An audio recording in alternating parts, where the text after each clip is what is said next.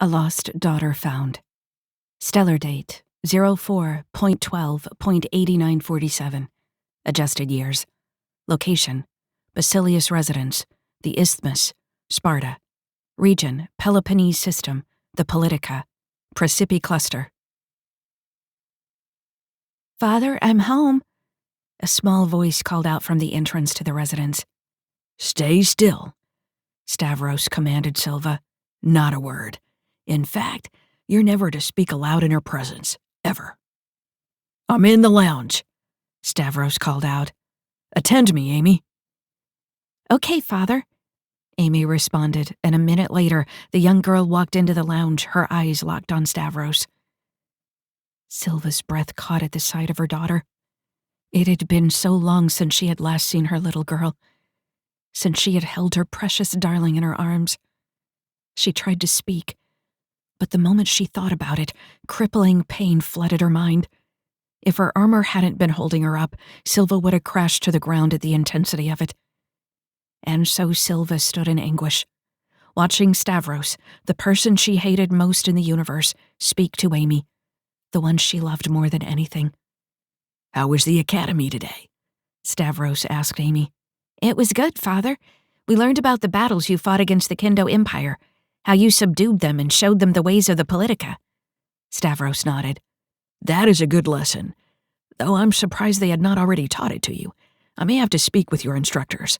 "Oh, they told us about it before," Amy replied quickly. "Today, we learned about how it cemented your position within the slow zones of the cluster and allowed you to make the Politica an FTL culture." "That is good, then," Stavros replied, leaning back into the sofa, a smug smile on his face. "I did teach Kendo a thing or two." Amy glanced around the room and seemed to notice Silva for the first time. "Is that a new mech, Father?" "Yes, I just secured her today. Her name is Mech C319, but you can call her Meat." The words hit Silva like a blow to the gut, and she wished that she could close her eyes and no longer see Amy or watch the monster who had impregnated her speak to her beloved daughter. "Are you sure?" Amy asked, her forehead wrinkling. "I heard that the mechs don't like to be called Meat." Stavros pushed himself off the sofa and stood with a hand on Amy's shoulder. "Not this one. She likes being called Meat. Say hi to her." Amy raised a hand and waved. Hi, Meat?" Silva didn't respond, unable to move, fearing another withering wave of discipline. But hidden behind her black oval helmet, unseen by her daughter or the man she had made love to long ago, were rivulets of tears flowing down her face. The farm. Stellar date 02.14.8949. Adjusted years. Location: Kessler Wilderness, north of Kandahar City. Region: Fasima, Oran System, Precipi Cluster. "Barn?" Rika called back to the sergeant's position, routing the signal through one of her drones flying overhead. "I thought you said there was just one farmhouse and a few outbuildings down there." "Yeah," Barn replied. "That's what the SAT scan shows. One middle-ish-sized farmhouse, 2 small sheds, and a larger equipment building. Why, something else down there?" "Oh, I don't know," Rika replied and sent her visual to Barn. "Kinda surprised SAT-scan missed that big plascrete bunker on the far side." "Huh?" Barn grunted. "Look at that." Rika shook her head. She didn't blame Barn. He just worked with the intel he could get. Whoever was down there apparently had the tech to mask their bunker from SAT-scan. Either that, or they had someone on the inside in the planetary government and could alter the planetary survey data. Given the mess that was Fasima's government, that wouldn't surprise Rika.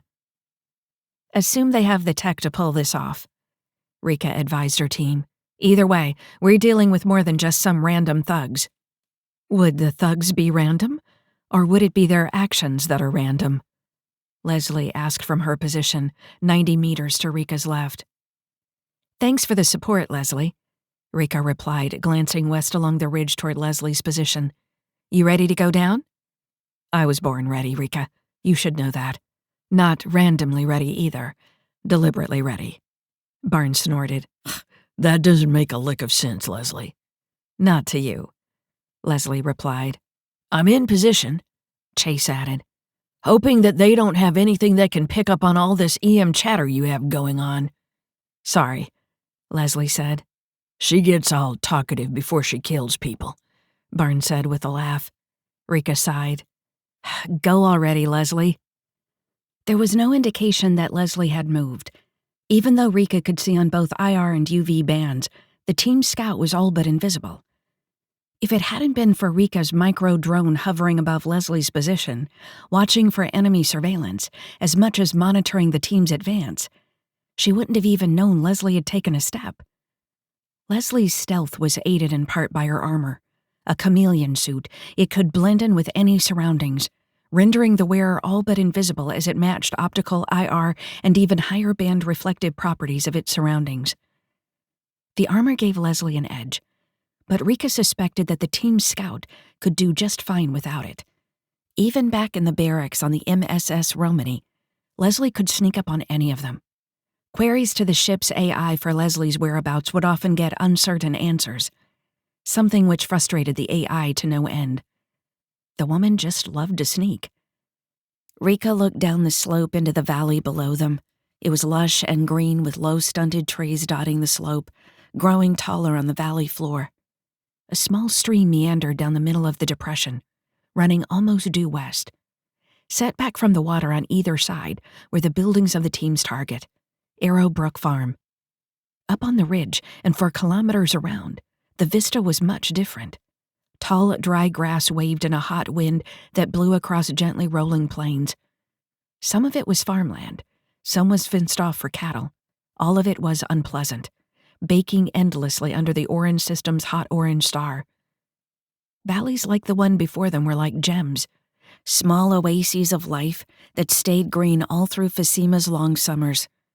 In spring, that tiny stream would have been much larger, a bubbling brook or perhaps even a creek, judging by the cut banks dug into the valley floor. But now, in late fall, it was running low. Rocks and muddy berms were sticking out of the sluggish water's surface. Rika imagined that the stream must run consistently through all the seasons. Otherwise, people would not live here. Fasima was an impoverished world, one that was far from any main FTL routes. It was cut off from major trade by the Politica, a backwater's backwater. Though the world was not without advanced tech, Team Basilisk had not seen any vaporators or other desert technology on their overland trek. For the most part, these people lived close to the earth, surviving by the labors of their own hands. And so the stream below was a valuable commodity. Not that it really mattered, though. The only impact it would have on the mission was whether or not there would be animals in the larger structure below them. Rika hoped there weren't dogs. There were a few ways to stop dogs, but she didn't like using them. Leslie reported in, breaking in Rika's thoughts. Got a sensor web. It's in the ground, spaced a few meters apart. How far down the slope? Barn asked. 11 meters, Leslie replied, dropping a pack on the nearest one. If they're networked, it'll take them all. If not, you'll have to clear your own path when you come down. Rika signaled acknowledgement, and Leslie resumed her journey down the slope, or so they all assumed. No one spoke or moved for the next 20 minutes.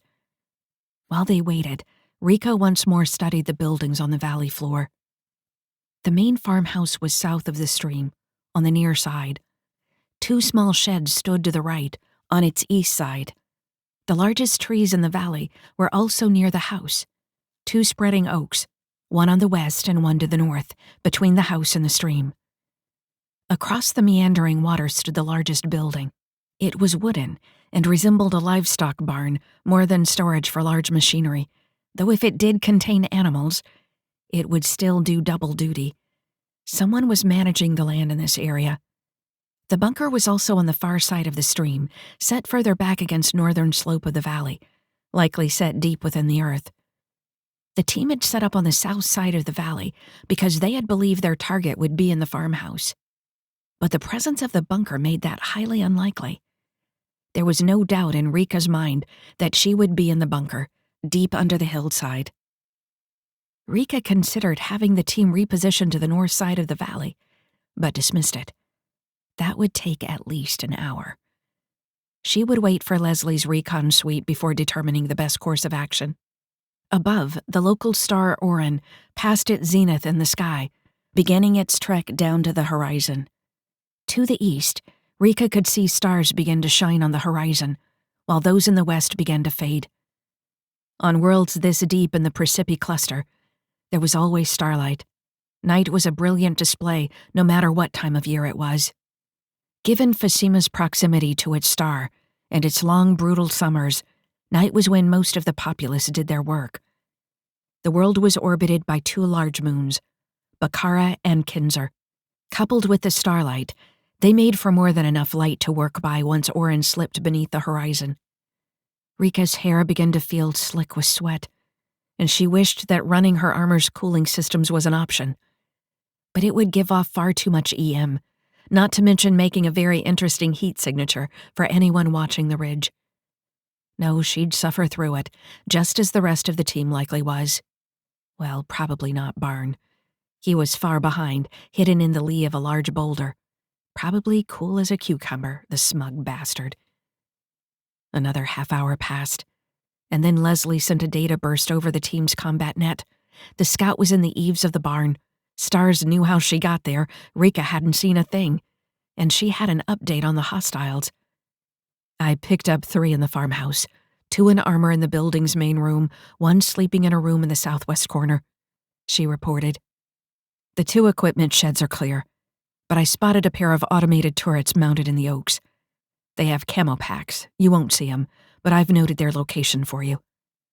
The barn's got 3 horses in it, a truck with a chain gun and rocket launcher on the back, a ground car and a tractor. Otherwise, it's clear. I'm watching the bunker, no visible activity, but the door shows signs of recent use. Rika blew out a long breath, giving voice to her frustration. If they hit the bunker, the enemies in the farmhouse would strike them in the rear. If they hit the farmhouse first, then the bunker would lock down. A simultaneous strike was obviously the only way to go. However, splitting the 4-person team to hit 2 targets when one of them was a complete unknown was not a wise move. The whole point was to get the target out alive, not start a massive firefight that would probably kill her. Get comfy, Rika said to Leslie, sending the message on a tight beam. We're gonna wait and see who comes out of that bunker. Maybe an opportunity will present itself. Leslie responded with an affirmative signal. Chase, Rika said. I want you to head east and get down into the stream. Get as close as you can. Under their little wooden bridge would be great, but I doubt you can get that close. Got it, LT, Chase replied. He never called her by name when they were on missions. Always Lieutenant or LT. At first, it had made her worry that their relationship was a problem for him when working on an objective. Then she realized that was how he kept things compartmentalized. Rika was his lover, LT was his boss. It was probably a smart choice. Not that she could bring herself to only call him Sergeant. Far to her right, she saw a slight shift in the tall grass and knew that Chase was on his way. The afternoon drew on. After an hour, a figure emerged from the farmhouse. The enemy was armored, as Leslie had reported. Medium gear, not fully powered, but with some leg assists that would boost the wearer's speed and ability to jump. The gait suggested female, and when the enemy began to walk up the side of the valley, the telltale curve of the chest plate confirmed Rika's suspicion. A sidearm, ballistic from the looks of it, rested in a holster on her right thigh, and a multifunction rifle was strapped to her back. Rika zoomed her vision in, looking for any logos or markings on the woman's armor or gear. The armor was entirely void of anything identifiable, but on closer examination, Rika spotted a small crest on the handgun's grip. It was a pair of intertwined snakes wrapped around a sword with a shield behind. Rika was certain she had seen it before, but nothing in her records lined up. Barn, this look familiar to you? Rika asked as she transmitted the image back. Ahead, Rika watched the woman stop at the sensor line and pull a small device out of a pouch on her chest. She waved it over the grid and nodded. I guess that means Leslie didn't take out the whole thing, Rika thought. The woman turned west, walking along the sensor line, waving her device and nodding every so often. The soldier was sloppy. She had walked within 10 meters of Rika and hadn't even glanced toward the ridgeline once. For all the sentry knew, there could be a whole army waiting over the hilltop. Yeah, Barnes' voice interrupted Rika's derisive thoughts. I've seen it before. Not surprised you couldn't place it. Half the outfits within 100 light years use serpents. Kinda trippy for a cluster of stars whose name means manger. What's that say about 'em? Barn, I doubt that merc outfits think about synergies like that when picking their names, Rika replied. Shame. Anyway, that's the logo for K-Strike. They're a smaller group, no capital ships. Operate off freighters and troop transports. Course, just 'cause that broad has a gun with their logo on it, doesn't mean that she's with their company. Coulda taken the gun from a kill. Rika considered that possibility. K-Strike do snatch jobs like this often? Some, Barn grunted. I think they do just about anything that puts cred in their accounts. They're decent enough at what they do, but it'll take a platoon of them to pose any real threat to Basilisk. Don't get cocky, Rika replied. Not cocky. Just honest and realistic. I have a reputation to uphold, you know. Rika sent the ornery sergeant a condescending smile over the link and turned her attention back to the woman, who had just stopped at the sensor Leslie had disabled. This time she shook her head and then her scanner. That's right, lady. Rika rolled her eyes. Sensitive scanning tech loves to be shaken around. Keep up the good work. Granted, any scan tech put in a soldier's hands had better be able to handle a few shakes, but that didn't stop the lowering of Rika's assessment of the sentry. Eventually, the woman shrugged and moved on. When she had walked another 100 meters, the mercenary finally looked to the ridgeline, turned left, and walked to the top. She stood staring out across the kilometers of blowing grass for several minutes before starting toward Rika's position. Rika had expected this. She should have moved back when the sentry came out of the farmhouse, but she had remained still, half wanting to be found so she could get this fight underway. A short data burst came in from Chase. He was 30 meters upstream from the farm's small bridge. It was as close as he could get. The K-Strike merc continued to walk along the ridge, finally passing within 2 meters of Rika, her boot coming down just a few dozen centimeters from the end of Rika's outstretched GNR-41C. Rika let out a long breath as the woman moved on. As much as she wanted to get this fight started, Captain Air probably wouldn't be happy if it happened because she'd been sloppy. The sentry slowly continued her perimeter sweep and, 20 minutes later, reached the bunker. She stopped at the plascrete structure's door and rapped 3 times with her fist. After a minute, the door opened, and another merc came out, holding it wide. This one's armor looked nothing like the woman's, but Rika managed to spot the K-Strike logo on his pistol grip. An unlikely coincidence if ever there was one. Rika sent the intel back to Barn, who signaled his agreement that they were undoubtedly dealing with K-Strike. They would be somewhat professional then, even if the woman's perimeter sweep was sloppy. The man who had opened the bunker's door stood beside it, holding it open as the woman walked in. At least she's verifying the interior security herself, rather than trusting the man to tell her all is well. However, much to Rika's surprise, the man did not close the door and stand watch. He continued to hold it open. Basilisk had their in. 3 minutes later, the woman came out and the man stepped back into the bunker and closed the door. 3 minutes, probably 2 to be safe. That's how long they would have to make their move once the woman reached the bunker on her next round. Rika formulated the plan and passed it to the team in short EM bursts, fed through her drones, 2 of which were now positioned a kilometer above the farm. It surprised Rika that K-Strike didn't have drones deployed. Or maybe they did, and she hadn't detected them yet. Unlikely, she decided. The only way my birds wouldn't have found theirs was if they had already spotted mine. Unless they know we're here and they're just playing us. She closed her eyes and took a deep breath. It's impossible to consider all the angles, and trying can drive a person nuts. The team would operate as though they had the element of surprise until they didn't. Or until there was something other than Rika's worry to support the suspicion of its absence. This would be a lot easier if my team were all mechs.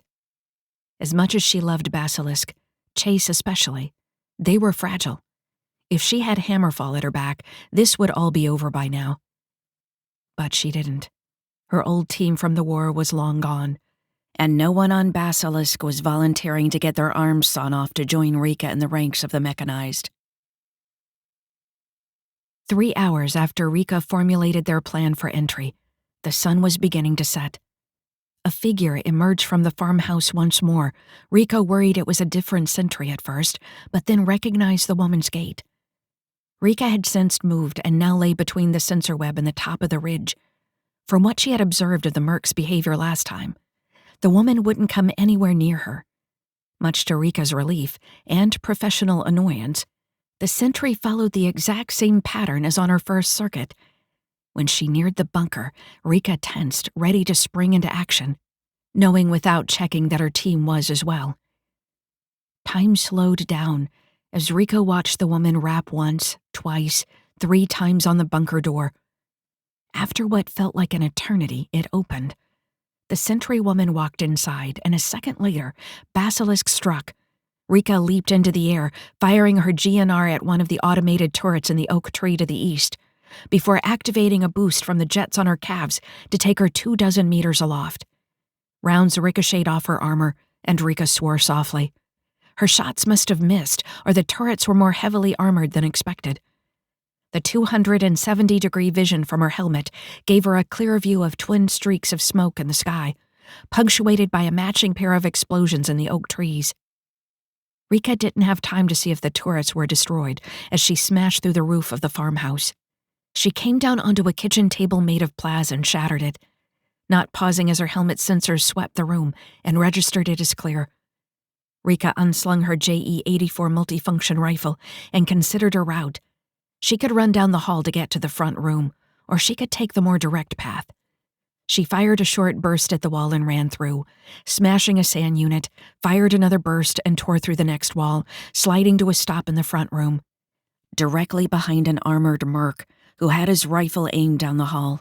A trio of rounds erupted from the barrel of Rika's JE-84 and bounced off the enemy's armor. Shit, heavier than I thought.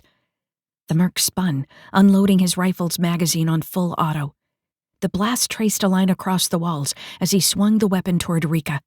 She dove back, giving herself enough room to fire a high-velocity round from the GNR-41C rifle attached to her gun arm. The shot couldn't miss. It didn't. It struck the man point-blank in his chest. The merc's armor gave a resounding crack as the round bounced off and twisted him to the side. When he straightened, he revealed a blackened patch on his armor, but no damage.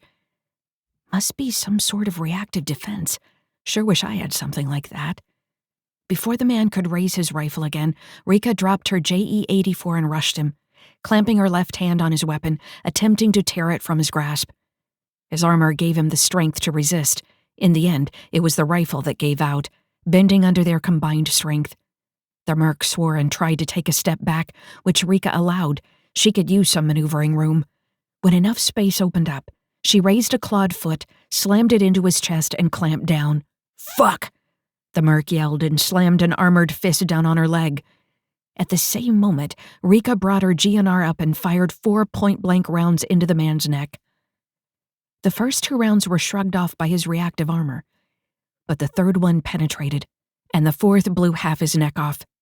Rika released her foot's grip on his chest and dropped to a crouch, ready for the other man in the house to come for. He didn't disappoint. Bullets tore through one of the walls, slicing through the air where Rika would have been if she hadn't dropped down. Rika triangulated the origin of the shots and let fire with another salvo from her GNR. A scream sounded after the barrage, and then she heard a dull thud. Rather than check to see if her opponent was down for good, Rika tossed a grenade through the hole she'd shot in the wall and rushed out the farmhouse's front door as the dwelling exploded behind her. The fight in the farmhouse had only taken 37 seconds, and in that time, Leslie had disabled the guard at the bunker entrance and disappeared inside. Chase reached the bunker's door and delivered a kick to the fallen guard's head that knocked his helmet off. It must not have been fastened properly, and put 2 in the man's head before disappearing into the bunker. "Status?" Rika asked as she cautiously crossed the farmyard. Busy, Leslie replied. She's fighting with your friendly neighborhood patrol merc, Chase reported. I took another one down in a front room. I think there are 2 more back there from what I can hear. Understood, Rika replied as she checked Barnes' location. He had moved from his rear overwatch position and was on his way to the ridgeline. Until he arrived, Rika needed to stay in the farmyard to ensure no one else arrived on scene. She looked for a good vantage point and opted for the roof of the barn. If she stayed on the east side, she could watch the bunker and stay out of western sightlines. Rika broke into a loping run, crossed the stream in one leap, dashed across another 24 meters, and jumped onto the barn's roof. She fired her calf jets, using the last of their limited fuel, and settled down as gently as possible. The roof groaned under her weight but held. Damn, if I'd had time to bet on it, I'd have put money on you going right through, Barn commented. He wasn't close enough to see her yet, so she assumed he was watching through the drone network. She overlaid the surveillance visuals on top of her helmet's 270 view, wishing the new helmet that the techs back on the Romany were making was ready. I really miss simultaneous 360 vision. The helmet's cameras weren't difficult to configure. It was blending the data and feeding it into a human brain that was tricky. Do it wrong, and all you got was vomit-inducing nausea. I don't know that I would have taken that bet, Rika said. Was a bit of a toss-up in my mind, though the jets help. Cheating, Barn replied. Rika looked out over the crest of the barn's roof and surveyed the land to the west. As she did, the roof groaned, and she shifted to stay above the major support beams. Her augmented vision didn't show anyone approaching on the farm's access road. Maybe these K-Strike mercs don't have any backup. Fine by me. She slid back down from the crest. Then the roof exploded. Rika fell through the roof and slammed into a crossbeam on her way down, smashing it to kindling. At first, she thought that the roof had finally collapsed under her weight, but she could see pieces of the wooden structure flying outward. Something had shot at her from inside the barn. Rika flipped over mid-drop and hit the hard-packed dirt on her hands and knees. Her limbs absorbed the shock while her scan suite surveyed her surroundings. How did I miss motion below me? The barn's wood, it has no suppression tech. Her first suspicion was the truck with the rocket launcher on the back, but it stood vacant. Her IR vision revealing no signs of recent use. Then a heat bloom to her right caught her attention, and Rika flipped into the air as a rocket flew beneath her, her HUD revealing the source of the attack. Rika couldn't see anyone, but at the apex of her arc, she fired her GNR's electron beam. A horse screamed in terror at the back of the barn as the bolt of lightning lit up the interior of the structure like daylight. The shot burned a hole in the rear wheel of the tractor before hitting the ground and discharging its electrons in an arcing spiderweb of electricity. Not a direct hit, but Rika could see the outline of something moving low to the ground, bolts of energy arcing across it. Rika didn't wait for positive ID. She fired a trio of projectile rounds from her GNR at the shadowy figure, with 2 missing but 1 striking true. Then she was back on the ground with the tractor between her and the enemy. A new passel of drones flowed from her back, and Rika sent them high into the rafters, running active scan and attempting to locate her target. The drones alerted her, too late, of another rocket, this one coming from behind. She dove to the side but was struck in the hip, and the explosion flung her into the wall. "What's shooting at you?" Barn asked, more curious than alarmed. "2, can't see them, don't know what," Rika replied as she swung a fist at the barn's wall, breaking a hole in the already damaged structure. She burst through into the cool night air and rolled to the side as another missile flew overhead. It streaked across the farmyard and hit the north slope of the valley, exploding in a brilliant display. Rika tossed 3 grenades through the hole she had just made and ran from the barn, leaping through the air to land in the stream on the far side of the small bridge. She hunkered down and took sight on the barn. "Drones show no active EM in there," Barn commented. "Yeah, I have the feed too," Rika retorted. "What do you think that was? The pigeon shitting on me?" "Want me to light it up?" Barn asked. Rika's grenades exploded, sending flames and debris shooting out of the holes in the barn's roof and wall. "Save 'em," Rika replied, referring to Barn's last 2 rockets. "If whatever is in there makes a break for the bunker, if they survived, then light 'em up." You got it. The barn was burning now, the wooden structure ripe for ignition in the dry summer. Before long, it would be pushing flames 100 meters into the sky. Rika felt a moment's pity for the horses, hoping that somehow the animals would find a way to break free. Something burst through the hole Rika had made in the wall, and then another something crashed through one of the barn's doors. With the soot and ash coating them, Rika could finally make out what she was dealing with. Arachna drones. The little things stayed low, moved on 8 limbs, hence the name, and sported both a vicious temperament and a punishing armament. One rushed toward the bunker, and Rika spotted one of Barnes' shoulder-fired missiles streaking toward the thing. The arachna drone fired chaff, and the missile detonated 6 meters above, the thunder of its detonation echoing through the valley. I lost the other one, Barnes said. Rika realized, with no small amount of concern, that she couldn't see the other arachna drone either. It must have sloughed off the debris. Whatever camo systems they have are exceptional. Still, it should be hotter than the night air, what with just exiting the burning barn. Rika scanned the terrain, looking for any signs of movement. Bending grass, dust eddies, distortion in the heat rising off the hot ground in the early evening. She tried to ignore the screams of the terrified horses. The fire hadn't reached the back of the barn yet, and if she could kill this thing, she might be able to save them. Then she caught the sound of motion in the water. With a cry, Rika leaped back as a missile streaked under the bridge, air bursting a meter away and throwing her back against the stream's dry banks. Rika scrambled up and raced along the water's edge, waiting for the thing to emerge from beneath the bridge, a sabot round loaded in her GNR ready to fire. The arachna drone didn't appear, and Rika knew that it must be trying to flank her. "Anything?" she asked Barn, hoping he had a better angle. Not that his one vantage added much to the dozen drones already scanning the area. No, I have no idea how that thing is hiding so well, Barn growled. "We should ask these guys where they get their tech." Another missile streaked out from Barn's position, targeting the first drone that was now only a few meters from the bunker's entrance. Rika had almost forgotten about it. Luckily, Barn had not. The arachna drone must have been out of chaff, because it directed a minigun at the missile, and high-velocity bullets streaked out into the night. This time they weren't enough. The bullets must have missed or not penetrated the missile's casing. When the small warhead detonated, it was right on target. "What the hell is going on out there?" Chase asked. "Having trouble with the wildlife?" "The usual," Barn replied. "Leslie missed a couple of arachna drones, and they're kicking Rika's ass.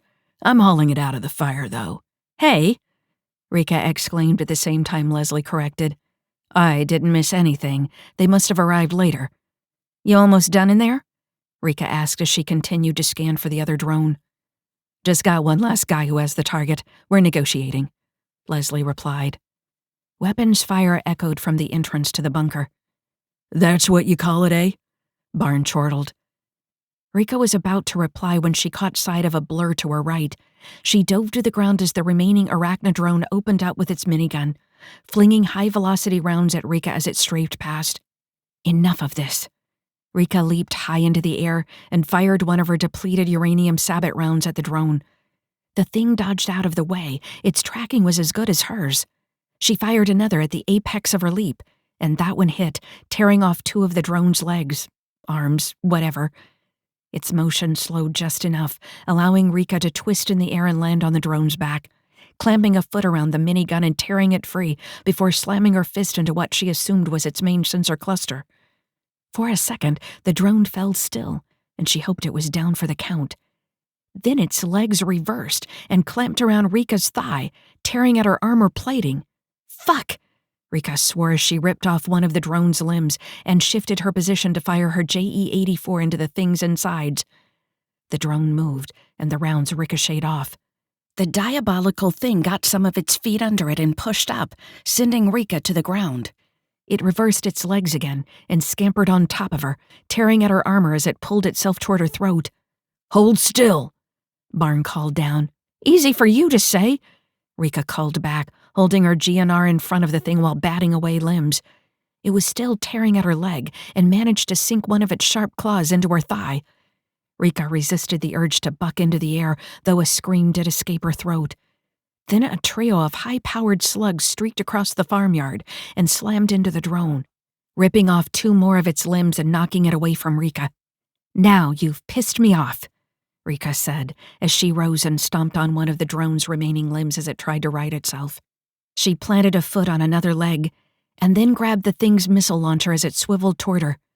"Not today, you piece of shit," Rika swore as she tore off the launcher. Then she grabbed another of its limbs and wrenched it back. The thing began to twitch and spark, and Rika jumped back, getting clear as another trio of shots came from Barnes' position, striking the drone. It finally lay still, and Rika breathed a sigh of relief. The roar of the burning barn filled the night, still punctuated by the shrieks of the doomed horses. "You done messing around out there?" Leslie asked. "We've got a scared little girl in here, and I'd rather not put her through anything else tonight." "Hold your position," Rika said. "We need to do another quick sweep. Barn, make sure no one saw the fireworks." "On it," Barn responded while Rika strode toward the burning barn. Nothing had exploded from within yet, and she had hopes for the truck inside. She reached the door just as the 3 horses burst free, singed and a bit bloody but alive. Rika breathed a sigh of relief as she pushed past the flames and spotted the truck. It had been flipped over, likely from the grenades, but wasn't going anywhere with the front tires half melted. So much for that. She hurried around the back to see if the chain gun or rocket launcher was intact. By some miracle, they were, and she wrapped her hand around the cab of the truck, heaving it right side up before tossing the cases of rockets and ammo into the truck's box. She turned to grab the truck's rear bumper and saw movement in the flames. Rika cycled her vision and saw another arachna drone pinned under the toppled tractor. Several of its limbs were crushed and it struggled to pull free. Sucker. Rika pulled the truck out of the barn, wincing as the torn muscles in her legs screamed in pain. Her armor's med systems had already sealed the wound and injected her with biofoam. The pain was just a reminder not to further stress the injury. A reminder she ignored. "I don't think it's gonna work," Barnes said as she dragged the truck free of the burning structure. "Yeah," Rika said. "I just didn't fancy taking these weapons off while the building came down around me." She turned to survey the barn and saw the flames waver before the arachna drone shot out of the barn, right into Rika's electron beam. Relativistic electrons shredded the machine, and it fell to the ground beside the truck. "Nice shooting, LT," Chase said from his position at the bunker's entrance. "We clear? I don't think we should stick around too much longer." Rika flipped the latches holding the chain gun down and settled it onto the outer socket on her GNR mount. It wasn't a standard connection, but the mount reconfigured and latched onto the chain gun. She clipped its ammo box to her thigh, and then loaded 4 rockets into the launcher before pulling it off the truck's mount and settling it on her left shoulder. "Yeah, let's move." "Excessive much?" Leslie asked as she emerged from the bunker, holding the 10-year-old girl on her hip. "Always," Rika assured her. Prairie. Stellar date 02.14.8949. Adjusted years. Location, Kessler Wilderness, north of Kandahar City. Region, Fasima, Oran System, Precipi Cluster. The rendezvous point was 10 clicks to the southeast, and they moved at a brisk pace across the night-shrouded plain.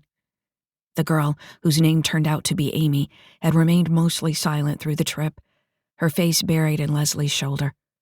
Only once, when something in the burning barn exploded behind them, did she cry out and tighten her grip around Leslie's neck. "Is she injured?" Rika asked, feeling empathetic to the girl's fear. It wasn't even 2 decades ago that she had undergone a similar nighttime escape. She had been not much older than Amy.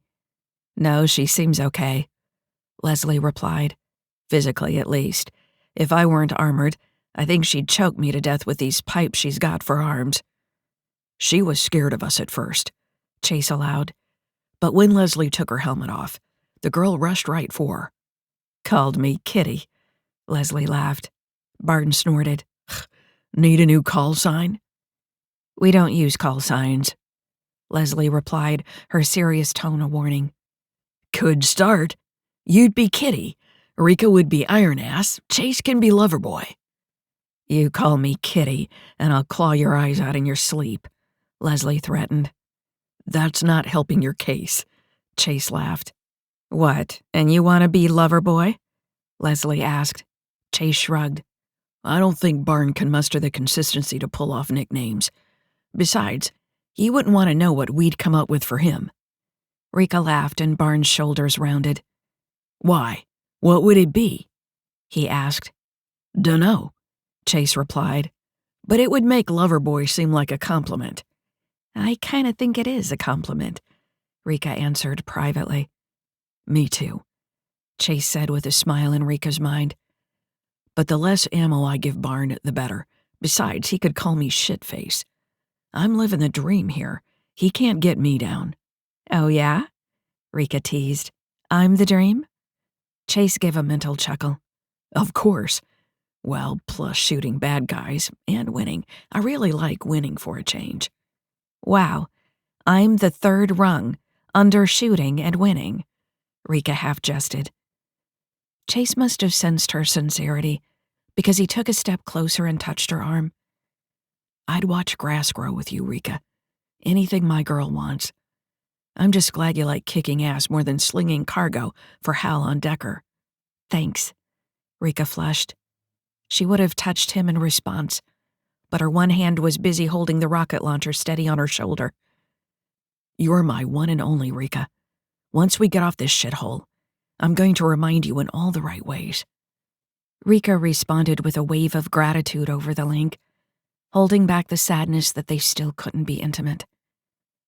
She had spoken to the Marauders' doctors about rebuilding her genitalia, about making her feel like a whole woman again. But it wasn't that simple. Part of the problem was with her. Over the years, she had come to accept that the majority of her body was no longer organic.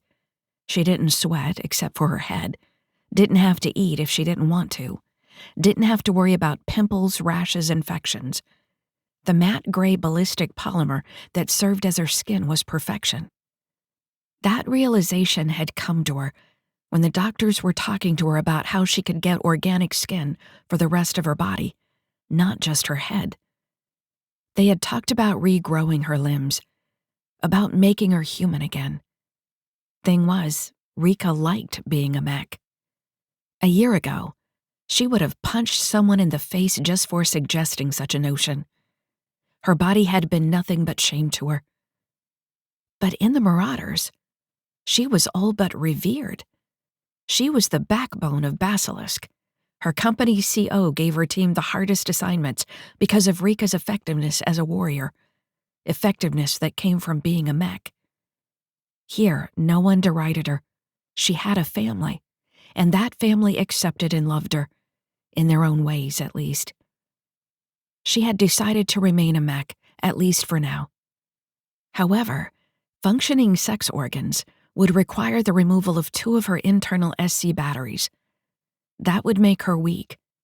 She wouldn't be able to go more than a day at most without charging, or she would have to use external batteries for heavy combat.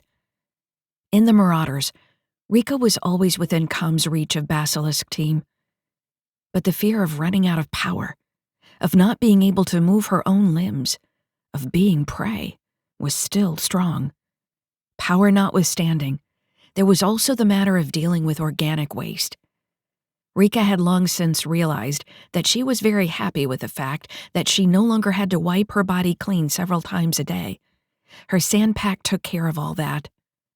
When she considered all of that, selfish though it may be, Rika had determined to remain as she was. A decision that would have been completely without regret, were it not for Chase. Rika, you there? Chase asked. Oh yeah, you got me daydreaming. Rika lied. A white lie. Probably shouldn't tease you on a mission, LT. Chase replied with a wink. You need to stay frosty. As do you, Rika replied. No one spoke the rest of the way to the pickup location, an old grouping of concrete granaries rising roughly 100 meters into the prairie sky.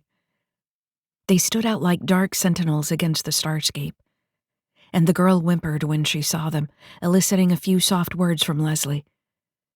Rika climbed the tallest granary, glad that its ladder was steel and well anchored. Once on top, she surveyed the landscape, looking for any signs of pursuit. She could see several swathers in the distance shearing the tall dry grass for baling, and a truck driving down a road further to the south. A cry sounded from below, and Rika peered over the edge of the silo that she stood on to see Leslie returning to Amy, her hands stretched out, eliciting calm. It appeared that Leslie would not be joining Rika atop the granaries for surveillance, not if they wanted to keep Amy quiet. "I'll go up," Chase offered, and took off at a slow, looping run toward the silo furthest from Rika. "Think we'll see more of K-Strike's goons?" Leslie asked.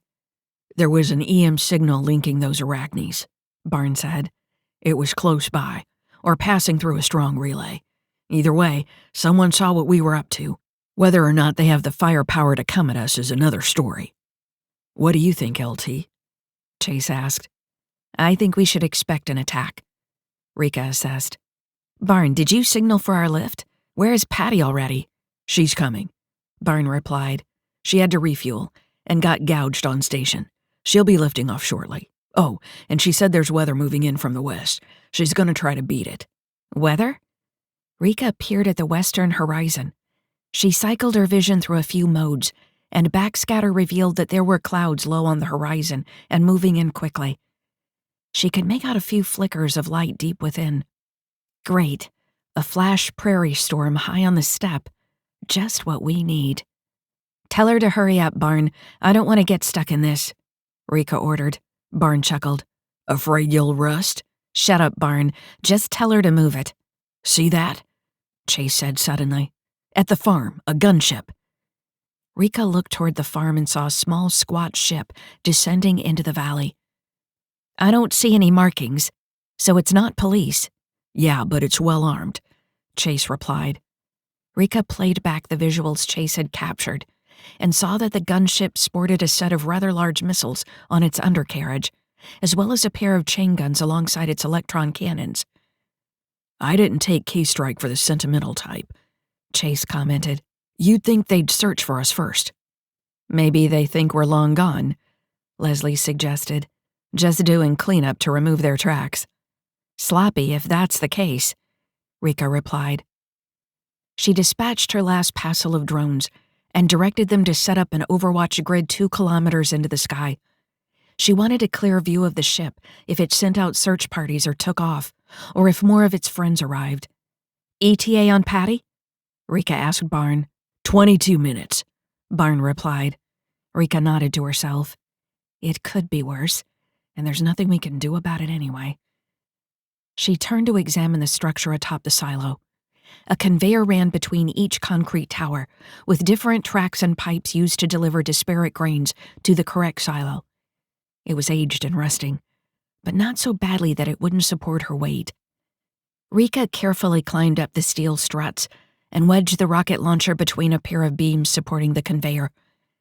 Then she grabbed one of the smaller support crossmembers, tore it free, wincing as it screeched, and wrapped it around the rocket launcher. "Wow, could you be any louder?" Barn asked. "I should ask for a small arc welder on our next mission," Rika replied. Barn snorted. "Then you could be Rika Repairbot."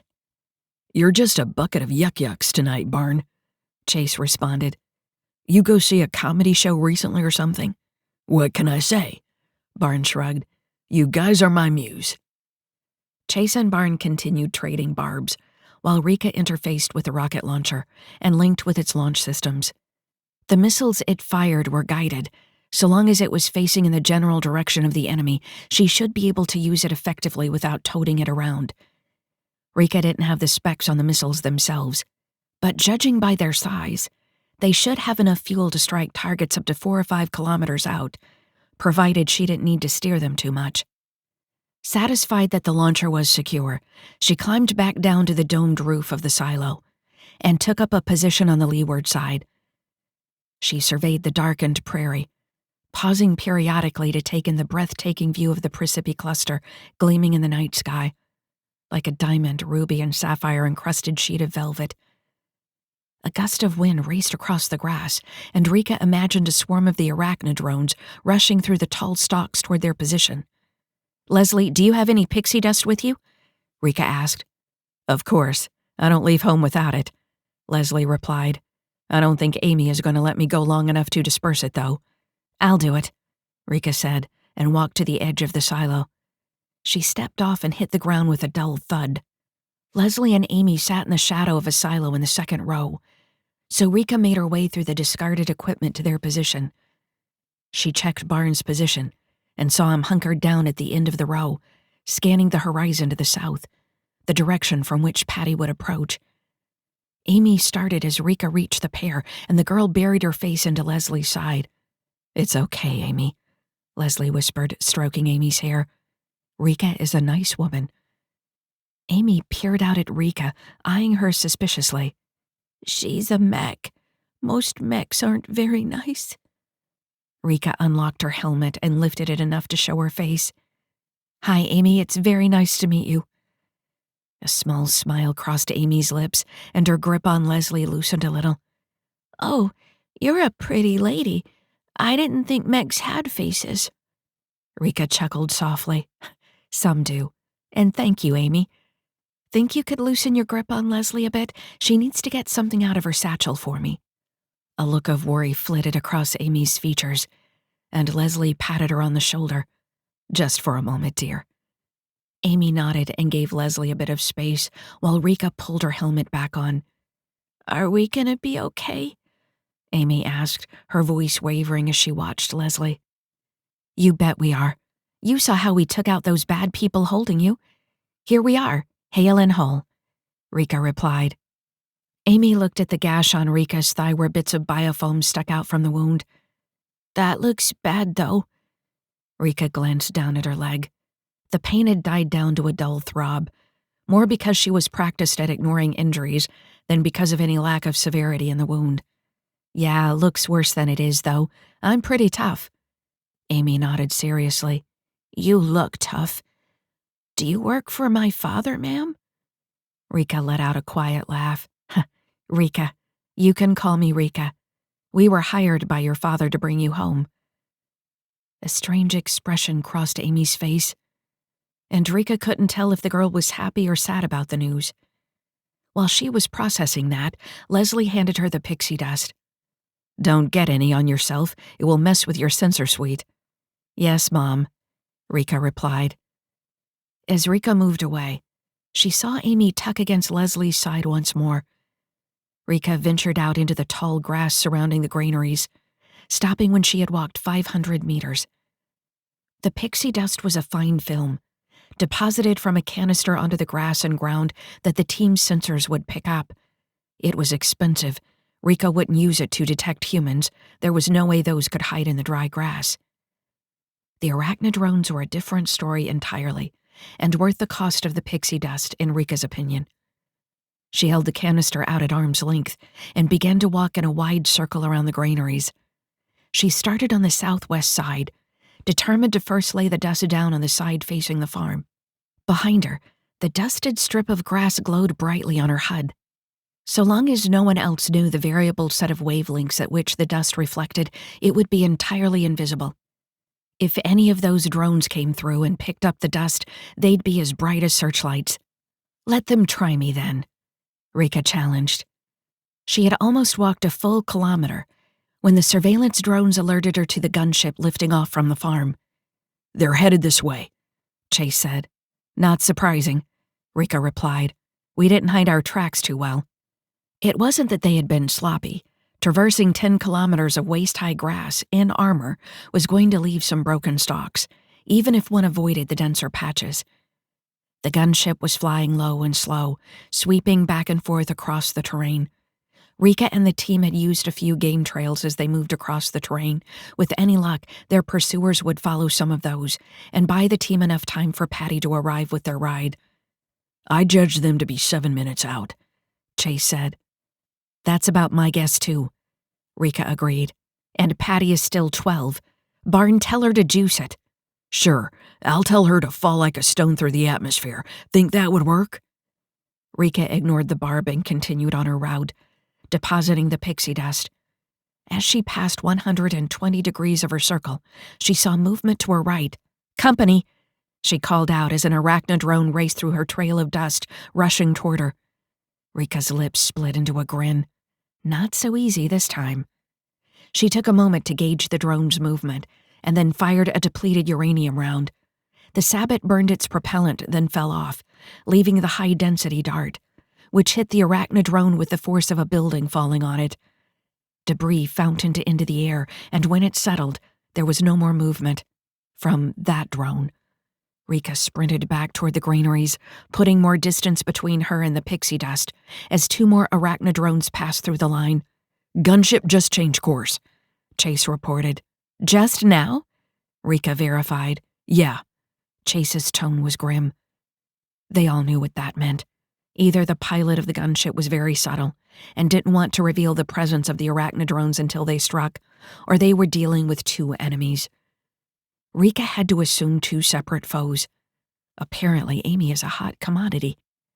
The 2 arachna drones didn't know that Rika could see them, and continued to move slowly through the tall grass, trying to stay in cover. Rika took quick but careful aim and fired 2 more sabot rounds. The first one hit its target, and another explosion of dirt and arachna drone limbs flew into the air. The second missed, and the drone raced forward, passing within the minimum range of Rika's sabot rounds. Eat this, Rika said aloud as she spun up the chain gun and fired at the onrushing drone. The thing picked up speed, dodging left and right as Rika tried to hit it. She clipped one leg, then another, and shot down 2 missiles that the drone fired at her. Then it opened up its own minigun as it wove through the grass, and Rika dove aside, losing sight of her foe in the tall grass. The entire engagement took less than 7 seconds, and Rika rose to a crouch. The drone suddenly leaped at her, intent on tearing her limb from limb like the one back at the farm. She was ready for it and swung her chain gun into the drone's path, slamming it into the underside of the thing, firing as she raised both the gun and the drone over her head. The drone flew through the air and slammed into one of the concrete silos, whereupon Rika expended the remainder of her chain gun's ammo, shredding the thing. You need to stop firing point-blank at stuff, Barn advised. You're gonna foul your barrels. Want to come out and fight these drones? She challenged. Barn didn't respond, but Rika knew he was right. Ricochets and shrapnel could damage her weapons. She unlatched the chain gun, dropping it to the ground, and ran a check on her GNR's 3 firing modes. They all checked out clean, and she breathed a sigh of relief. If she fouled the GNR in combat, Barn would never let her live it down. There was no time to celebrate her victory against the drones, or spar with Barn further. The gunship had just passed within the 5-kilometer max range of her rockets, and Rika signaled the launcher to fire a pair. The gunship's pilot jinked predictably as the rocket streaked toward his craft, and Rika fired her electron beam at the ship, striking it in the stern. Didn't penetrate, Chase reported. Must be armored, Rika replied as she backed under the protective cover of the silos. When it sets down to disgorge its passengers, I'll hit it with the rockets again. It won't have as many reaction options. If it sets down, Leslie qualified. It'll at least slow. The gunship dropped to 5 meters as it crossed the 1-kilometer mark, but contrary to Rika's prediction, it did not slow. Damn it, it's now or never. Rika fired her last 2 rockets as the side door slid open, and the gunship slewed to the side, avoiding the rockets. 2 armored figures half jumped, half fell out. Rika circled the rockets back around and slammed one into the gunship on its right side, while the second struck the ship in the tail, spinning it wildly. A third figure fell from the ship's side door, and then the gunship pulled back, circling high in the air. Damn, what's it gonna take to shoot that thing down? Chase asked incredulously. Need an assist, Basilisk? Patty's welcome voice came over the link. Rika peered through the silos to see their ride coming down from the heavens on the southern side of the structures. A pair of missiles streaked out from the Marauder pinnace, lancing through the night toward the enemy gunship. The pilot of the gunship managed to evade one, but not both. Patty's missile struck the ship near the bow and swung it sideways, the tip of one of its stubby wings hitting the ground and spinning the gunship around to slam into the loamy prairie turf. Target down, Patty announced as Chase cried out, Incoming!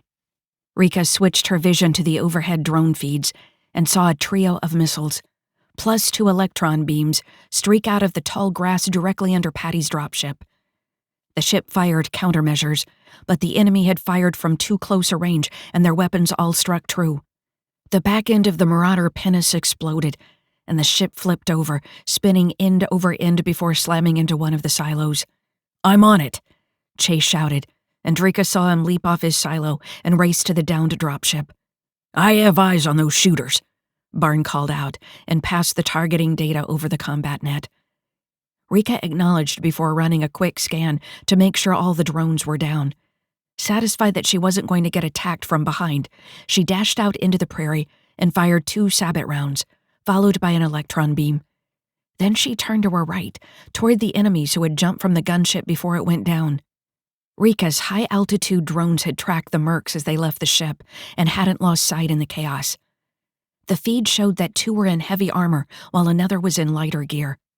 She fired a trio of rounds at the lightly armored enemy before diving to the side as a spray of kinetic rounds swept across the prairie. Rika rolled to her feet and strafed around the 3 mercenaries at top speed, firing 2 sabot rounds. She hit one of the heavies before she got the downed gunship between them.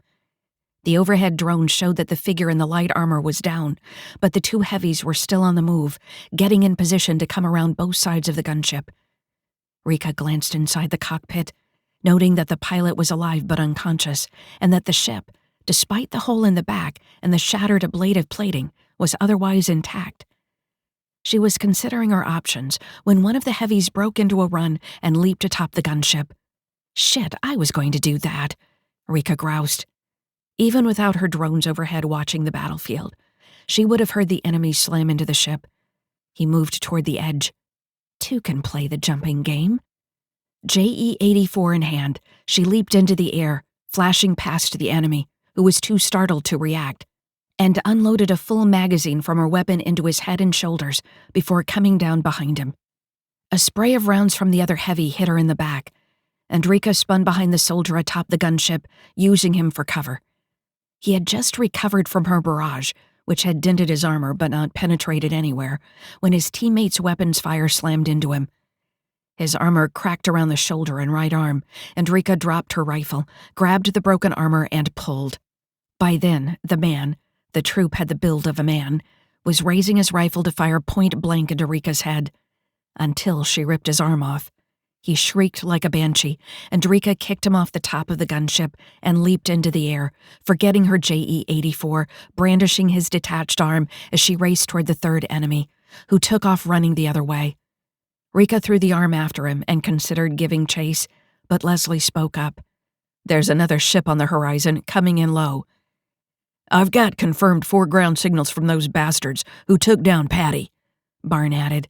"They're spreading out." "She's alive," Chase informed them. "I'm pulling her out." Rika looked back at the downed gunship. "Rally on me," she ordered. The gunship lay 30 meters from the northern side of the silos, protecting the approaching enemy on the southern side. Rika wondered who had shot down Patty. Are they K-Strike? Or is the gunship K-Strikes? Missions like this had been much simpler during the war. There was her side and the Nietzscheans. That was it. Now everything always seemed to involve 3 or 4 competing groups. "I'm bringing Amy through," Leslie said. "I'll cover Chase," Barn volunteered. "Copy that." Rika acknowledged and entered the gunship. The pilot was still unconscious, but the cockpit's holo console was active. She scanned the readings. The aft grav lift was on backup emitters, and the weapon systems were offline, but otherwise, no other major systems failures were evident. The thing was tough as nails. She touched the initialization panel on the console, hoping the ship would not be in a secure mode. "Authorization tokens not accepted." "Damn it," Rika muttered. There wasn't time to hack the controls before the next enemy arrived. However, there was someone in the cockpit who had the correct tokens and knew how to fly the craft. Rika's scan suite showed the pilot's heartbeat to be steady, though his blood pressure was a touch low. His breathing was regular, but shallow. Could have to do with how his chin was against his chest. "Hey," Rika said as she pushed his head back and shook it side to side. "Wake up, buddy." The pilot moaned as Leslie and Amy came on board. the girl tripping over a dislodged seat. "Ow!" she cried out, and the pilot's eyes snapped open. "What? Where?" he said, looking around with unfocused eyes. He turned his head, which was at crotch level with Rika, and his eyes widened noticeably. "Eyes up here," Rika growled, and the pilot leaned back, looking up at Rika's helmet. Hi?" he said. "Get her ready. We're about to fly out of here." "We are?" the pilot asked, obviously still dazed from the crash. "Yeah," Rika said sweetly. "There's a bunch of unfriendly types on their way here to take the girl. I'm pretty sure they're not your pals, so being not here would be in your best interests." "Wait, what about my team?" Rika shook her head slowly.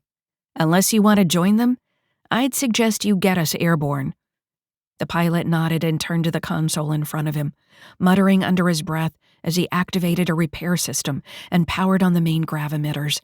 The gunship lurched sideways, and Amy cried out with alarm. Rika looked back to see Leslie with her helmet off, shushing the girl as she buckled her into one of the remaining seats. "We're almost out of here, Amy," Rika reassured her. "Just have to wait for the rest of our friends." As though on cue, Chase appeared at the side of the gunship, lifting Patty up in his arms. "I got her," Leslie said as she leaned over the side and gently lifted the unconscious woman into the vessel. Rika saw that Patty's face was bloody and her left leg looked torn up. A scan from her armor showed a rapid pulse and shortness of breath. "I'll stabilize her," Leslie promised as she settled the team's pilot into a seat. "Is she gonna be okay?"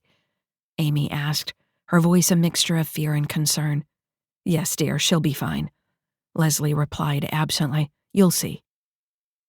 Chase pulled himself up, and Rika leaned back to clasp his shoulder. "You good?" "Right as rain. I'll keep our rent-a-pilot in line. You should keep your GNR where it will do us the most good." Rika nodded and shuffled around Chase in the gunship's tight confines. When she reached the opening on the side of the ship, she met Barn, who was pulling himself up. "You dropped this," he said, holding out her JE-84. "Damn, I forgot about that thing," Rika replied. "What would you do without me?" "Honestly, Barn, I have no idea." Strange as it sounded, Rika meant it. "Let's get gone. Head north," Chase ordered the pilot. "Yeah, north," the man replied. The gunship pulled into the air and slowly turned before speeding off to the north. Rika peered out the hole in the side of the ship, searching for the adversaries who had been approaching from the south. As she scanned the granaries, a figure appeared atop one of the silos. Its shape was familiar, and Rika directed her drones to get a closer look. One managed to send back an image before enemy drones started taking out her surveillance. There she was, clear as day. An SMI-2 mech, her GNR raised but not firing. "Kick it up a notch," Chase commanded in the cockpit, and the gunship accelerated, leaving the vision from Rika's past far behind them. Laying low. Stellar date 02.15.8949. Adjusted years. Location: stolen gunship. Edge of Kandahar City. Region: Fasima, Oran System. Precipi Cluster. "You sure this location is secure?" Chase asked as the gunship's pilot lowered the craft into a deep ravine outside of Kandahar City, a mid-sized city on the coast of the Oran Ocean. Barn barked a laugh from where he had been standing behind the pilot, silently menacing the man. "Chase, we're on an ass-end planet, in the ass end of an FTL route that goes nowhere worth going in Precipi. I don't think there's a single safe place on this rock." "I get that, Barn. We know your glass never even gets to half full. I just wanted to know if the surveillance drones you dropped here were still reporting." Chase replied. "Oh yeah, that. Nothing bigger than a lizard has come through in the last 3 days. But once we land and check over the gear, we need to blow this ship and get gone." From her seat in the back, with Amy still all but embedded in her side, Leslie asked, "Don't think you disabled the ship's transponder?" "I disabled 2. That doesn't mean there's not another that's on a dead timer with no EM till it phones home." And, what about me?" the pilot asked as the gunship wobbled slightly in a sudden updraft. You just get us on the ground, and then we'll worry about what's next," Barn grunted. Chase reached out and touched Rika on the shoulder. "What's up? You've been really quiet the whole way here." Rika almost jumped when he touched her. The team's banter had only been a dull background murmur beneath her processing what she had witnessed at the granaries. The visuals from the drones were arrayed before her, superimposed over her vision. A dozen of the Genevian mech were highlighted and pulled to the fore. An SMI-2, it has to be. No armor cuts the same profile, and there is no other weapon that looks like a GNR. Just thinking about the battle, Rika turned her head to meet Chase's eyes. "I saw something. Saw a lot of things. I think there were 3 separate forces out there. What's so important about this little girl here?" Rika felt a stab of guilt. She should have been going over the battle and analyzing the enemy to identify which belonged to what enemy force, logging team kills and damage, checking on Patty. "I saw something out there, Chase," Rika said after a moment's indecision. "Another mech, an SMI-2, like me." "Wow. Really? Was it someone you knew?" Chase let the words hang in her mind for a moment. Rika knew that the fear of meeting an old comrade on the field was something nearly every Marauder felt. With so much of the former Genevian military working for mercenary companies, many of those operating in Precipi, the chance was always there that you could find an old friend in your sights. "I'm being selfish," she thought. "Every other Marauder faces this fear with each foe they see. I only have to worry about the least common mech model out there." "I don't know," she finally answered. "There weren't a lot of us, and I didn't meet many of them." "You wonder if it's her, don't you?" Chase asked with understanding in his gaze. "Silva. I can't tell. That's what I've been looking for in the drone feeds. Some sign that it's her." "Would confirmation be good or bad?" Chase asked. Rika liked that about him. He didn't try to placate or offer false hope. He saw to the root of the issue.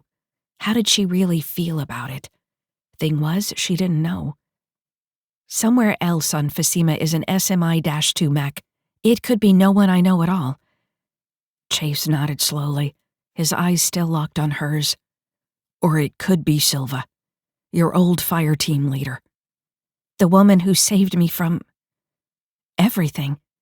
"Seems like it would be better if this mech was no one you knew," Chase replied. "You don't want to see an old friend on the other side of your rifle," he finished, echoing her earlier thoughts.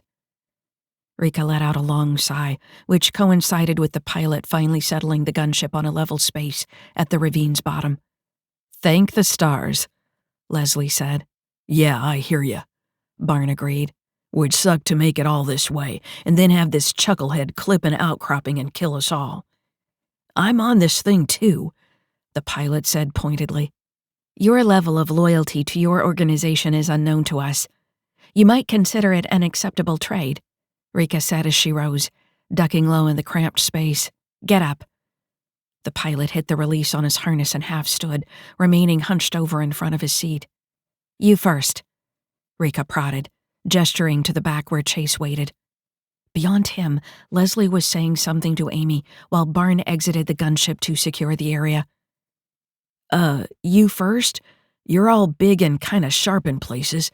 I can't get past." Rika pressed herself back into the corner. "This is as good as it gets. You'll just have to mind my pointy bits." Leslie snorted from her place in the back of the gunship, and Rika shook her head. "That one's coming back to haunt me later." The pilot squeezed past, muttering something about not even knowing her name before brushing his ass against her. "He's loosening up a bit," Chase commented on the team's general net. "I guess being a dork is his stress response," Leslie replied. "How's our charge doing back there?" Rika asked as the pilot exited the gunship with Chase behind him. Leslie looked down at Amy, her yellow eyes full of compassion. "She's scared. She's not been too articulate. From what I can tell, she only has a father waiting for her back wherever. Something's a bit off, though. Can't put my finger on it. Honestly, she's taking it pretty well. I don't know that 10-year-old Leslie would have done the same." Rika thought back to what life was like when she was 10, before the war had destroyed her life. In hindsight, she could see that her parents had been worried about the struggle against the Nietzscheans, but they had shielded her as well as they could. It had been a good year for young Rika. "I hear you there," was the only response Rika gave before crouching down next to Amy. "You've been really good. Done really well, Amy. We're going to check the area over and make sure our ground transportation is okay before we get on the move again." Amy's big brown eyes looked up at Rika. They weren't currently wet with tears, but the streaks on her face told of a recent bout. "I didn't know mechs could talk. You have a nice voice." "A lot of mechs don't have mouths anymore," Rika explained. "They can talk through speakers on their armor, but they usually talk over the link." "I don't have the link yet," Amy said. "I never get to hear them." Rika wondered how many mechs this girl had seen. Perhaps her father employed some for security. "You're taking me to my father soon?" Amy asked. "Yes, Amy, but I'm really glad I got to meet you. You're one tough girl." Rika looked up and met Leslie's eyes. "Leslie and I like to see strong girls like you.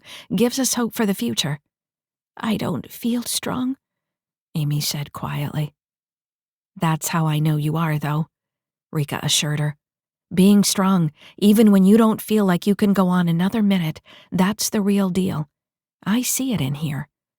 Rika reached out and touched the young girl on her chest, over her heart. Amy reached up and touched Rika's index finger. "Did it hurt?" she asked. "Did what hurt?" Amy looked at Rika's arms and then her face. When my limbs were cut off?" Rika asked gently, swallowing as the memory resurfaced. Amy nodded silently in response. "Yeah, it hurt a lot." "Does it still hurt?" Rika smiled. "Sometimes, but not the way you mean. You'd be surprised what you can get used to." Amy frowned, and then a sad look filled her eyes and she nodded. "I think I know what you mean." Rika wondered what the girl had endured at the hands of her captors. There weren't any signs of abuse, but there weren't always visible indicators. She could also just be referring to how one could even become accustomed to imprisonment, to obeying the orders of others, to not having a voice. That was something Rika understood all too well. "I'm going to go out and help scout the area. We'll let you know when it's all clear." Leslie nodded, stroking Amy's shoulder, and Rika backed out of the gunship into the dimly lit ravine, settling her helmet on her head. "Never took you for the motherly type, Leslie." Rika reached out to her friend privately as she surveyed the canyon walls rising up sharply on either side. "A story for another time." Leslie deferred, her mental tone laden with unspoken emotion. "No pressure," Rika offered, receiving only an affirmative response from Leslie. Rika wondered what Leslie could be referring to. There was no mention of children on her record, though that didn't mean Leslie never had any. It wasn't as though Leslie's record with the Marauders comprised her life story. The cat-like woman was over 200 years old. A lot could happen in that amount of time. Rika turned her attention back to the task at hand. "How's it look?" she asked Barn as she walked to where Chase had directed the pilot to sit underneath a rock outcropping at the base of the cliff. "Everything is as I left it," Barn observed. "Drones are in place. I'm sending a new set higher. Want to make sure we have a clear route to the city." "Okay, let me know when you're satisfied." Barn chuckled. "You should know by now, Lieutenant. I'm never satisfied." Rika knew there was innuendo there, but chose to ignore it. Instead, she looked down at the pilot slouched on a rock. "Name," she said aloud. "Jenny," he replied. "What?" Chase asked. "Jenny?" "No," the pilot shook his head. "Jim, me. With an M." "Huh. I don't think I've ever heard that name before," Chase said. "Seems a bit unfortunate." Jimmy scowled. "Why is that?" "Just sounds a lot like Jenny is all. What's it short for? I assume it's short for something." "Jeremiah," Jimmy replied. "I really don't get what the big deal is. What's your name?" "Marauder," Chase replied tersely. I always thought that Jerry was short for Jeremiah. Jemmy scowled and gave a short shake of his head. What, Jerry? That sounds stupid. I know a lot of guys named Jeremiah. No one goes by Jerry. Sounds like Sherry, and that's a girl's name. And Jemmy doesn't sound like Jenny. That's short for Jennifer, you know. You don't say, Jemmy sneered. I've never heard that before. This guy's downgrading himself from dork to asshole, Chase assessed. This may be the dumbest conversation I've overheard in weeks, Barn commented as he walked by. Rika couldn't help but give a soft laugh. Maybe some dumb conversation was just what she needed right now to take her mind off the other mech. So you're K-Strike, right? Rika asked, getting to the point. There had been no markings on the gunship, and Rika hadn't spotted any of K-Strike's logos on the soldiers it had disgorged, but it was still the most likely choice. Jemmy nodded.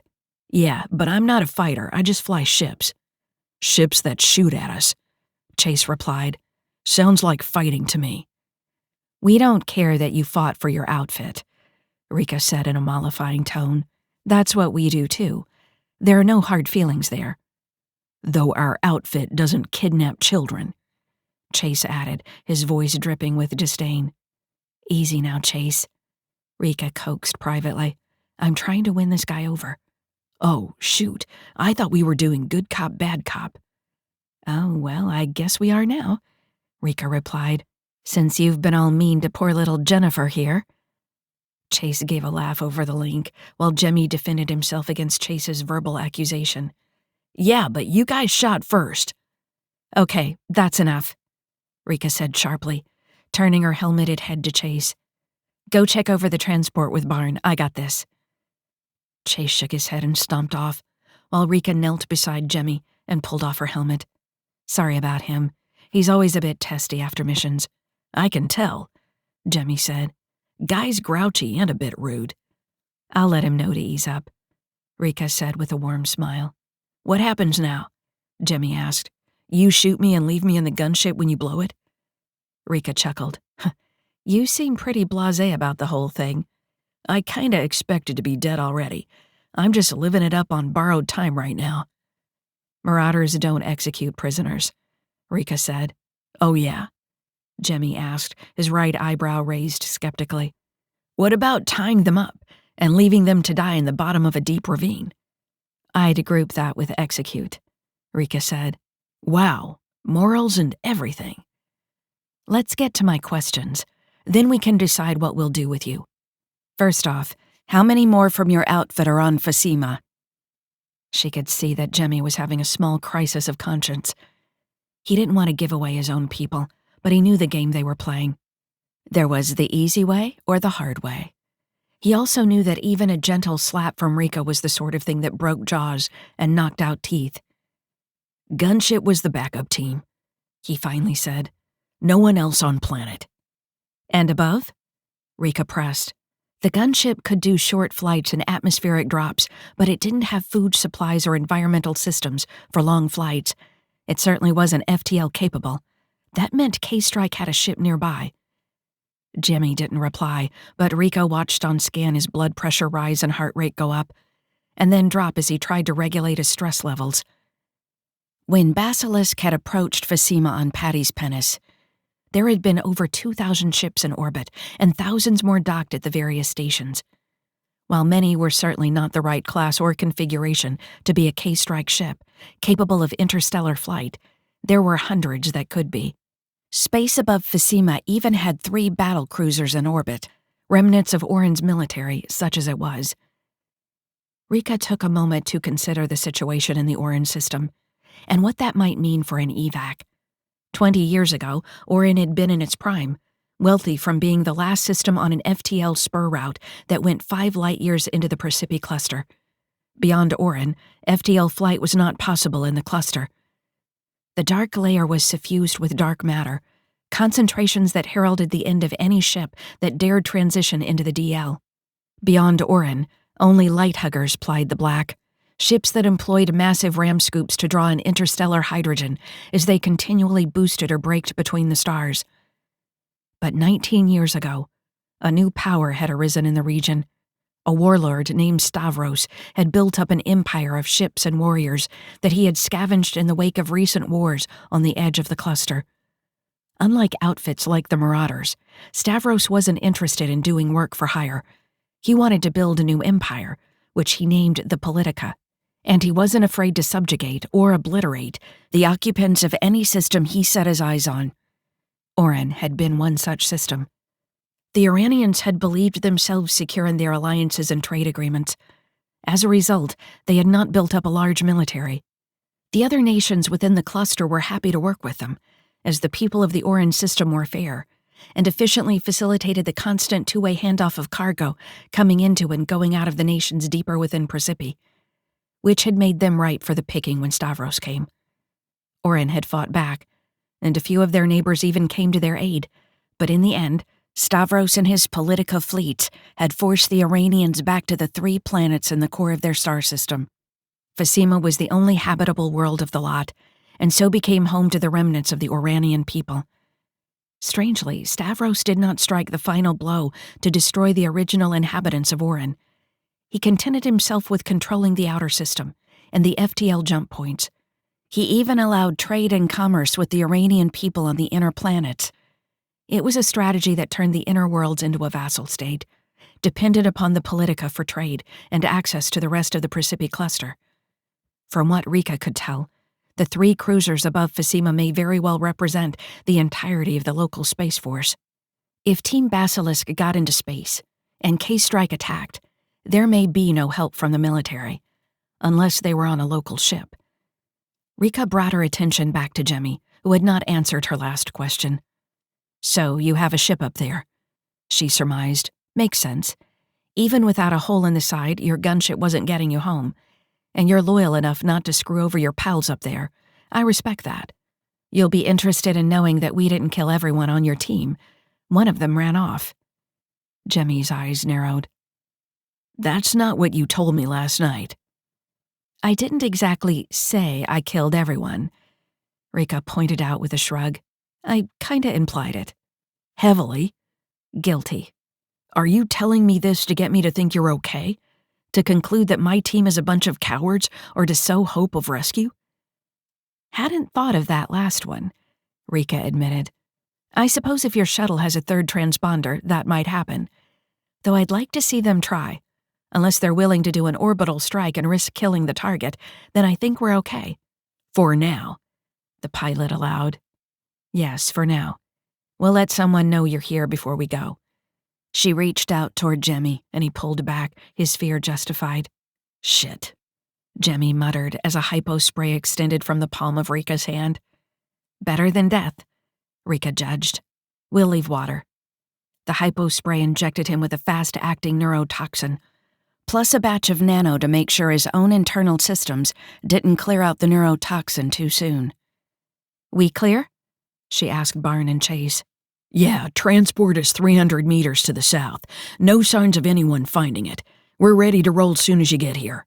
Clear to the north, though I spotted some hikers a few clicks further up the ravine," Chase added. "They coming this way?" Rika asked. "Yeah, seems like it. They're maybe 20 minutes out."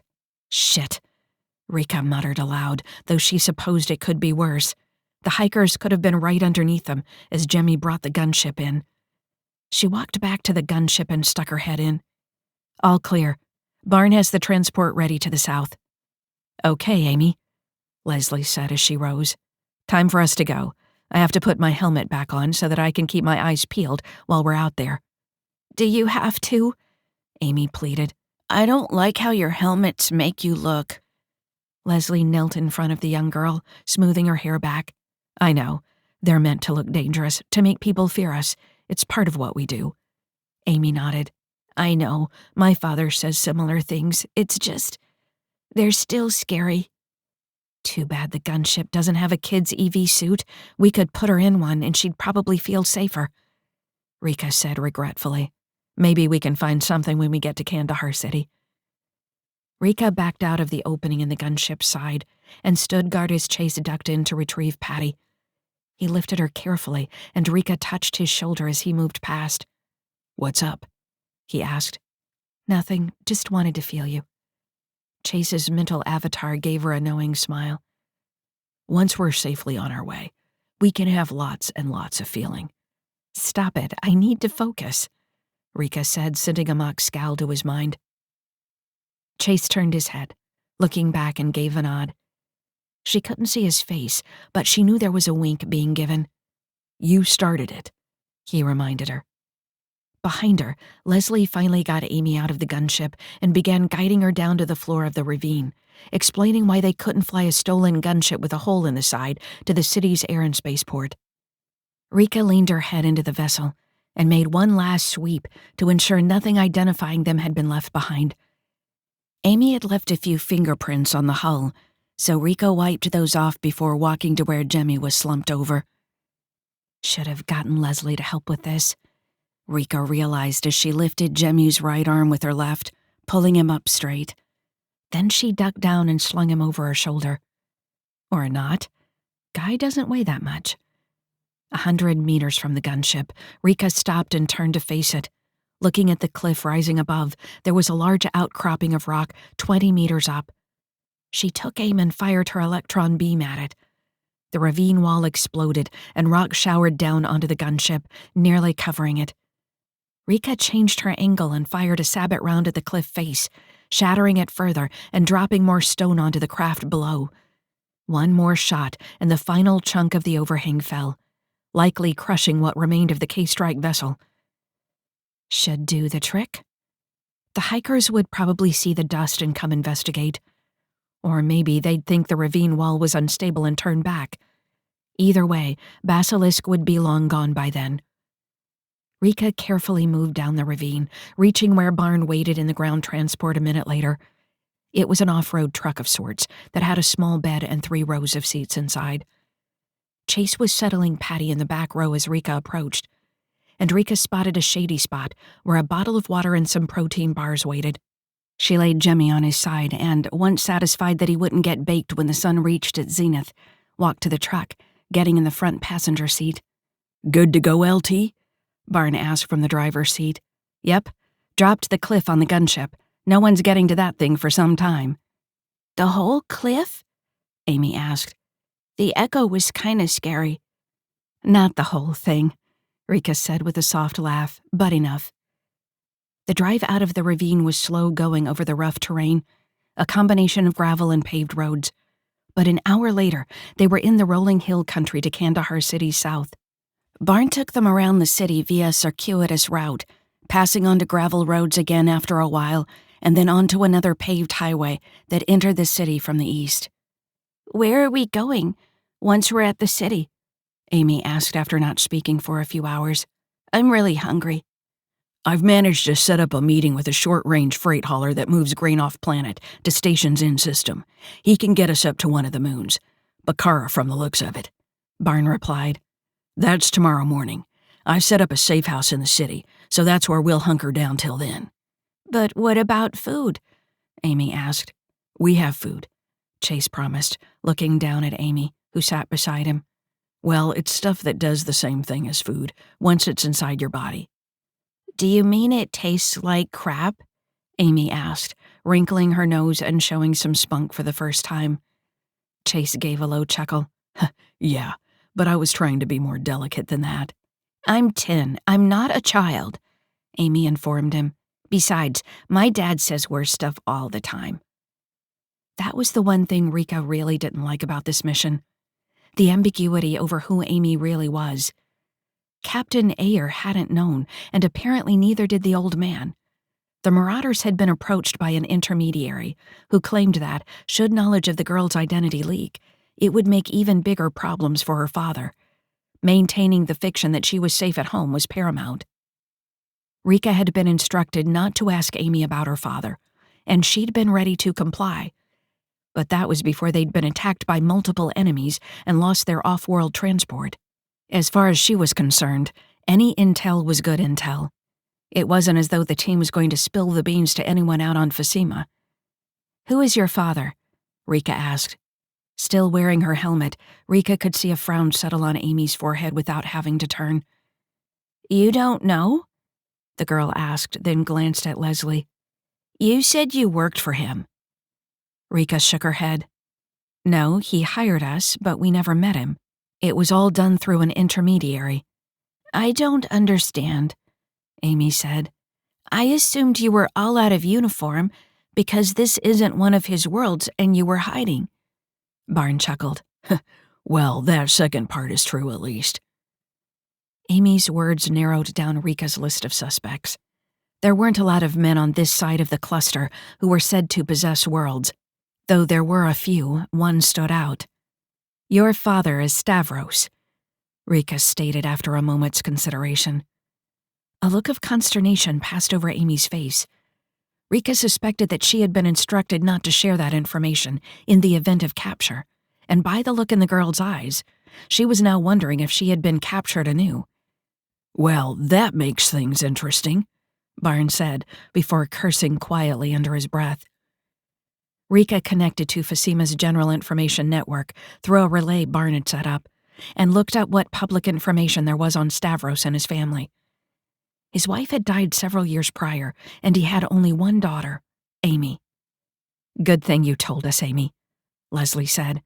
You may not be immediately recognized, but if the locals do identify you, we may have an interesting scenario on our hands. What do you mean? Amy asked. The folks around here aren't big fans of your father, Rika replied, wondering why K-Strike had brought Amy to Fasima. Her intel said that Amy had been captured 4 light years from here in the Sidon system. Holding her there would have been a far better option than taking her through Politica-controlled Orin to Fasima. You thinking what I'm thinking? Barn asked on the team's combat net. That someone on Fasima hired K-Strike to bring her here for some sort of leverage against Stavros? Chase guessed. About sums it up, Barn replied. We're right in the middle of some serious political intrigue crap here. Doesn't matter who her father is, Leslie lashed out, her mental tone adamant and a little defensive. She's just a 10-year-old girl, and it's our job to protect her. No arguments here, Rika said. We do the job, and Amy is still in our charge. We keep her safe no matter what. We also need to keep our eyes peeled. We're going to have more than K-Strike coming after us. Are you guys talking? Amy asked. You all went quiet at once. I can tell when people are using the link, you know, even if I don't have it. Sorry, Leslie apologized. We just didn't want to worry you with our speculation over who might have taken you and who else might be out there. Like the people that shot down your ship? Rika nodded. Just like them. No one spoke for several minutes after that, and Rika turned to look out the window, to the north where the air and spaceport lay. A ship rose into the sky on an invisible pillar of gravitons, passing up through the clouds and into space in just a few minutes. If Patty and her shuttle were still intact, none of this would have been necessary. They'd be well on their way to the Romany by now. No need to hop a ride on some civilian freighter out of a local port. Rika glanced back to where Patty lay on the rear seat. Chase had placed her in an induced coma, while a dose of Med Nano worked on her internal injuries. With any luck, she'd be back on her feet before they had to get to the spaceport. The idea of getting Patty through planetary exit customs. Damn it, I just remembered that they have planetary exit customs here, Rika said to the team. How are we going to get Amy through that? They're going to recognize her. We'll just have to make sure they don't recognize her, Barn decided.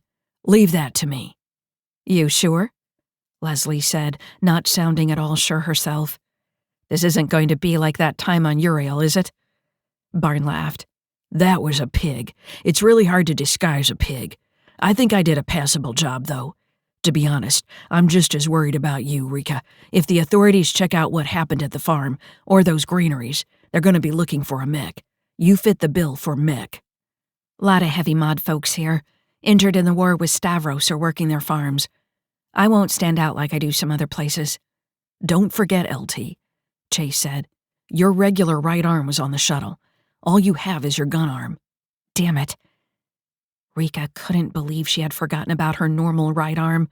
If it was still on the shuttle, and the enemy checked that over, the other mech would know exactly what she was up against. I can go armless, too. Plenty of that going around, she said stubbornly. While they spoke, they had passed through the outskirts of Kandahar City, and into the typical spread of warehouses and service companies that surrounded the air and spaceport. Rika was surprised when Barn drove through that district to an area with smaller retail stores lining a broad boulevard. A row of tall trees ran down the center of the road, and streamers hung from their branches. A banner stretching above them read, Reclamation Day 3050. Rika hadn't sorted out why the locals had such a strange calendar year, but was more interested in when the celebration was. She looked it up and saw that the celebration would be in 3 days. It was in honor of the day the new government centered on Fasima was established, after the war with the Politica. Not much of a reclamation, she thought, more like an exile or something. The street was not heavily trafficked, though a number of ground cars were on the road, with some craft also in the skies above. More importantly, there was almost no foot traffic on the sidewalks, and half the businesses appeared shuttered. After driving for a few blocks, Barn slowed the truck and turned into a narrow alley between two buildings. "We gonna fit?" Chase asked. Barn lowered his window and folded his mirror in, gesturing for Rika to follow suit. "We'll fit." The truck squeezed between the buildings, rolling over a few boxes that had been leaning against them. Rika had a momentary fear that there might be someone living in the boxes, but breathed a sigh of relief when the wheels didn't bounce over anything big enough to be a person. Once past the two buildings, the space opened up enough for Barn to turn the truck around and nose it into the alley to block it off. "And here we are," he announced. "Another day, another abandoned building," Chase joked. Leslie laughed. "You don't appreciate the aesthetic, Chase? Barn always takes us to the nicest places he can find." "You want the Plaza Park Hotel?" Barn asked. "It's down the road, complete with enough security to make sure the likes of us never get in." Rika pushed her door open and stepped into the small courtyard between four buildings. All of them appeared to be unused. Some were boarded up, others had broken windows. All were covered with graffiti. "Which one shall be our lovely accommodation?" Rika inquired. "There." Barn pointed to one of the boarded-up buildings. "Lot combo is our usual." Rika nodded and approached the back of the store. A sign on the door read, Fran's Fabulous Fabrics. She reached above the jamb and found the locking device. Keying in the code by feel, Rika pivoted, getting ready to fire with her GNR if anything awaited them inside.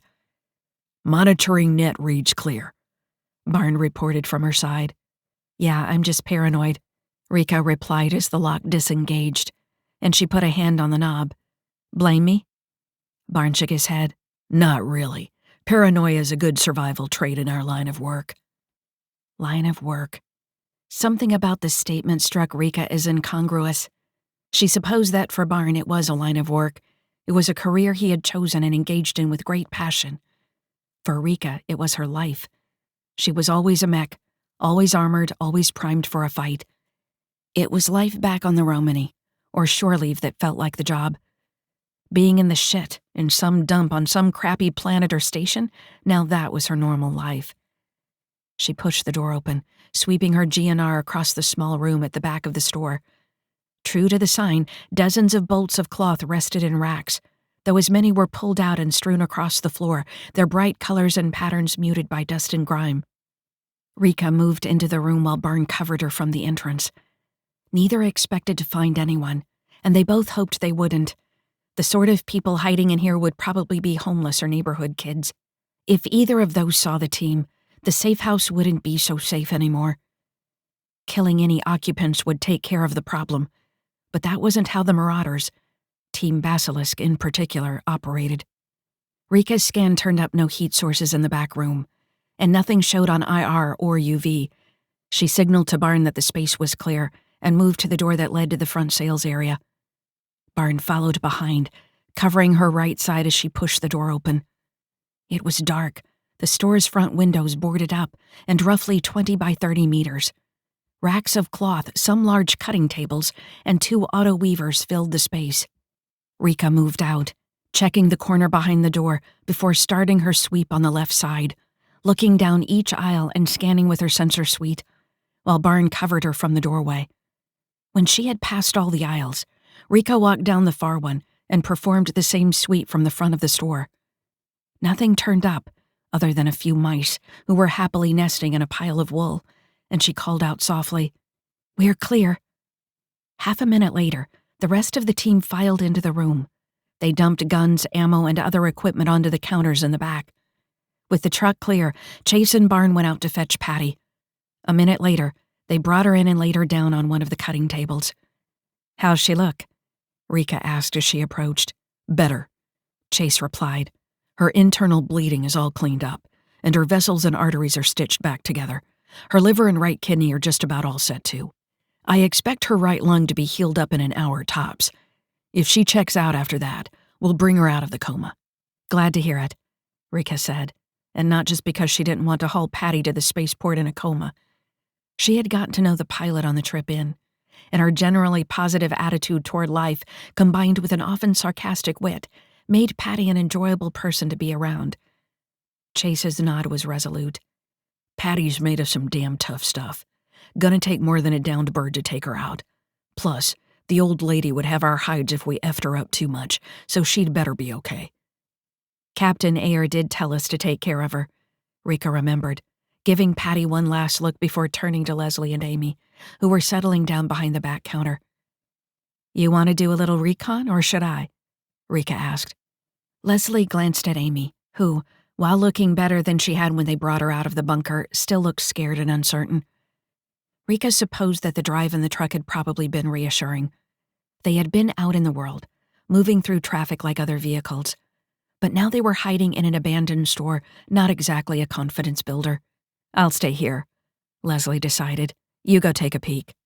Rika nodded, clasped Chase on the shoulder as she walked by, and strode through the back room and outside into the enclosed area between the stores. The back door of the truck was still open, so Rika closed it quietly before turning to look at the rooftops. She gauged the strength of the balustrade and leaped up, grasping it with her left arm, and swung herself up onto the roof. It was late in the afternoon, and orange still shone overhead, though the shadows were beginning to lengthen. Rika looked up and saw a smattering of cars flying in the air, but most of the traffic was on the ground. Rika doubted that any of the vehicles overhead would have spotted her. If they did, Vasima was not so civilized that an armored figure on a rooftop would be cause for alarm. Still, Rika engaged her stealth systems, blending into the rooftop's gravel surface. She crept to the front of the building across a series of boards that were laid along the roof, releasing a passel of drones as she went, restocked from Barnes supplies, instructing them to take up positions on surrounding buildings. Many of the local businesses had cameras and sensors on their roofs. Rika's drones located those systems and tagged them on her HUD. This was her last batch of drones. She had lost the majority back at the granaries. The rest of the team was low too, and she made a mental note to recover these before they left. Rika settled into her position as Kandahar City eased into evening, the traffic increasing for a time before the number of cars began to diminish. There was a comforting aspect to the hum of the city.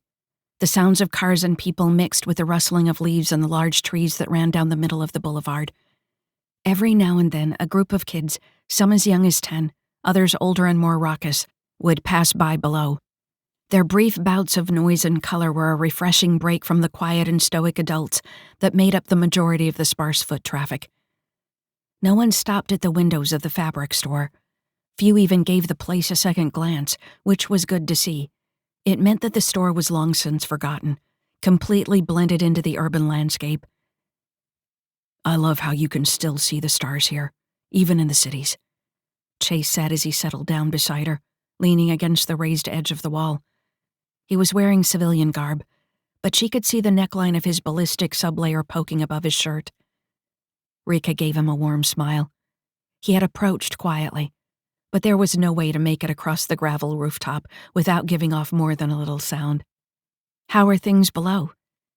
Rika could have monitored everything on the link, but she was keeping her EM signature quiet, enjoying feeling the pulse of the city. "Patty came to right on schedule," Chase informed her. "She's pissed that she lost the shuttle. She said there was absolutely nothing on her scan when she came in. Blames herself for us being stuck here." "She knows that's nonsense." Rika dismissed the notion. She was coming in fast for evac with no overhead scan. You just can't see everything in that situation. We certainly didn't expect there to be a whole other player on the field. Though had we known who Amy's father was, we certainly would have. I wonder who they were, Chase mused. Could have been anyone. Maybe they work for whoever hired K-Strike. Might have been on their way to pick her up from the farm. Could be some other third party that saw an opportunity. Stars, it could have been Stavros' own people, looking to nab the girl once we'd found her and save paying our rate. Great to have a list that includes pretty much everyone, Chase replied, his voice rife with irony. What do we do with her now anyway? Do we take her to the designated rendezvous? Or do we just hand her over to the authorities when we get to the Politica-controlled stations here in Orin? We don't know how K-Strike got their hands on Amy, Rika pointed out. Could be a traitor in Stavros' government. If she doesn't make it back to him, the Marauders won't get paid. Amy stays with us, and we take her to the rendezvous. Chase inclined his head and nodded. Sound reasoning. So right now, we just keep our heads down and hope Barn can get his guy to move us off planet. Pretty much, Rika agreed. Good old tedium. How is it that Barn always seems to have a guy in a place to hide out anyway? A lot of them are Marauder contacts and safe houses. Though here on Fasima, he got everything set up with only 3 days of legwork. It's pretty impressive. For an asshole, he sure can swindle and sweet-talk. Rika chuckled and shook her head. Sure, yeah, sweet-talk if that's what you want to call it. It's more like sweet bullying. Chase snorted. That makes for a weird visual, with Barn in the mix. Rika reached out and took Chase's hand and leaned her head back to stare at the stars. So are you here to spell me or just chat? Chase clasped her 3 metal fingers, tracing the edges of one of her knuckle joints. Some of both. Technically, I'm on duty, but I wouldn't mind spending some time alone up here, just the two of us. I like where your head's at. Retrospect. Stellar date 02.16.8949, adjusted years. Location, Fran's Fabulous Fabrics, Kandahar City. Region, Fasima, Orange System, Precipi Cluster. They're clear, Rika said as she walked back into the fabric store. No one on the street even looked twice at a truck pulling out of the alley. I don't like splitting up like this, Leslie replied with a shake of her head. I know we have to. We can't all go out there and sit in the truck for an hour or two while they scout location, and then have the meet, still. Leslie let her voice die, glancing over at Amy. Rika could tell by her expression that she didn't want to worry the girl. They're big boys. They'll manage just fine, Rika assured them, casting a smile Amy's way. In truth, Rika wished that she was out there. She should have been out there. But with her regular right arm back on the shuttle and no cloaks to cover herself with, she was not the ideal candidate to be out and about. Especially not when whoever had shot down Patty's ride would know they were looking for an SMI-2 mech from the arm left behind. Rika hoped that it had been lost, smashed or thrown clear of the pinnace before it crashed. However, hope was not the sort of thing that one should bank on in the field. Where's Patty? Rika asked after the silence stretched on for a minute. Up front, Leslie replied. She said her head is hurting and is taking a nap on a nest she made. It's very colorful, Amy added with a shy smile. I won't disturb her then, Rika said. You game to take the roof for a bit, Leslie? Leslie nodded and rose languidly, stretching her limbs once she was upright. Her movements were measured and sinuous as always, the very image of power and grace. At times like this, it was impossible not to think of Leslie as a panther, her body's casual power cementing the image that her jet-black skin and yellow eyes created. I'll do a bit of a patrol as well, Leslie decided as she sauntered to the back door, grabbing her rifle from the counter on the way. Be good to stretch my legs for a bit. With the rifle? Rika asked. I'll be discreet, Leslie replied with a slow wink. Don't go for too long, Amy said with a look of worry in her eyes. Just going to be on the rooftops, hun. Though you won't hear me crunching around like iron pans, Leslie said with a nod to Rika. I'll be within earshot of you. Okay, Amy said begrudgingly. Leslie left, and neither Rika nor Amy spoke for several minutes, although Rika could tell that the young girl wanted to ask her a question. Finally, Amy mustered up the courage. How come they put you in charge? I've never seen mechs in charge of anything. Father says you were all bad people before the Genevian War. Rika nodded slowly. I wonder what's on her mind, that she would bring that up. Yes, we were all convicted for crimes, but they were often not the ones we really committed. I was arrested for stealing bread. Amy's eyes widened. Really? They made you into a machine because of bread? Rika nodded again. They said I stole valuable tech needed for the war effort, but it was just bread. What they wanted were people to make into mech warriors. The government didn't really care how the quotas were filled. I can't believe they did that to you over bread, Amy said, her brow furrowed, as she looked up and down Rika's body. Your arms, your legs, they cut them off. They did, and they reinforced my bones, muscles, joints, and gave me a new skin that could handle combat damage, as well as spend days under armor and not need maintenance. Maintenance on skin? Amy asked, her brows knitting. Cleaning. I don't need to be bathed or washed. Amy's mouth made an O shape, and she nodded silently, likely considering what would be involved in washing a mech. If your government is gone and you're not a criminal, why are you still a mech? Amy asked. Rika shrugged, uncertain if she wanted to get into this too much further with the girl. Granted, this was the most she had heard Amy talk since they rescued her. Remember how you asked why I was in charge? Rika asked, and Amy nodded. Well, I'm in charge because I'm really good at what I do. And a lot of that is because of this. Rika gestured to her body in a sweeping motion. So you're an effective killer? Amy deduced. Rika gave a thin smile. That's one way of putting it. You say that like it's something you've heard before, though. My dad says it, Amy replied. He said that the Genevian mechs are effective killers. He has... Never mind. The girl sighed and closed her eyes. Rika wondered what Amy was going to say, but didn't push the issue. She considered what Stavros would do with mechs. His Politica wasn't the only group of totalitarian thugs in the Orion Arm, and they were far from the worst. Stavros claimed he brought stability to the region. From what Rika could tell, that was debatable. He had cleaned up some messes, but there were many more to be laid at his feet. That, however, was not a discussion to get into with his daughter. We were good at what we did, Rika said after a while. If there had been more of us, maybe we could have set the Nietzscheans back more and kept Genevia alive. Amy opened her eyes, a look of certainty on her face. My dad says that the Genevians were a sick people. The fact that they made their mechs from criminals is proof. Sheesh. She's just not going to let this go. Remember, not all of them were criminals, Rika reminded her. Not really. But you said they lied about what you did, Amy retorted. So they're liars and they mutilated people. Rika didn't have much of a defense. In fact, she had no idea why she was defending Genevia.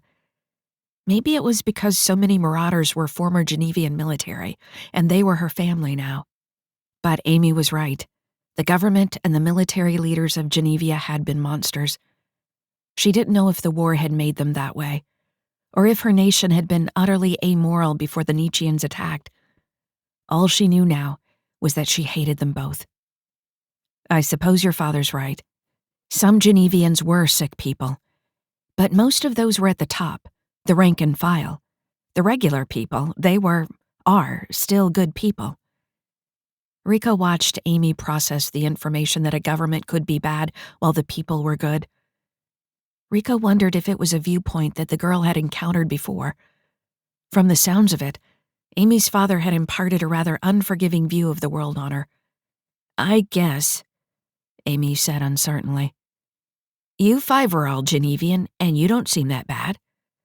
Thanks for the ringing endorsement, Rika said dryly. Amy's face fell as she realized she was being insensitive to the team who had saved her. "Come on," Rika said, rising to her feet. "You and I can't walk around in public, showing our faces. We need some disguises." Amy looked up. "Disguises? What kind of disguises?" "Not sure, but we are in the right store to make some, I think." Rika wasn't sure if they could muster up anything useful, but it would give Amy something to do other than plumb the depths of the morality that created a warrior caste like Rika's. Amy stood and stared out at the spools of fabric, then looked at the two auto weavers to their right. "Okay, yeah, this could be fun." Orient Space and Air. Stellar date 02.16.8949. Adjusted years. Location, Fran's Fabulous Fabrics, Kandahar City. Region, Fasima, Oran System, Precipi Cluster. Dear stars above, what did I miss out on? Rika gave Leslie a winning smile. Like it? Rika twirled in the long green dress she wore, letting it flare out at the hem, though not enough to show her three-clawed steel feet. The dress was belted at the waist, rose high on her neck, and was embroidered with decorative beadwork down the front. Soft pads covered her shoulders to hide her armor. "We made an outfit for you too, if you want it." We going for a stroll along the seashore or something?" Leslie asked. Rika shrugged. "If the enemy knows there's a mech on our team, they'll be looking for me. They're already looking for Amy. Best if we play it safe." Leslie cocked her head and narrowed her eyes. "Huh. I can't scan through it. At least not enough to tell you're a mech. It does mask a lot of your EM." "I found the cloth that did it," Amy piped up proudly. "It's some sort of fabric used for making multi-spectrum dance costumes. It has its own EM emitters in it, and those mask the person underneath." "What about your faces?"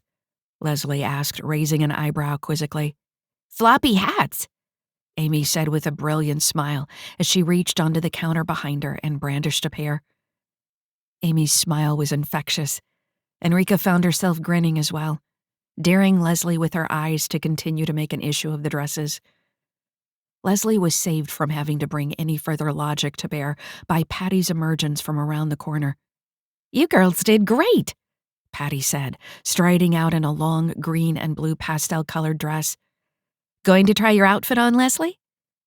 "Your armor is really sleek," Amy said to Leslie. "We didn't have to add in a lot of stuff to hide it like we did with Rika. I know you like to be able to move easily." Rika watched a pained expression flicker across Leslie's face before she smiled brightly. "Of course I will. Is that mine there?" Amy turned and picked up a loose pair of dark gray pants, a cream-colored tunic, and a white shawl. "I was gonna go all black for you. You seem to like black, but I didn't see anyone wearing dark colors when I looked outside, so I went with this." "It's perfect," Leslie told her, and gave her a hug before taking the pants and stepping into them. They fit her well, hanging loosely from her hips to the floor. She slipped the tunic over her head and shrugged it into place before grabbing the shawl and wrapping it around her shoulders. "You did a great job, Amy." "Did you put her up to this? She seems really happy," Leslie said privately to Rika. "I suggested that we needed disguises. Then she threw herself into it with a serious amount of gusto. Got her talking a lot. I think she's finally over last night. Let's just hope that's the last of it. She doesn't need any more of that crap in her life." Leslie's mental tone was tinged with more vehemence than Rika had expected. She considered making a comment that Amy's life would always be complex with Stavros as her father, but thought better of it. Amy spoke up, ending their private conversation. "I'm really glad you like it. I picked patterns and textures that would hide what's underneath." "Our weapons can go in these duffels," Rika added, gesturing to the bag that already held the barrel for her GNR, as well as her JE-84 rifle. "I like that I can still keep a handgun strapped to my chest," Leslie said. "And on my thigh," Patty said, patting her leg. "Do you have a gun?" Amy asked Rika. "I can fire a few rounds from a weapon built into my left arm," Rika replied. "But if we come under attack, Leslie and Patty can provide covering fire while I shelter you and get my JE-84 out." "Do we think things will go wrong?" Amy asked, her tone losing some of its previous excitement. Leslie smiled and patted Amy on the shoulder. "You know how people like us work? We're always ready for things to go sideways. It's our job." As Leslie spoke, Rika picked up a message coming in over the channel that the team had established on one of Kandahar City's public nets. "Rika, you there?" Chase asked, his mental tone carrying a note of urgency. "Yep, here and looking fabulous. Did you two secure our ride?" "Yeah, but the captain has a shipment that needs to get to the moon today, so he's ready to go in an hour." Rika brought up a map of Kandahar City, overlaying the routes to the Orient Air and Spaceport over her vision. "There's no way you can get back here to pick us up fast enough. Stars, a one-way trip could take an hour." "Should we find another ship?" Chase asked. "No, we'll get there. You guys keep that ship on the ground. What's it named, by the way?" "The Persephone Jones, though they seem to just call it the Jones, which is a bit weird, because it feels like the names are different genders. Either way, the berth address is on its way. Get here as fast as you can." Rika sent a smile and blew a kiss. "And you hold that ship as long as possible." She turned to Leslie. "You need to steal us transport in the next 5 minutes." Leslie grinned and turned toward the back door, calling over her shoulder, "Piece of cake." Rika, Patty, and Amy gathered the team's gear and assembled in the alley between the buildings, leaning casually against the wall as they waited for Leslie to arrive. The clock had moved less than 4 minutes when a white ground car pulled up at the alley's entrance. "Ride's here," Rika announced as she walked to the car and held open the back door, gesturing for Amy and Patty to get in, before she pulled open the front door and got in herself. "Leslie's spaceport taxi service at your, service," Leslie joked with a smile. "Let's get this show on the road," Patty begged. "I don't like it when other people are driving." "I'll give you a taste of your own medicine, sister," Leslie promised as she pulled out into traffic. "I haven't forgotten that time you cut the grav systems when we were dropping over Menace, and my back slammed into the overhead." "Leslie, seriously, we were being shot at. I was avoiding a missile," Patty explained. "How many times are you going to bring this up?" "Well, you almost broke my back, so I think a few more." "It's what you get for not strapping in," Patty muttered. Rika only half listened to the banter as Leslie wove the car through the city streets. A flying car would have been much better, but the chances of finding one of those sitting on the street and hacking its flight systems were slim. They had to take what they could get. Leslie drove the car through Kandahar City's streets faster than the local ordinances allowed, but not so fast that they were worried about catching the eye of law enforcement. If the ground traffic didn't grow much more congested, they should reach the spaceport with 10 minutes to spare. As they drew closer to the spaceport, the city streets became cleaner and the amount of vehicular and foot traffic increased. Before long, Leslie pulled off the larger thoroughfares and wove through an industrial district filled with manufacturing businesses and rows of low warehouses. In the distance, on the far side of the spaceport, Rika could make out towering silos lining the horizon, likely the terminus for much of the grain harvested around Kandahar City. She watched as a large-bellied grain hauler lifted silently into the air on its grav drives, hauling enough grain to feed a station for a week. "Just a few more minutes now," Rika reported over her shoulder. "The guy's directions have us getting in through a side gate, just a kilometer away." A wire fence ran around the Starship landing field, with hangars and fuel depots on the other side. Between the structures, dozens of ships were visible on cradles dotting the field.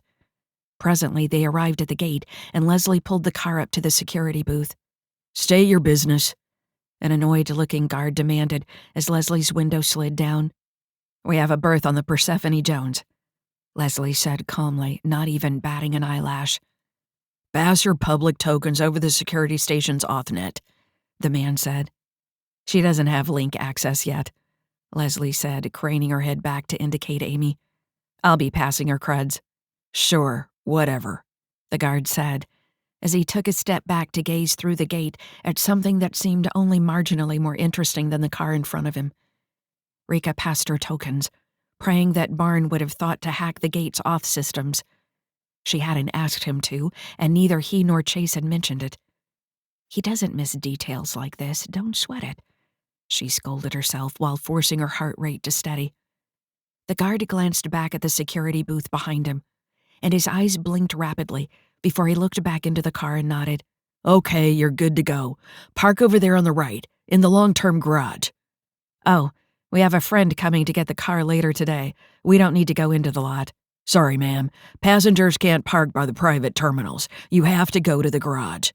Okay, fine, Leslie replied and drove through the gate, following the signs to the long-term garage, which was visible on their right.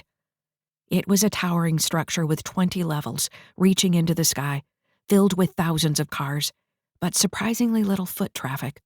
As they approached, a lowered gate came into view, adorned with a sign indicating that the upper lot was full. A flashing arrow directed them into the underground section of the garage. Shit, this is going to take forever, Leslie swore. Chase, we're parking. Got sent to the underground lot. We should be there in 10 minutes max. Make it fewer if you can. The captain is getting all antsy-like. Leslie drove the car to the underground parking and found a spot on the second level down. Everyone spilled out, and Rika tossed a cleaner bot into the vehicle. 30 seconds later, they were rushing past rows of cars. Some looked like they had been parked down there for years. No one else was on their level, and the echo of their footfalls in the space was beginning to set Rika's hair on end. As they passed a support pillar, 20 meters from the lift to the ground level, a loud ping reverberated through the air. Rika ducked down, pulling Amy with her. She looked up and saw a divot in the support pillar next to where her head had been. Triangulating, Leslie called out from her position one car down. Patty crouched behind the pillar, her sidearm drawn, scanning the surrounding vehicles for any signs of movement. Drones out, Rika reported as she released the passel of drones she had carefully collected from back at the fabric store. She sent them under the cars, scanning for enemy signatures. A shot came from Leslie's weapon, and the projectile round made a high-pitched ting it would when hitting hardened carbon armor. Rika pulled her JE-84 out of the duffel and scanned the area behind them. There was just one more row of cars between them and the side wall of the underground car park. A drone swept through the space and didn't find anything, but Rika's helmet scan caught a strange shadow passing near one of the lights, moving between two of the cars. She took aim and fired at the shadow, nodding with satisfaction when the bullet hit something invisible a half-meter in front of the car.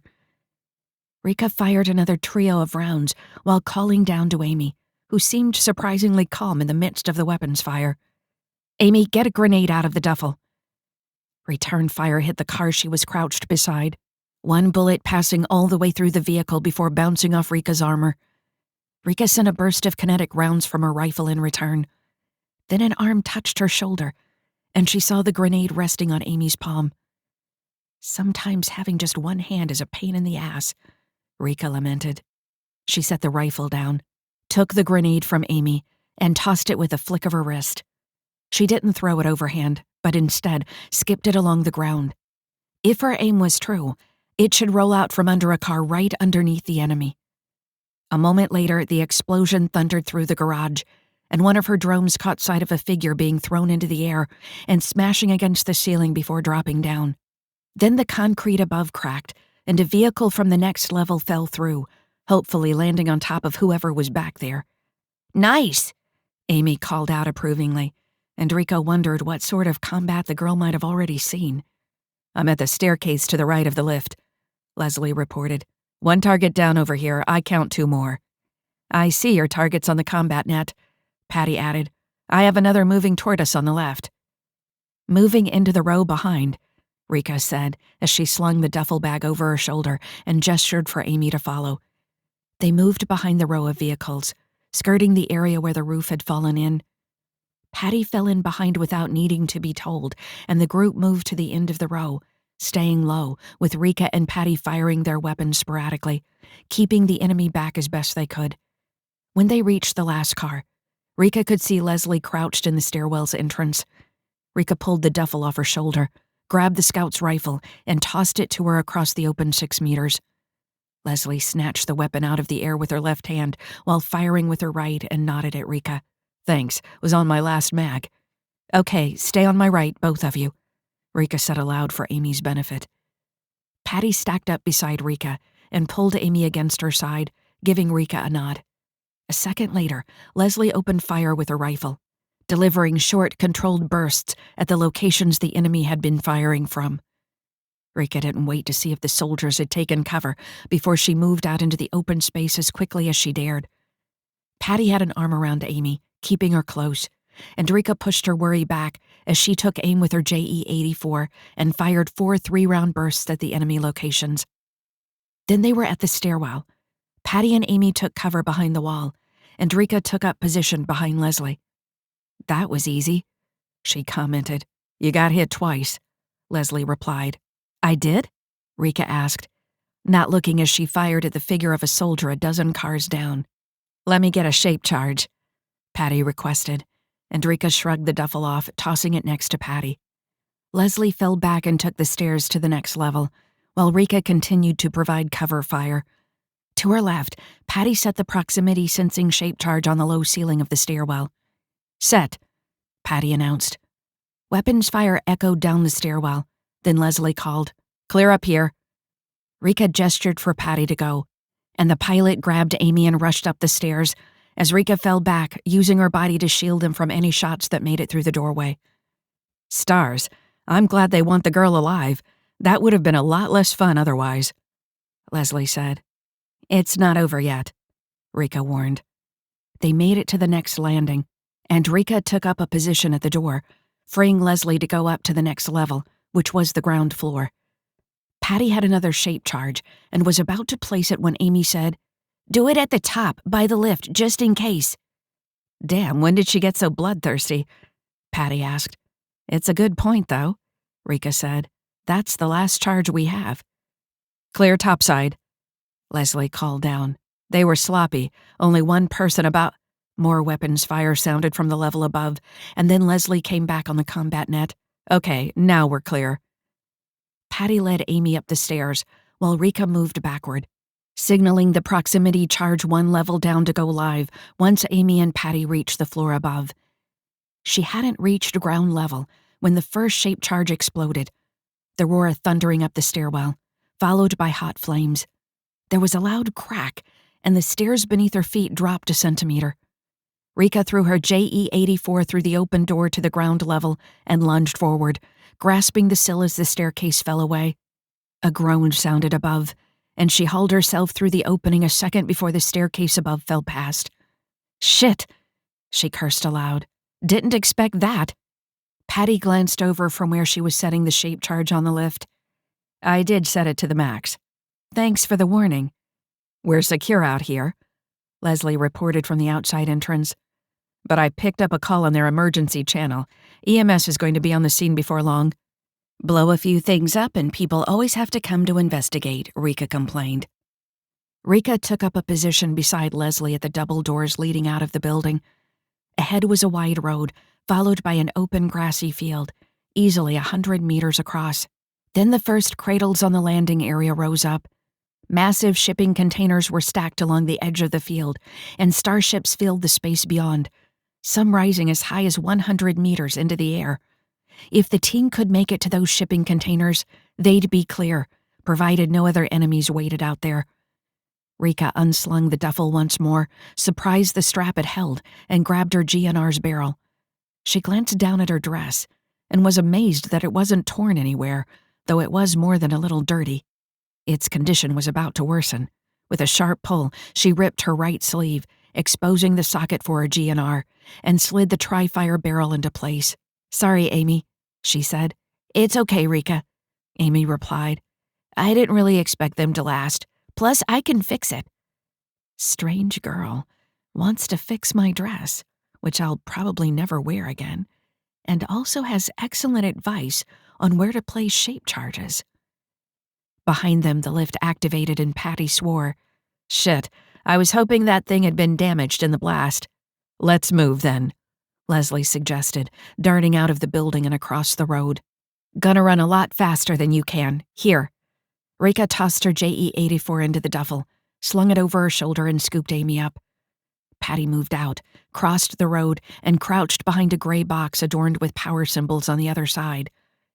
Rika followed after, narrowly avoiding an automated cargo hauler that was trundling by with a dozen shipping containers on its wide bed. She reached the far side of the road just as the lift reached the ground floor and opened its doors. She could see 2 figures inside. One stepped out of the lift and fired around through the glass doors of the garage. Rika anticipated the shot and dodged to the right, hearing the round whistle past her head. Then the charge went off, and the front of the parking garage was engulfed in flames. Patty was already running across the grassy field at full bore, and Rika followed behind at an easy lope, keeping her head on a swivel to let her 270 vision get a complete view of the area around them. Ahead, the 2 remaining drones reached the stacks of cargo containers just ahead of Leslie and began to sweep the area. "Damn, a lot of people coming from the ships to take a peek," Leslie called back. "Nothing we can do about that," Rika replied. "Keep moving. They may use the crowds to blend in."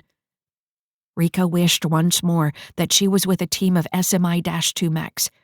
If she didn't have to worry about Patty, she would be able to reach the ship in less than a minute. Even Leslie, adept as she was on the battlefield, often slowed Rika down. A team of mechs would have cleared out the garage and then taken out anyone else who dared approach with extreme prejudice. Protect the target, destroy all opposition. She shook her head, clearing the distracting thoughts. Hammerfall is gone. I'm Basilisk now, and my team needs me. They may not be as tough as mechs, but they are strong in their own ways, and they make me stronger. Even though she was largely unaugmented, Patty did move like the fires of hell were at her feet and made good time to the cargo containers, bursting past a group of men and women who had gathered at the edge of the field with worried expressions on their faces. Rika realized that she must look ridiculous. Her dress had lifted up above her double-jointed knees as she ran, giving away the fact that she was no simple woman fleeing the explosion.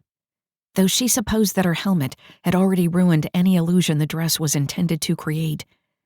Patty had to push her way through the crowd, but when they saw Rika rushing toward them, her GNR barrel held up and sweeping side to side as she scanned for targets, a wide space opened up. "What happened?" a man cried out as Rika burst through the crowd. She didn't reply and kept moving, threading her way through the cargo containers, following Patty, who was tracing the route Leslie had taken. More people were moving past, but none of these asked any questions, most just barely getting out of the way as Rika barreled past. Once beyond the containers, Rika updated her view of the landing field, taking in the feed from the 2 surviving drones circling above. To Rika's left, she saw the EMS vehicles racing along the perimeter road, and more people rushing through the ships to see what had happened. Many of the ships had also deployed armed men and women, and they took up positions around the loading ramps, while other vessels deployed ground defense weapons. Rika decided caution was better than speed and slowed her pace. "Patty, fall back. Some folks here are antsy, and if we're rushing toward their ships with weapons drawn, they may shoot first and not bother with questions." Patty nodded and paused beside an empty cradle, falling in beside Rika a moment later. "That your ruckus out there?" Barn asked. "Captain Sarn here is about to close the ramp and take off. Says that the STC may drop a flyban at any moment." Rika checked the route through the ships. "We're 3 minutes out. Get him to hold. Do whatever it takes." "Understood," Barn acknowledged.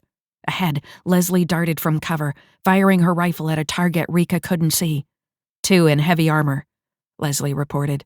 "Hold there. I'll flank them." "Stay with Patty," Rika said aloud to Amy as she set the girl back down. "No, Rika, don't go," Amy said, her voice wavering. The prior cold determination gone, replaced by renewed fear. Amy kept her arms wrapped around Rika's neck, and Patty reached for the girl. "I got you, Amy. Rika will be right back. You have to let her go." Rika ducked her head down, slipping out of Amy's arms, and touched the girl's shoulder as gently as she could. "Stay with Patty.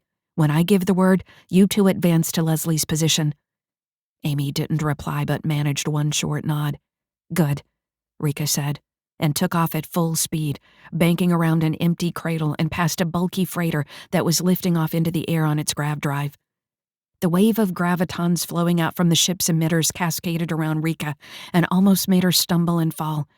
But she gritted her teeth and pushed through, bursting out of the far side of the gravity shower, catching sight of the 2 enemies firing on Leslie. She raised her GNR and fired the electron beam at the one on the right. Nothing happened. Shit. Rika swore as her HUD flashed a warning that the weapon's coils had been misaligned by the gravity field. They were undergoing recalibration, a process that made the entire weapon useless. She reached for her JE-84 and remembered that she had put it in the duffel so she could hold Amy better, and the duffel was back with Patty and the girl. Rika considered her options, took a deep breath, and charged into the enemy on the right. She hit him at 40 kilometers per hour, knocking him forward onto the ground, and delivered a blow to the back of his helmet.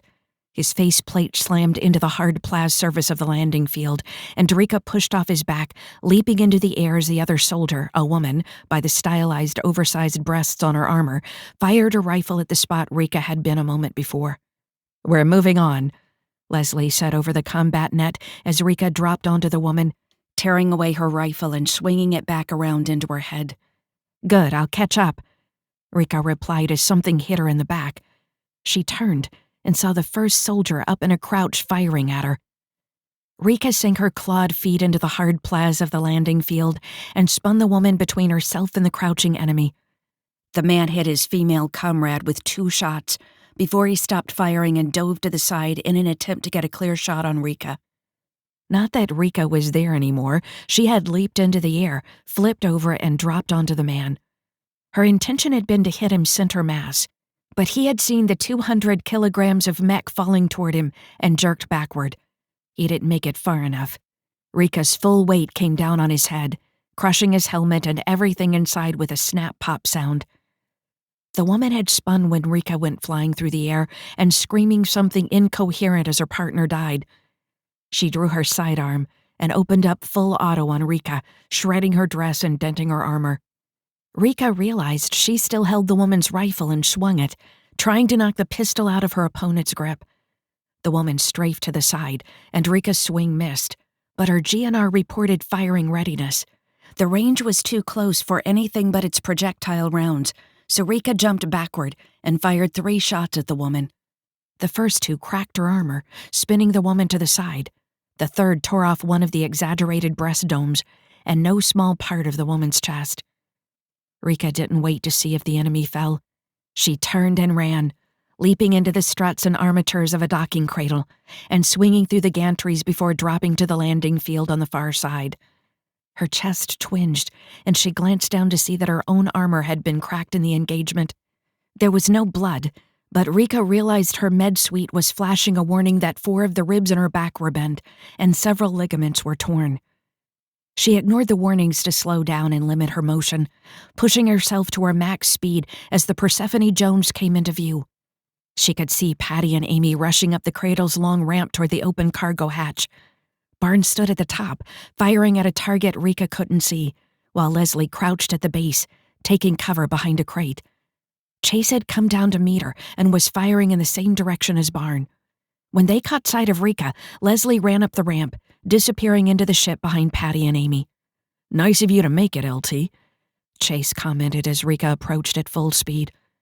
She could tell by his mental tone that he had been worried, but not too much. They both knew it would take a lot more than a few low-rent mercs to take out a mech.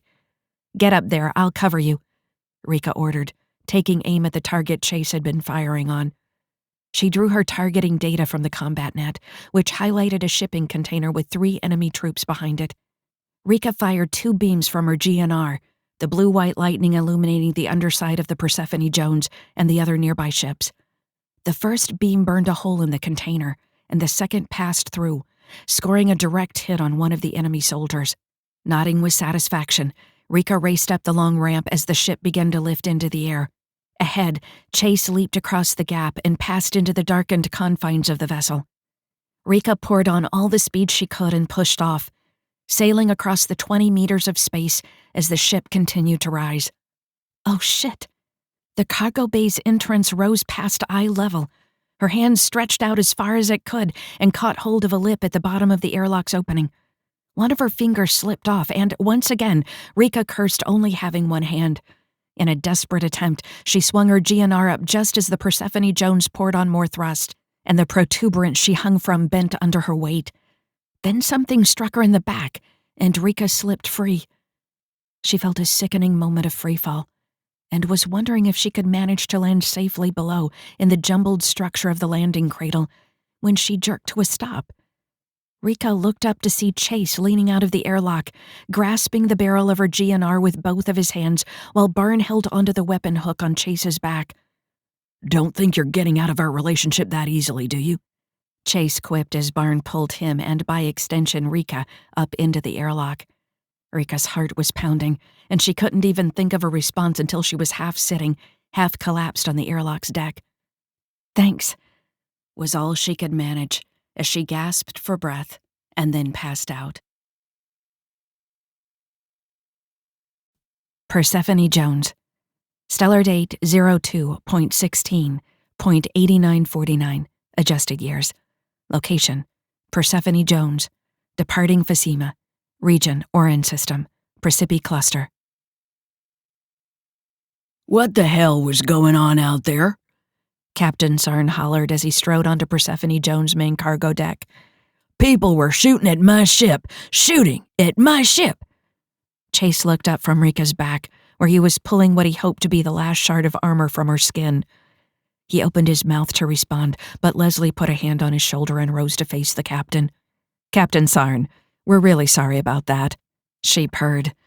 "We didn't anticipate any sort of trouble. We certainly didn't mean to put your ship at risk." Chase only half listened as Leslie used her charm on the captain, expertly soothing and mollifying the surly man.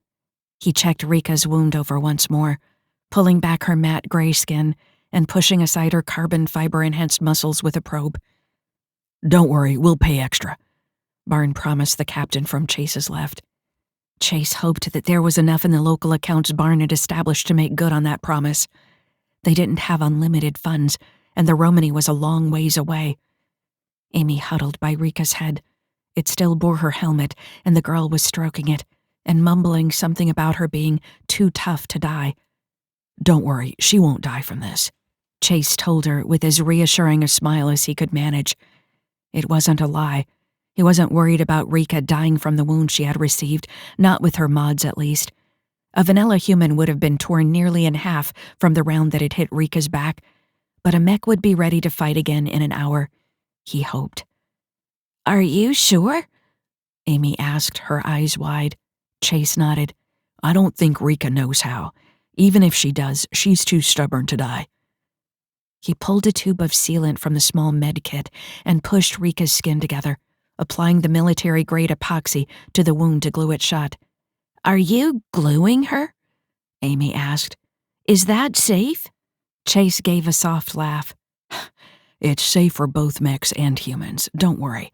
It doesn't hold her epidermis together as well as organic skin, but she should start to knit back together soon." Rika stirred and turned her head enough to see Chase, where he crouched behind her. "Am I in one piece?" "More or less," Chase answered, a relieved smile adorning his face, even though he'd known she would be okay. "You're a bit dented. Try not to twist your back at all for the next few hours." "Easier said than done," Rika grumbled before speaking aloud. "Hi, Amy. I'm glad to see you're okay." "I got some scratches," Amy reported, holding up her arm to show not insignificant lacerations on the palm of her hand and wrist. "But I'm not worried about them. I was just scared you were going to die." Rika chuckled as she carefully rolled onto her right side and reached for her helmet. "I know I can't get you to stay prone, though you should," Chase scolded Rika. "But at least let me get you sitting. If you lay like that, you're bound to twist and open up the wound." "Okay," Rika replied, and allowed Chase to gently help her into a sitting position. "Can you take the helmet off? I'd have to lift my arm across to do it, and would probably pull myself apart again." "Of course," Chase replied, and crouched before Rika, toggling the latches of her helmet open, then twisted the helmet to the side and back. He lifted it off her head to reveal a very tired and sweaty-looking Rika. "Ah, that's better," Rika sighed. "I think my air exchanger was hit. It was starting to smell stale in there." "Rika!" Amy exclaimed and lunged forward, wrapping her arms around Rika's neck. "Easy, hun," she advised, and Chase leaned forward to touch Amy's shoulder. "Careful. She's tough, but even Rika needs a bit of time to heal up after getting hit that much." Amy pulled back, looking worried. Sorry. Seems like Amy shifted her attachment from Leslie to you, Chase observed. I wonder if it's a stress response, or if she doesn't have a strong mother figure, Rika mused. I hope Leslie doesn't mind. She seemed to be getting attached to the girl. Chase glanced at Leslie, who was glaring at the departing figure of Captain Sarn, while Barnes stood beside her shaking his head. What's the word? Rika asked over the combat net. Yeah, you look upset, Leslie, Chase added.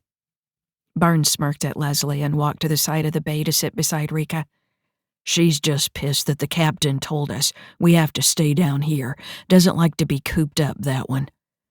Leslie turned to the group, her brows knit together. What I don't like is that he could be doing anything out there, and we have no way of knowing. What if he takes us to K-Strike or some other group?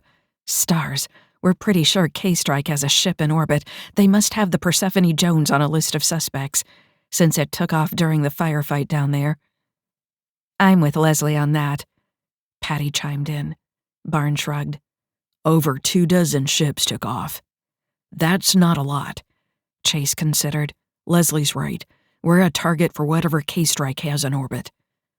Rika shook her head. You're too blasé, Barn. You're never blasé. What do you have up your sleeve? Me? Barn asked innocently. Nothing, except I hacked his comm system before you guys even got here. He's linking up with a few of his buddies, and they're forming a convoy to Bakara. K-Strike would have to have a lot more than one ship if they want to make a run on us. Leslie relaxed and shook her head. Should have known you had something in the works, you crusty bastard. Are you all talking on the link? Amy interjected. It's rude, you know, when there's someone who can't hear you. Leslie walked to where Amy sat crouched at Rika's side and patted her shoulder. Sorry, Amy. We can't say everything aloud. Rika nodded and pointed at the corners, where a few small cameras were visible. Amy's eyes widened and her mouth formed an O shape. Are we in trouble? The girl whispered. Chase laughed and shook his head. No more than usual. Don't worry, though. The captain seems like a good guy, and he's on his way to the moon, like he said. Pretty soon we'll pick up a ship headed out system, and everything will be right as rain. Right as rain? Amy echoed. What does that mean? Chase opened his mouth to reply, and then cocked his head to the side. You know, I have no idea. Most people don't like rain. I like rain, Leslie countered. Better for sneaking up on people. Chase checked the data on the public shipnet. Based on the Persephone Jones current vector, they had 29 hours before they would land on Bakara's main spaceport. He placed an arm on Rika's leg and her eyes met his. You should catch some shut-eye, LT. We've got a ways to go, and you need to get healed up. I suppose you guys aren't going to burn the place down. I think I'll do that, Rika agreed. She closed her eyes and laid her head back against the bulkhead. Chase rose from her side and walked to a crate a few paces away. Come here, Amy. Let's have a look at your hand, he suggested quietly. Leslie guided Amy to his side, and Chase took a look at the gash. It doesn't hurt so much anymore, Amy offered. That's normal, Chase replied. But we have to clean it and close it up. We don't want you getting infected. Amy looked uncertain. Are you gonna glue me back together like you did with Rika? Chase gave a soft laugh. Sort of. A patch sealer will work better here. Then we can be sure it's all covered and will stay clean. To her credit, Amy only gasped once when Chase had to pick a small rock out of the heel of her hand. What sort of pain has she suffered before to handle this without even whimpering? Maybe she's still just in shock over the whole ordeal. With the first aid done, Leslie led Amy to a corner, and they sat together, talking in low voices. Chase considered rejoining Rika, but she appeared to have actually fallen asleep, and he didn't want to disturb her. She looked so calm and serene when she slept, as though she was still a child herself. When awake, Rika rarely looked at peace. There were moments, but there were not many. Mostly she appeared on edge, as though someone or something was going to spring up and attack her. Given their line of work, it wasn't the worst attitude. But even back on Decker Station, when they had worked together in Hal's Hell, Rika had always behaved as though she was still in battle, still living the war in her mind. Chase knew that in some respects she was. They all were. It was half the reason they were in the Marauders. Well, half for him. It may be the only reason for Rika. There she lay, hard steel and carbon fiber, a machine made to kill, death incarnate. But underneath the armor, the weapons, the mech, was Rika. She had once confided in him that she still felt like the young girl who lost her parents to the war, the girl who was frightened and hauled off to foster care as a ward of the state. He'd told her they'd all stopped aging since the war started, and that it was okay to still be that young Rika inside. Their inner selves were frozen in whatever state they'd been when the terror first reached them. There was nothing wrong with it, no shame. He liked that she was still that soft girl deep down, still vulnerable, still tender. They couldn't be intimate, but that didn't stop him from relishing in her touch or her in his. What they had transcended mere physical attraction. He cared for her, and she cared for him. Together, they were figuring out how to be whole people again. Chase glanced at Leslie, who was cradling Amy, and wondered what the war had taken from her. The jet-black woman rarely spoke of her past, of what had turned her into the cunning killer she was now. The easy answer was just the war, but it had always seemed like there was something else under Leslie's surface. Granted, Rika had said the woman wasn't so steely before Jerry died. Now that he saw how she fawned over Amy, the distinction was that much sharper. There were two Leslies as well. Chase heard a low murmur and turned to see Barn and Patty speaking in low tones on the far side of the cargo bay. He pushed off the crate and ambled over to them. "She gonna be good to go?" Barn asked softly. "Yeah, don't worry about Rika," Chase assured him. "She can take a licking and keep on ticking." Patty snorted. "Thought you were supposed to be all worried and sensitive, being the boyfriend and all. She's still just a woman in there, you know." Chase smiled. Patty's thoughts echoed his own. "I'm as touchy-feely as they come. But if there's one thing I've learned about Rika in the years I've known her, it's that she likes being a mech. She really is as much machine as woman. It's just taken her a while to learn that wanting to be that way is okay. Not exactly an easy mental place to arrive at, given how our people made her." Patty raised an eyebrow. "Really? Rika likes it? Is it a fetish or something?" Barn snorted. "For Rika? No. For Chase here, though." Chase reddened and raised his hands. "Hey, Rika's hot. I'm not going to deny it. But I'm not with her 'cause she's a mech. Maybe someday she won't be anymore, and that's okay too. I don't plan on parting ways with her anytime soon." "Not that it matters," Barn said soberly. "None of us are in the long life expectancy sort of business." Speaking of which, Barn picked up something interesting. Patty informed him on the team's combat net. "Oh yeah?" Chase asked. Barn nodded, continuing to speak aloud and question Chase's manhood while he replied over the link. "Our beloved captain has been making some discreet inquiries about who it is that's after us and what sort of trouble we might be in." "What has he learned?" Chase asked. "Not much more than we know," Patty replied.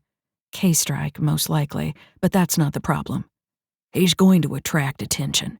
He's using too many specifics in his questions, details that no one else would know," Barn clarified. Chase laughed at a joke Patty spoke aloud as he responded to this new information. "So what should we do? Storm the bridge?"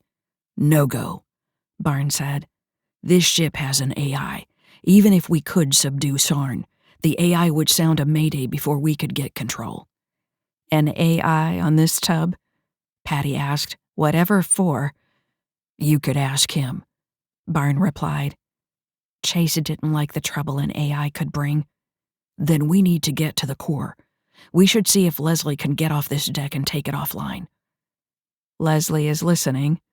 Leslie spoke up. "I'm moderately familiar with this class of ship. There's a systems deck below the bridge, centrally located. The core will be there. We sure this is the right move? We'll still need to land on the moon. Going to be hard if we seize the ship." "And if he alerts K-strike to us?" Barn retorted. "What are they going to do?" Chase pressed. They've only got one ship. We're in a convoy, safe as houses. Barn eyed Chase for a moment before nodding. Okay, Leslie makes a good point about needing to dock on the moon. This tub doesn't have the fuel to make it out system. Not to mention it's been 7 years since it's made an FTL jump. They haven't run a test on the DL transition system in months. You sure the AI can't spot you sniffing the logs? Chase asked, skeptical. Barn shrugged. It's public stuff the spaceport had on record. So we're not going to take the ship? Patty asked. Chase shook his head. Not if we don't have to. Fine. Patty sighed. I still don't like having someone else at the helm, though. Moon landing.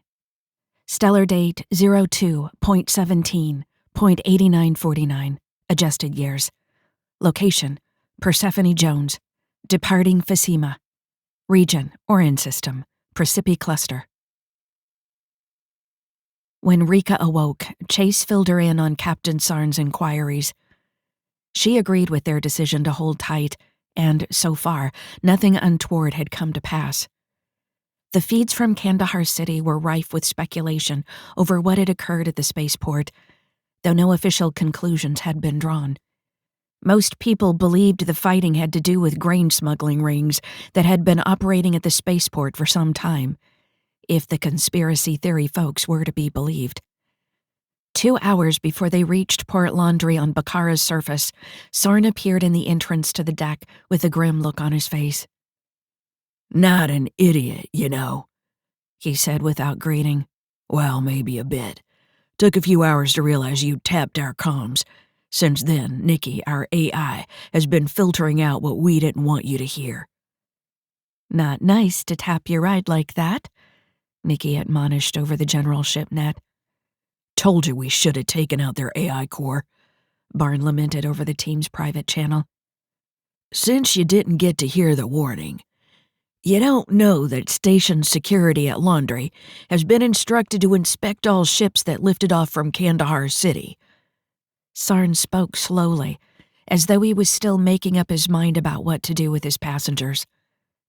That'll pose a problem or two, Rika stated as she carefully rose to her feet. Sarn nodded. Yeah, I figured as much. I'll admit, I thought about spacing the lot of you. It'd be no more than you deserve for bringing this sort of trouble my way. What a phony, Barn commented. Sarn hauls illegal shit all the time. It's how he makes half his cred. But I don't kill kids, Sarn continued. Even one that's fallen in with the likes of you. We rescued her, Rika countered. I'm sure you did. Sarn nodded. I also bet that whoever you rescued her from has contacts up on Laundry. My money says things'll get real fun when we land. That's a lot of supposition, Barn cut in. Could just as well be the contraband you're hauling that gets you in the shit. I bet there's no way to hang what you're hauling around our necks, so you need another option. Sarn scowled, and Rika could see that Barn had hit the nail on the head. Something along those lines may be the case, the captain growled. I'm going to divert and dock at Kestry Station. I have contacts there that will look the other way while you disembark. I'll just need you to keep your mouth shut about my cargo, and I'll need the extra cred we discussed. Trust him? Rika asked the team. A chorus of emphatic negative responses came back over the link. Rika nodded. You have a deal, Captain Sarn. What's our ETA to Kestry? Captain Sarn visibly relaxed, and what probably passed for a delighted expression graced his dour face. 40 minutes. I got in their priority queue. Perfect, Rika replied. We'll be ready. Sarn grunted his thanks and left the bay. He's setting us up, Rika announced. You can bet that K-Strike, or whoever our other player is, will be there waiting. Not our first rodeo, Barn reminded her. What's your plan? Rika grinned. How does kill all the bad guys sound? Leaving the rest of the team behind on the ship didn't feel right, but it was the best plan they could form. Rika hadn't expected it to be her that would take a spacewalk when she proposed the idea, but it turned out that everyone had taken a few hits, and none of their armor was airtight anymore. Rika's wasn't either, but her skin was more than capable of holding out against the effects of vacuum for at least 15 minutes. Chase hadn't been happy with the call and had applied another layer of the epoxy onto her back and checked over her thigh wound again. In the end, he had begrudgingly acknowledged that Rika was the best candidate for the job. Barn had worked around Nikki, the Persephone Jones's AI, or so they hoped, and disabled monitoring of the cargo deck's secondary airlock. Rika stood at the airlock's outer door and stared into the black. The ship had turned so that she could see Fassima in the distance, a floating blue and tan blob drifting in space. Beyond it laid the baleful orange eye of Orin, muted by her helmet's visor. The star's light hit her, warming her skin against the cold of vacuum, though only slightly. It was also bathing her in radiation, not the most comforting of thoughts. Rika climbed out of the airlock and activated the mag locks on her feet. She had less than 2 minutes to make it to the engines and jump off. If she didn't clear the ship before it started its deceleration burn, the star's radiation would be the least of her worries. She reached the fuel port at the back of the ship, which rose several meters above the engine nozzles, and looked out at the tiny speck in the distance that was Kestri Station. Rika had only ever done one space jump, and that had been toward a planet. Those were nice, big targets. Kestri was only visible at all because of her helmet's magnification. If she missed that tiny rock, she'd drift forever in space, after she froze to death or asphyxiated. Here goes nothing. She triple-checked her aim and pushed off. Trajectory looks good, Rika assessed as she recalculated her vector. She took long, slow breaths, trying to calm her thundering heart. All I have to do is fall straight down and pray that I can slow enough that I don't make a new crater on Kestri.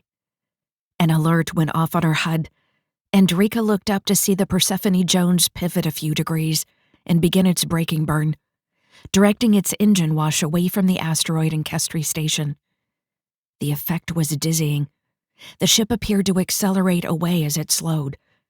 Rika turned her gaze back to the station below her, maintaining her focus on the small target. As the station grew in size, her fear of missing diminished and her other fear increased. Can I slow enough? Barn had jury-rigged a pair of small tanks containing a combustible propellant and attached them to the jump jets on Rika's calves. They should work, but when one had a delta V of over 700 meters per second, should didn't offer a lot of reassurance. Whose stupid idea was this anyway? She asked herself. Oh, yeah. Rika reran the calculations on the best time to burn. There was a wide margin of error caused by the nature of the fuel in the tanks. It wasn't the same mixture she usually burned, and her efficiency coefficient was really just an estimate.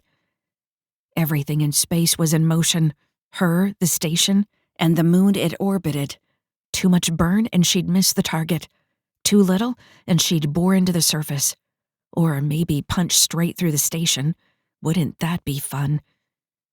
The countdown to burn hit 0, and her calf jets came to life, spewing twin flames at the base of the torpedo that was her body. Rika prayed that her armor's EM countermeasures were enough to fool the station's tracking systems. If not, the station's fire-controlled systems were bound to pick her up as some sort of inbound projectile, or at the very least a meteor, and laser out of the black. She looked up, spotting the Persephone Jones by its brilliant torch as it continued to slow on its approach to the station. Gauging its speed, she determined that the ship was at least 15 minutes behind her at this point. The burn continued for another 2 minutes before the boosters sputtered out and her free fall to the station resumed. Her HUD registered a relative velocity of 3 meters per second. Rika gritted her teeth. This is going to hurt. During the final minute of her descent, the station grew rapidly. and Rika delivered a series of short bursts from her armor's attitude controls to place her impact location. There was no other way to consider it, as close as possible to the docking bay to which the Persephone Jones had been assigned. At the last minute, Rika saw a cargo net stretching over a storage area and aimed for it. She very nearly missed. One last burst from her jets brought her over the net, and she made her target. The net stretched, vibrating as one strand snapped, then another. Two more broke under her mass, and Rika fell through, dropping to the asteroid's surface. The impact was still hard enough to jar her, but Rika managed to clamp her hand around a cargo anchor before she bounced off the surface. Rika righted herself and dug her feet into the asteroid's surface. She looked up once more to see the Jones slowly growing larger, all the while thanking the stars she had made it in one piece.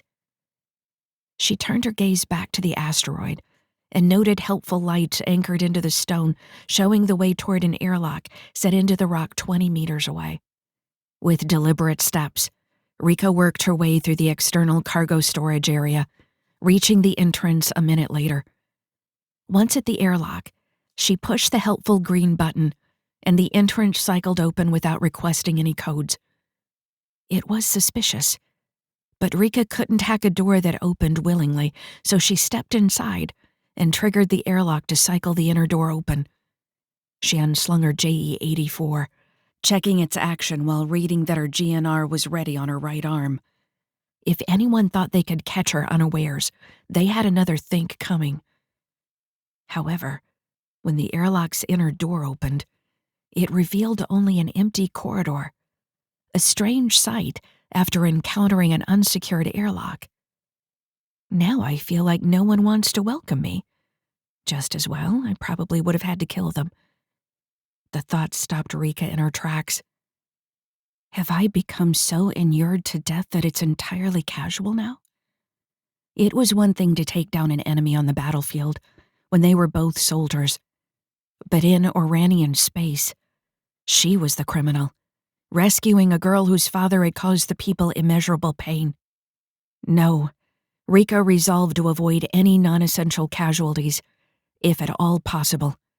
No one else should have to die to free Amy. Except for K-Strike mercs, they deserve it for being so shitty at their jobs. Rika sent one of her two remaining probes ahead, sending it down the passageway to the right while she turned left. Based on what she saw of the station while falling toward it, that direction should be where the Joneses' docking bay lay. As she strode through the well-lit corridor, she heard voices around a corner to her right. Rika froze, considering her options. There was nowhere to hide. She could fall back to the airlock and pray they didn't look inside. There's no time for that. Her only option was to continue forward, as though she had every right to be there. She walked through the intersection and spotted the speakers, a man and a woman, walking toward her. They weren't station personnel or wearing any armor, though they did both have sidearms hanging from their belts. The man raised an eyebrow as his eyes raked over her, but the woman only shook her head and muttered something degrading about Genevians.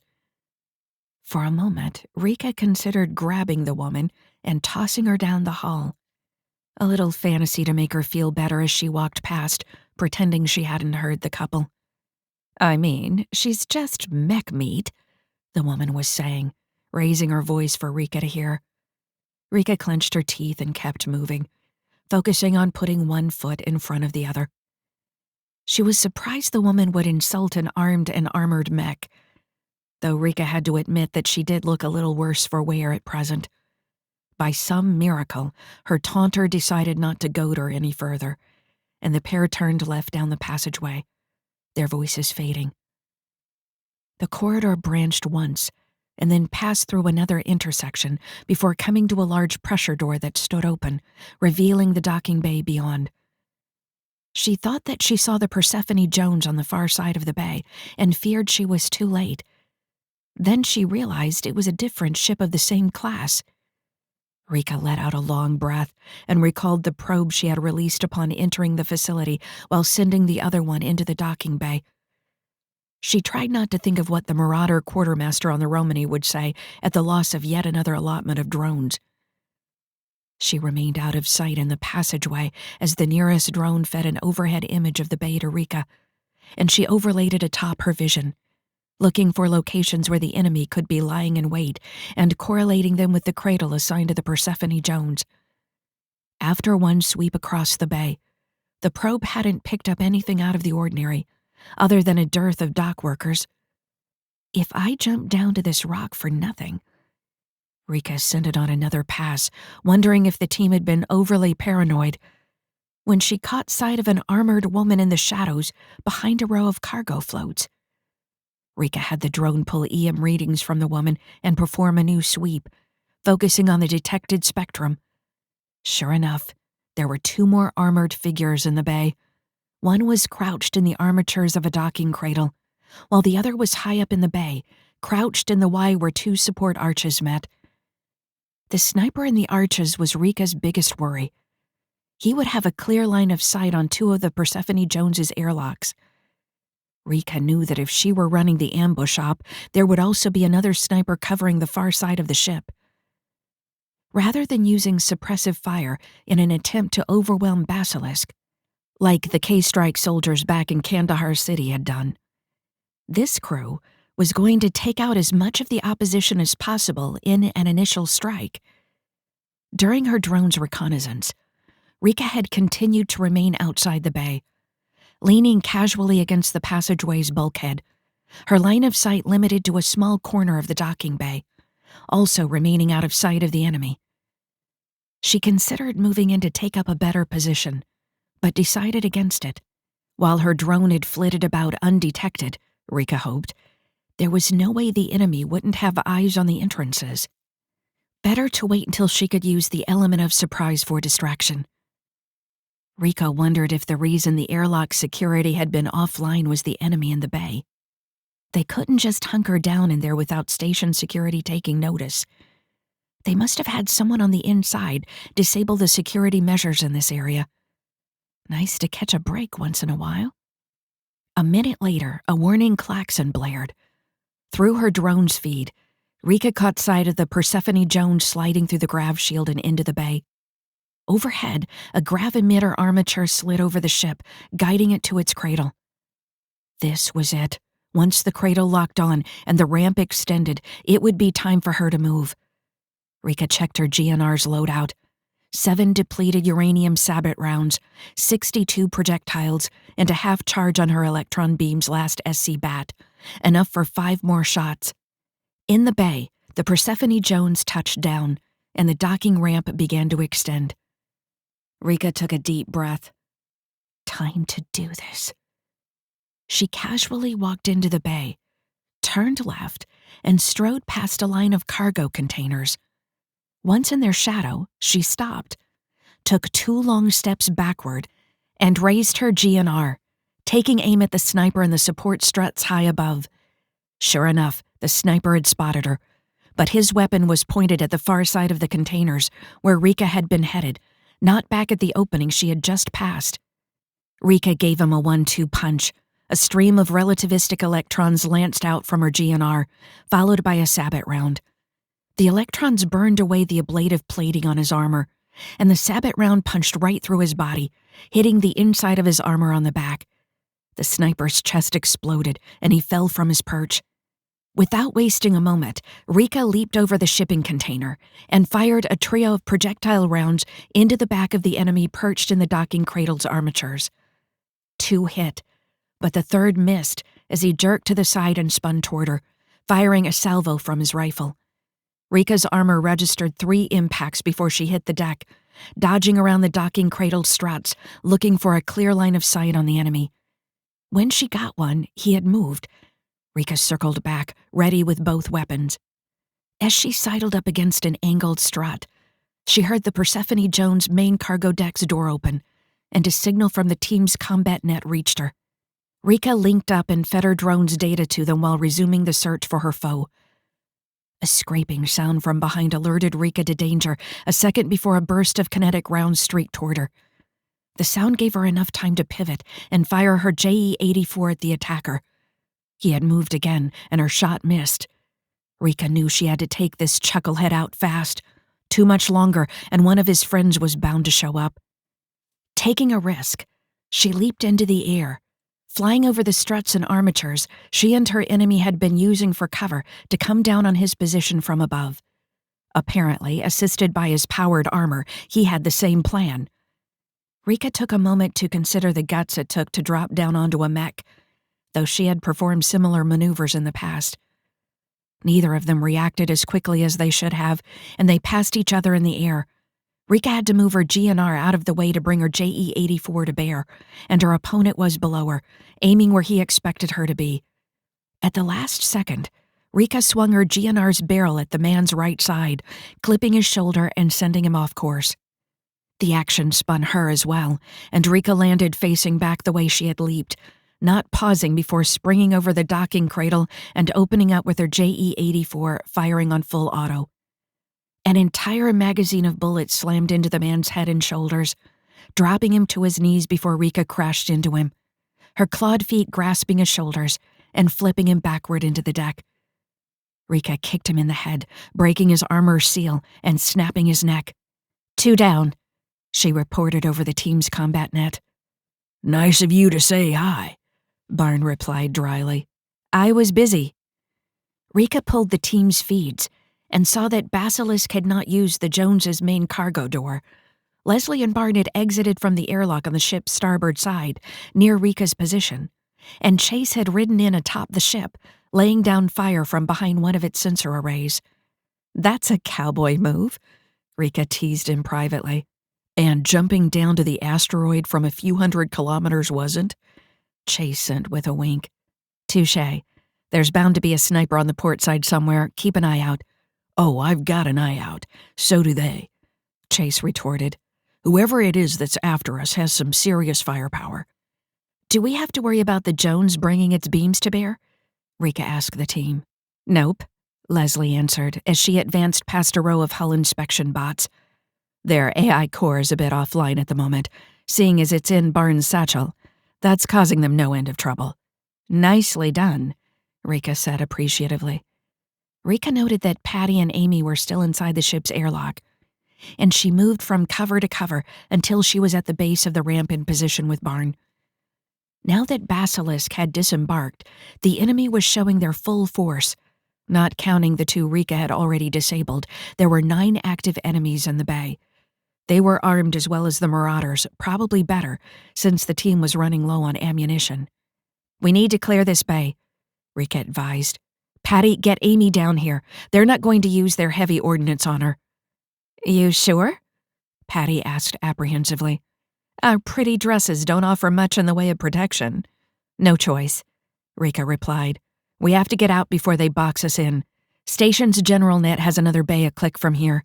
If we can get there and seal the entrances long enough, maybe we can find a ride off this rock. Patty rushed down the ramp without further prodding, clutching Amy in her arms. The woman crouched beside Rika and Barn wearing a stoic expression. You guys in Basilisk sure know how to have fun, she muttered. It's in the rule book, Barn stated matter-of-factly as he lobbed a grenade toward a source of enemy weapons fire. Rika glanced at Amy. I wish we didn't have to put the poor girl through all this. Leslie, make sure the entrance I came through is clear. Once it's secure, follow the route to the next bay and lock it down. Barn, get on the far side of those containers with Patty and Amy. Chase and I will cover our retreat. On it, Leslie acknowledged and dashed from cover. Her chameleon armor blended into the adjacent docking cradle struts. Rika couldn't see her, but Leslie's feed to the combat net showed that she was already halfway to the bay's entrance. Barn followed a moment later, leading Patty and Amy on a more circuitous route. Rika didn't watch their progress. Instead, she turned toward the opposite side of the bay and laid down suppressive fire with her JE-84, then moved to new cover. She repeated the action and sent the signal for Chase to follow.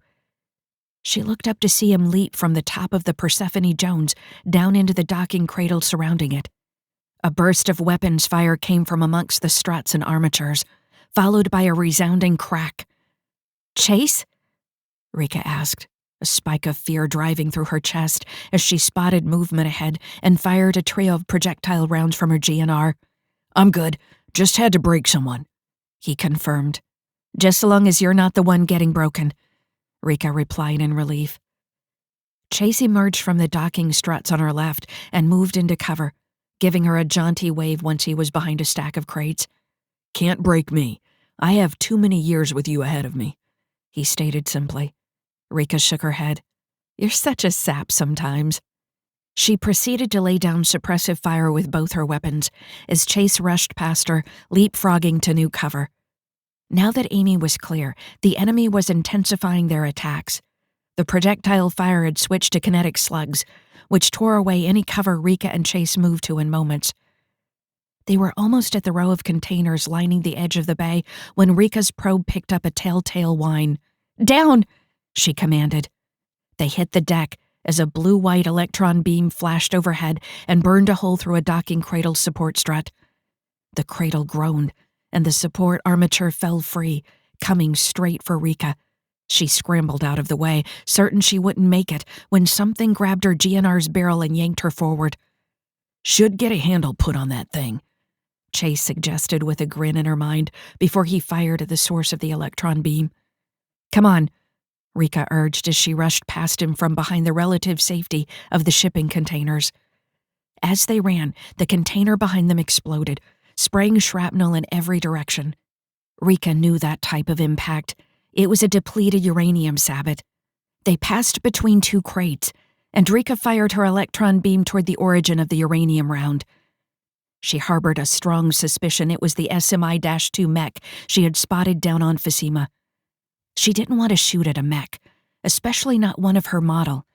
But if it came down to the enemy or her, there was no question in Rika's mind which one would survive the encounter. As she backed through the bay's exit, Rika caught sight of the enemy SMI-2 as it leaped into the air and landed atop the Persephone Jones. The mech stood in the open, her helmet facing Rika, the direction of its gaze evident by the gray skull painted the black oval. Rika paused, trying to determine by the enemy mech's stance if she knew her. She wondered if the Death's Head mech was thinking the same thing. "Rika, what's up?" Chase asked from behind her. Nothing. Keep moving." Rika backed down the passageway she had entered until she reached the first cross corridor, where she took aim at the bulkhead on the exterior side of the station. She fired a shot with her electron beam, burning away the plas and steel and exposing the rock behind. Asteroids were never as dense as planets, and she guessed that one sabot round would do the trick, bringing her down to just 3. Rika fired the shot and the rock exploded, opening a hole into space. The whump of explosive decompression thundered through the corridor. Klaxons blared and pressure doors began to lower. Rika turned and raced down the corridor toward Chase, who was crouched at the next intersection, waving her onward. Rika thanked the stars that some considerate soul had configured the doors to lower slowly, and she slid under with only a few centimeters to spare. "You like to play fast and loose, don't you?" Chase asked, while Rika lay on her back, chest heaving as she caught her breath. "I've never actually done that before," Rika said, "but I saw it in a vid and wanted to try it. Didn't expect pressure doors to close this far out, though." Chase shook his head. "They always close too deep. Forms an airlock." Rika nodded as she rolled over and pushed herself up. "Makes sense. I never spent much time on stations during the war. They were too worried we'd do more damage than the enemy." Chase gave a soft laugh over the link. "Gee, I wonder why. Still, you were on Decker for some time. Didn't you ever read over the emergency protocols?" Yeah, totally. All the time.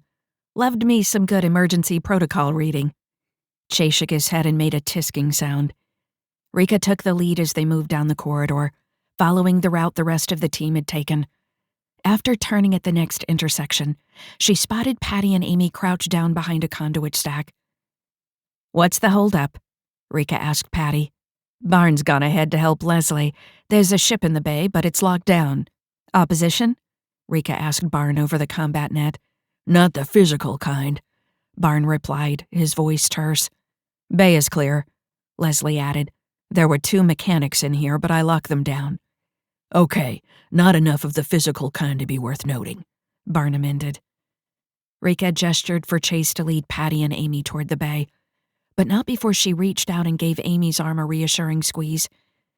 Rika held her position at the intersection as the team fell back.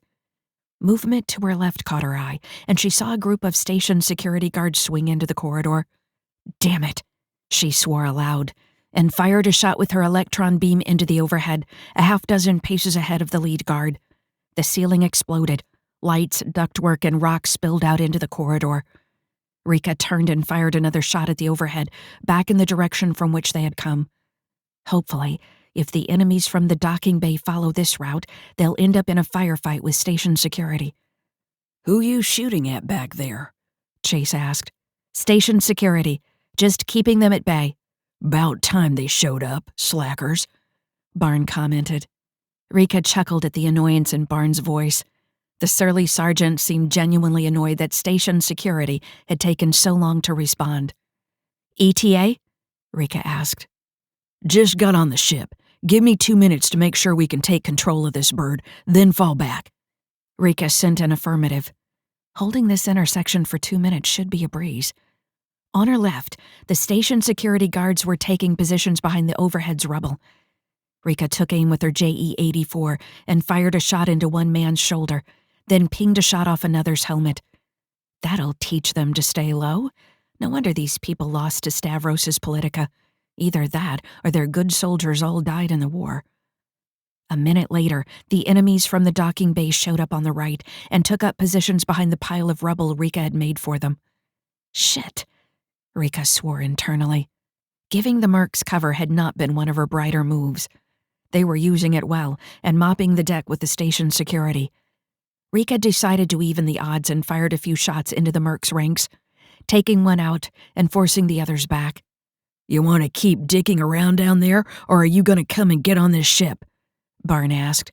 Thanks for the notice, Rika replied, as she turned and dashed down the corridor to the docking bay, turning to fire one of her last 2 sabot rounds at the T of the cross corridor once she had enough distance. The bulkhead exploded in a shower of plas, steel, and rock, and Rika prayed it would be enough of a distraction to get to the ship in time. She burst into the bay and saw the commandeered vessel highlighted on her HUD. It was a fast-looking pinnace on the far side of the hangar. Patty and Amy were rushing up the ramp, while Chase and Leslie held positions beside the cradle. The bay was half a kilometer across, and Rika pushed herself to her top speed, weaving between shipping containers and docking cradles. She was only 100 meters in when something swung out from behind a stack of crates and struck her squarely in the chest. The impact made her feel like she'd been hit by a starship. As Rika flipped over, her feet describing a long arc through the air before she landed on her back, her JE-84 slipped from her grasp. Rika struggled for breath, wondering if she had a collapsed lung. Readouts on her HUD showed that the wound on her back had torn open, and one of her previously bent ribs had snapped and was pushing halfway through her chest.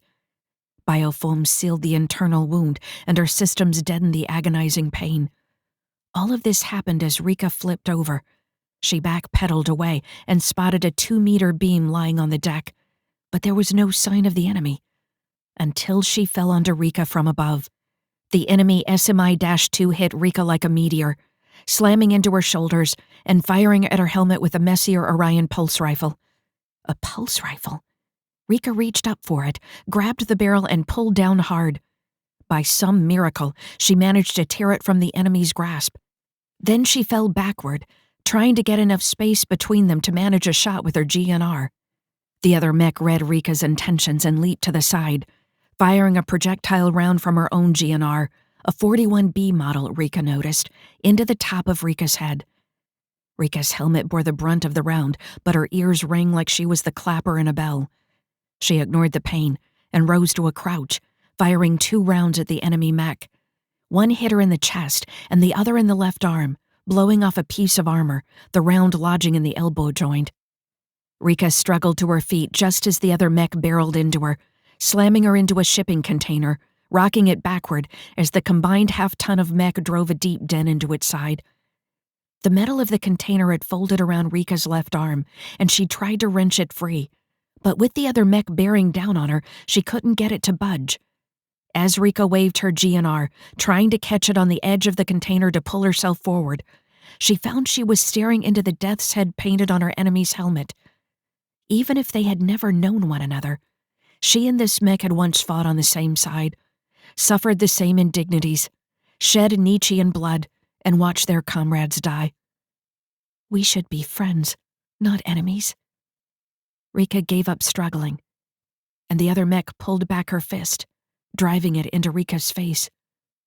Rika's visuals died, and everything went black. She felt panic surge up within her. Is this how it ends? Killed by another SMI-2 mech? Then light flooded in as her helmet was pulled free, and split in half in the process. "Rika?" a stunned robotic voice said. You're Rika?" Rika's eyes adjusted to the bright light of the bay, and she watched the other mech take a step back, taking the opportunity to finally wrench her arm free. "Who are you?" she demanded angrily. The other mech turned her head.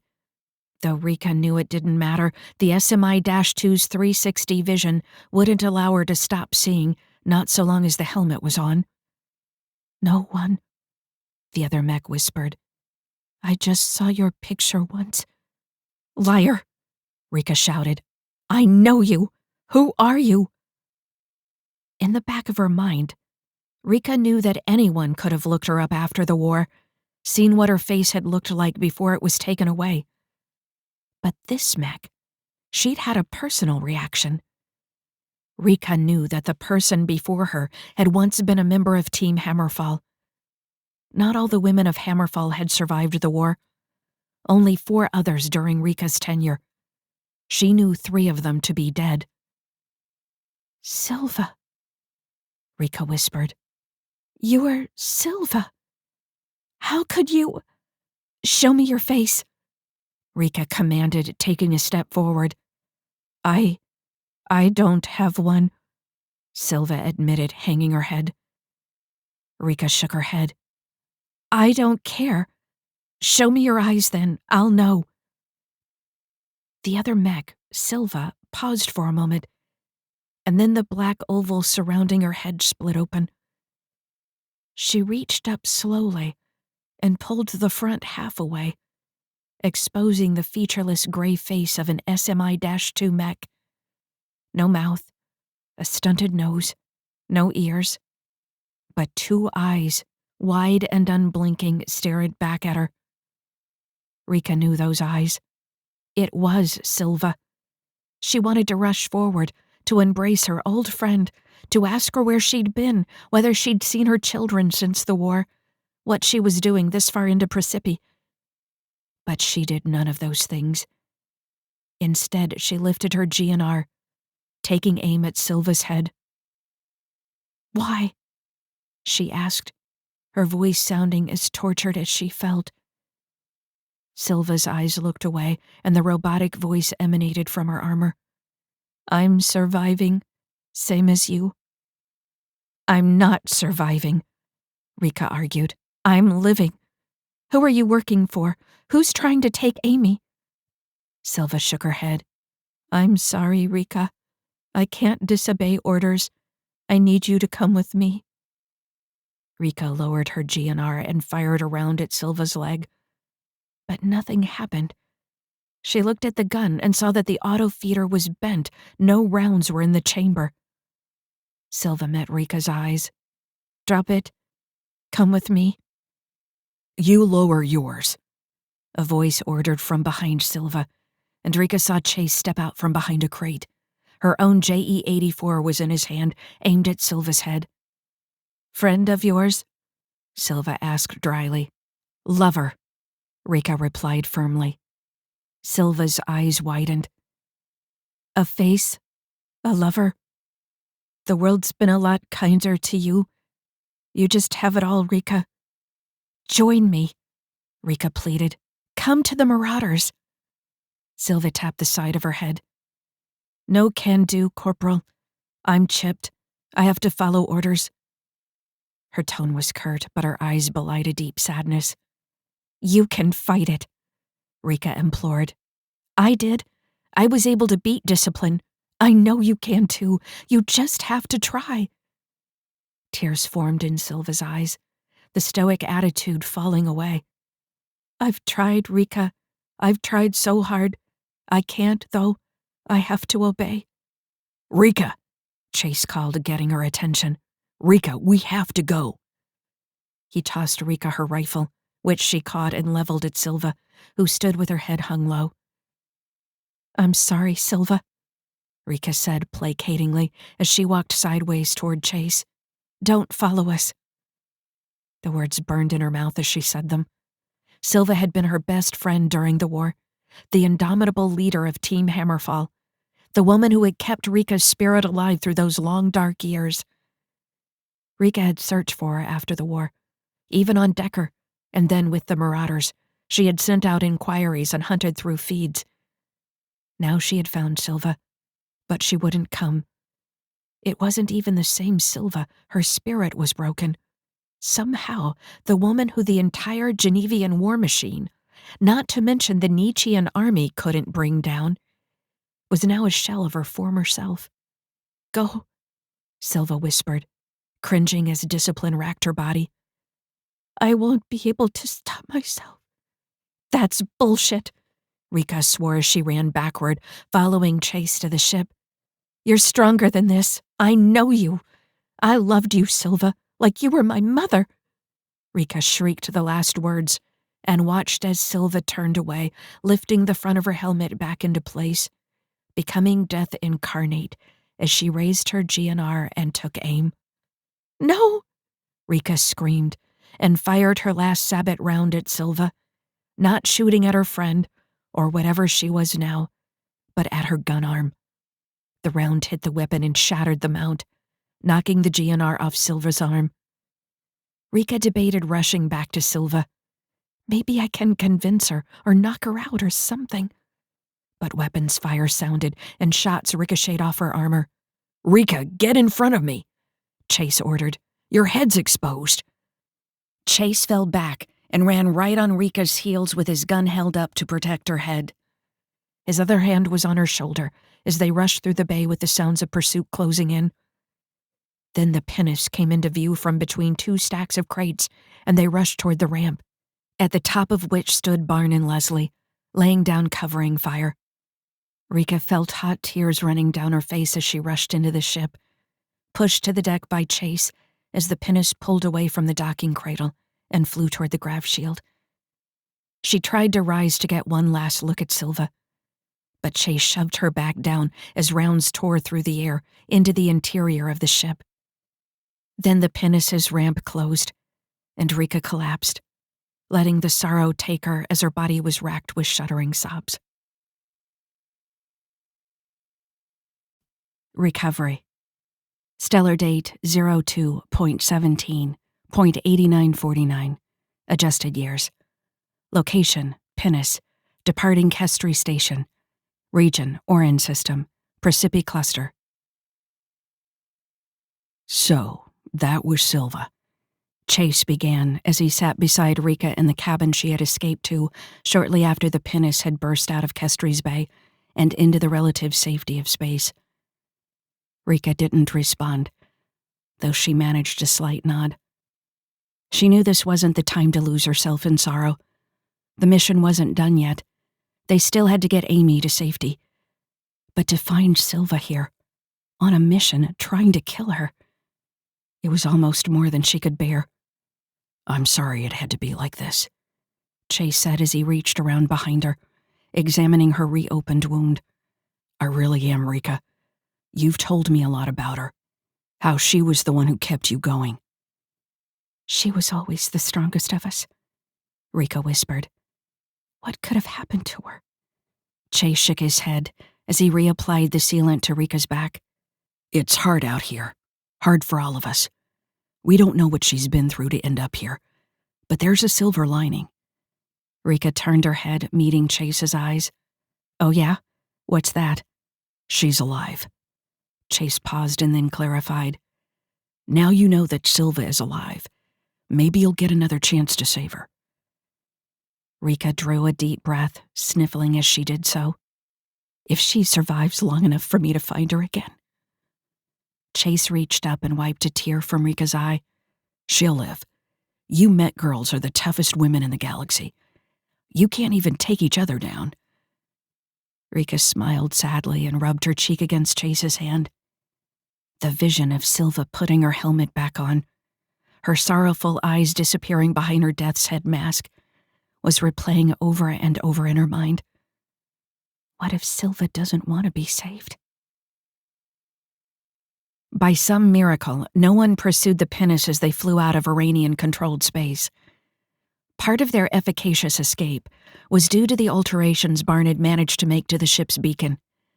But Rika suspected that maybe no one on Orin cared enough to take on the crew who had shot up Kandahar City's spaceport, taken partial control of the Persephone Jones, and blasted their way out of Kestri Station. One of the Iranian cruisers did break orbit from around Fasimi to follow them, but it didn't try to intercept their course. The captain of the ship seemed content to send a not-so-subtle message that they weren't welcome and not to come back. Barn deemed it was nothing more than a defeated gesture from a defeated people. Rika stood behind Patty's seat in the cockpit, staring out at the growing shape of Sirspa Station in the Politica-controlled region of the Orin system. Though the pinnace could make the interstellar hop to their rendezvous point for Amy's handoff, it would need a refueling before they left the system. The feeling that something was still very wrong hung over Rika like a dark cloud. Even if Barn was right about the Iranians being weak, she couldn't discern why the cruiser didn't simply blow them out of the black. The ship had never even closed within weapons range. It sent a bad message that one could act with impunity in Iranian space and get away with it free and clear. Then again, no Iranian citizens had been killed, that Rika knew of. Maybe the authorities weren't going to waste their efforts on a fight between mercs. One thing was for certain, if they had known Amy was on the pinnace, they would likely have done something very different. I have our bay assignment from Sirspa Station, Patty announced. They want us to dock in an internal bay so they can inspect us. I guess word got out that we made a mess on Kestri, Chase said from the co-pilot seat. Patty shrugged. They seemed more amused than upset. But you never know. I didn't ask for debarkation permits, just food and fuel, so we can be on our way. I don't like it, Rika stated. They could top us off with one of their service ships. No need to have us dock for that. You're paranoid, Patty soothed her. I asked for one, but service ships are usually reserved for larger vessels that can't land in a bay, or ones that throw off station rotation when there's not enough mass to balance. You know that. Rika nodded. She did know it, but that didn't mollify her. I still have a bad feeling about this. Chase looked up at her. Whatever it is, we can handle it. Basilisk can handle a few namby-pamby political flunkies doing an inspection. Chase, seriously? Patty exclaimed.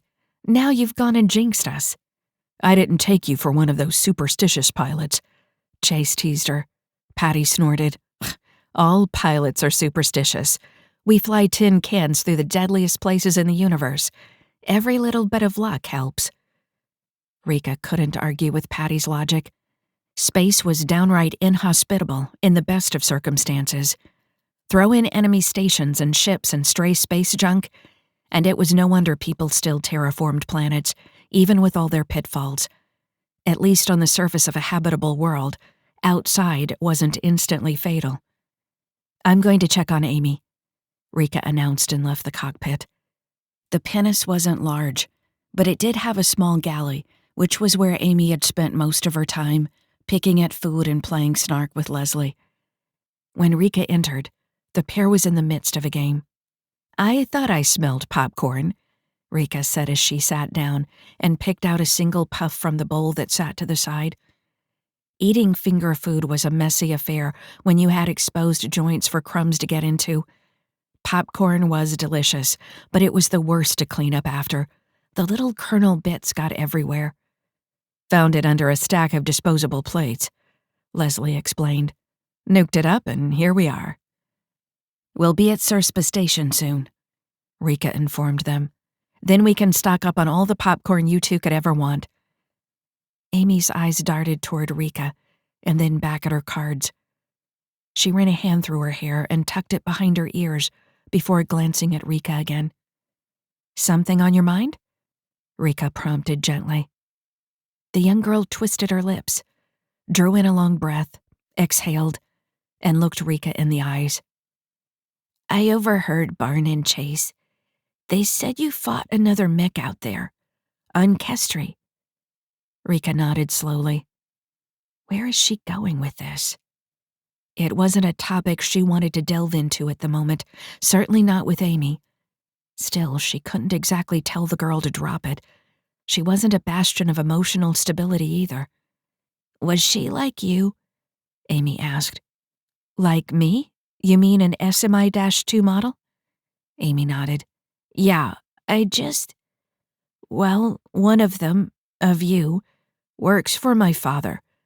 I wondered if it was her that you saw.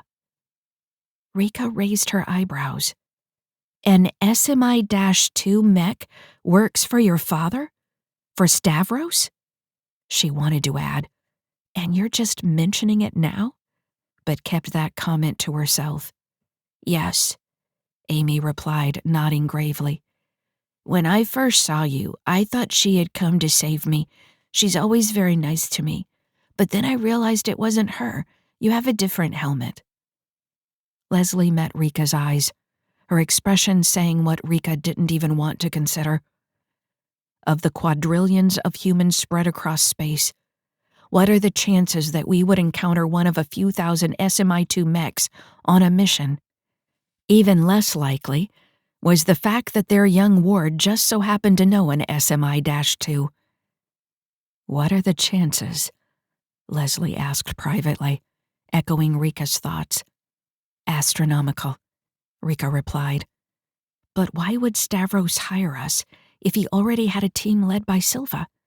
And then, why attack us once we have his daughter? That can't be what happened here. Shit, Rika. Since when does anything make sense in this business?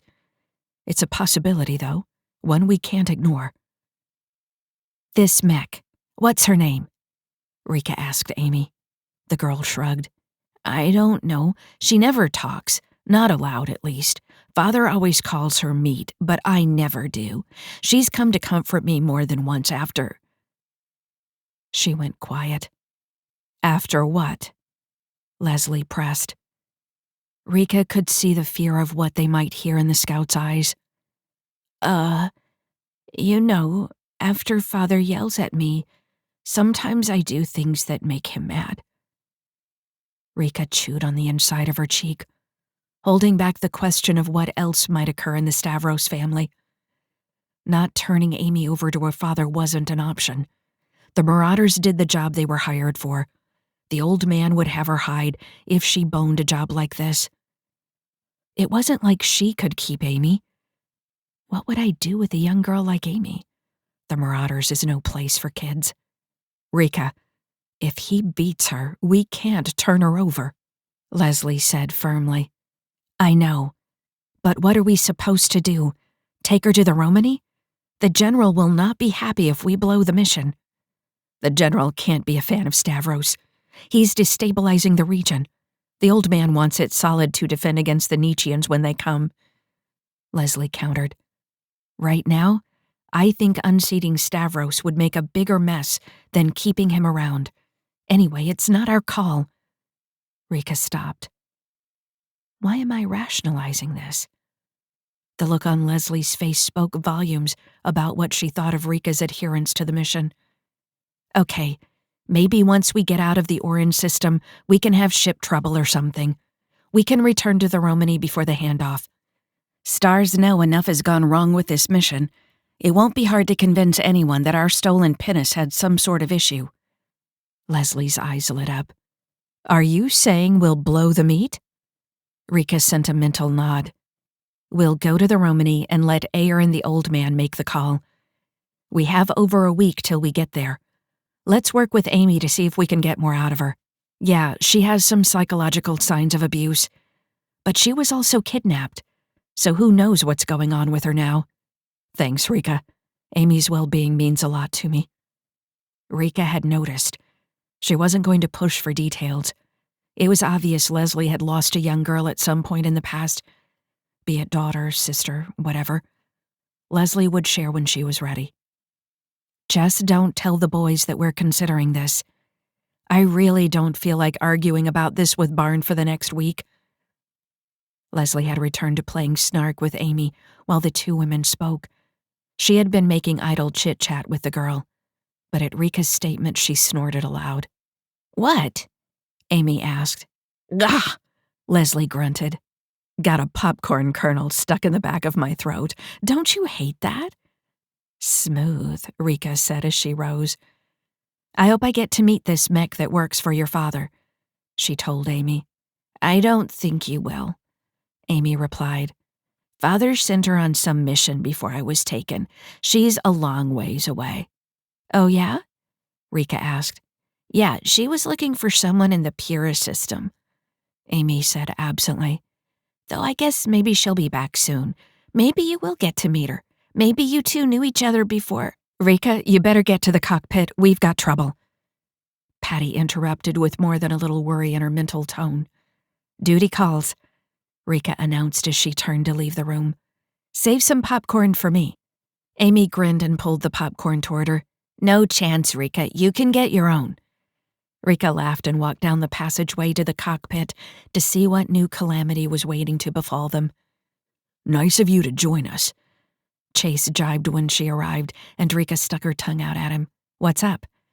Oh, just a few Politica destroyers shadowing us. Like 4.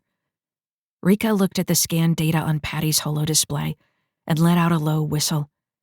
That's not really a friendly posture they have there. Noticed that, did you? Patty asked. No updates from the station? Patty shook her head. Nothing. Our docking coordinates are unchanged. What do you think?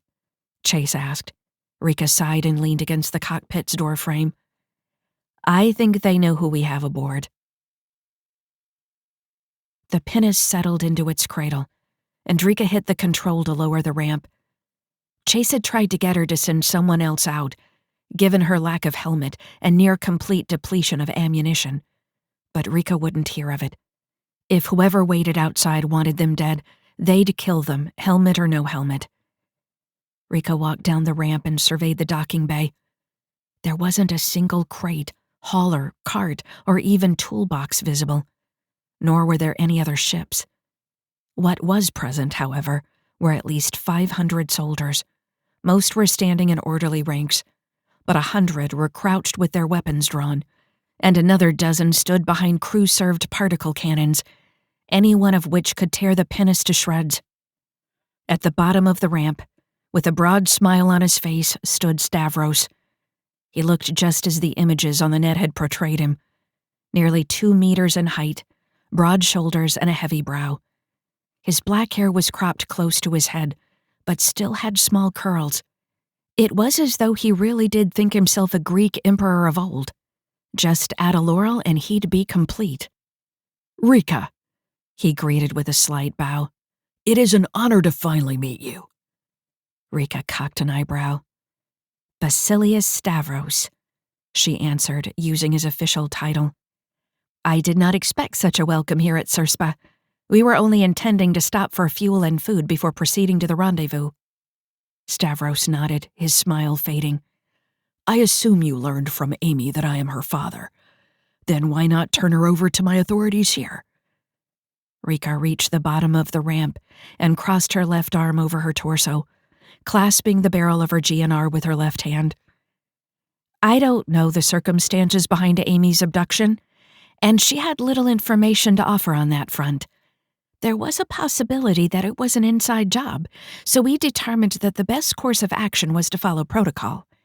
And now that I am here? Stavros pressed. Rika bit her lip. The last thing she wanted was to turn the girl over to this man. Just seeing him made her certain that he was not the best parent for Amy. But her choices were limited, and he was Amy's father. She had little cause to keep Amy from her family. Despite her prior conversation with Leslie, all they had were suspicions and a distaste for the man. I see no reason not to hand a girl over to her father, Rika relented through gritted teeth. Stavros gave a curt nod and a predatory smile graced his lips. You showed courage out on the battlefield. I followed your progress with great interest. You did? Rika was perplexed. Of course, Stavros replied. Do you think I would send mercenaries to rescue my daughter without ensuring I had eyes on the situation? Once you had her, I ordered my team to take Amy from you, but my forces failed to succeed. As he spoke, Stavros lowered his eyes and shook his head. Then he raised his hand, and a figure rose from behind the ranks of soldiers. Silva. All of Rika's fears came true. Silva is being held under Stavros's thumb with a compliance chip. The man is a monster. But I have no choice but to surrender Amy to him. When Silva reached his side, Stavros placed a hand on her shoulder. Meat here failed to take Amy from you, lost to you and your team, too. It was a thrilling contest to witness. You're quite the operator, Rika. You're wasted with the Marauders. We're not meat, Rika sneered. He put his daughter in danger just to see two mechs fight? She couldn't even put words into how that made her feel. No, Stavros considered. Maybe you're not. You're an amazing creature, a thing of beauty, speed, and cunning. You look good with a face, too. Meat here has no face. She hasn't earned it yet. Rika could see Silva tense at the repeated insults, but her former friend didn't move. She just stood there and bore the abuse. A rage-filled scream threatened to tear free from Rika's throat. How about I rip his face off and see how he likes it? Instead, she took a deep breath. Lives depend on me keeping my shit together. And me? She asked after calming herself enough to trust her voice. Would you say I've earned my face back? Stavros shrugged. You have it, don't you? Meat here doesn't.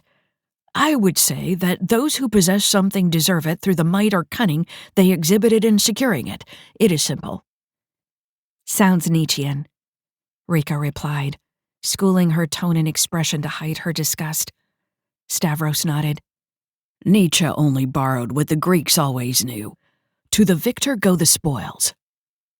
Is Amy happy? Rika asked suddenly, not sure where the words had come from. With you, at home or wherever you live? Stavros snorted. Of course she is. Why wouldn't she be? Rika shrugged. I'm just curious. We've spent a few days with her. I just want to know that she'll be well. Stavros waved a hand at Silva for her to step back. Amy lives like a queen. Trust me, she'll be well taken care of. She is my daughter after all. That's good. Maybe I'll send her a message from time to time, Rika ventured. You could do better than that, Stavros proposed. Like I said, you're wasted on the Marauders. You should join the Politica. We're the future of Precipi. Only we can hold out against the Nietzscheans. Does Stavros really believe that? He is the cancer, not the cure. What Precipi needs is his excision, not salvation at his hands. Rika looked to Silva, standing just behind Stavros. She appeared strong and powerful. But Rika remembered what the real Silva had looked like on the battlefield, when she'd led Hammerfall to victory after victory. This woman was nothing more than a shell, a hollowed-out remnant of that person Rika knew. It would have been better if I never knew it was Silva inside that armor. I wouldn't join you for all the stars in Precipi, Rika promised. We're going to turn Amy over to you only because we must, and then we're leaving. Rika raised her hand and waved it forward, signaling Leslie to bring Amy down the ramp. When the girl reached her side, Rika knelt and embraced her. I'm gonna miss you, Amy. You be good, and take care of my friend, the other mech, okay? Amy met Rika's eyes. Why won't you take Father's offer? You could stay with me then. You could be with another mech like you. Rika shook her head. My family is the Marauders. With them is where I belong. I'll send you messages, though. We all will." "Yes," Leslie added, "frequently."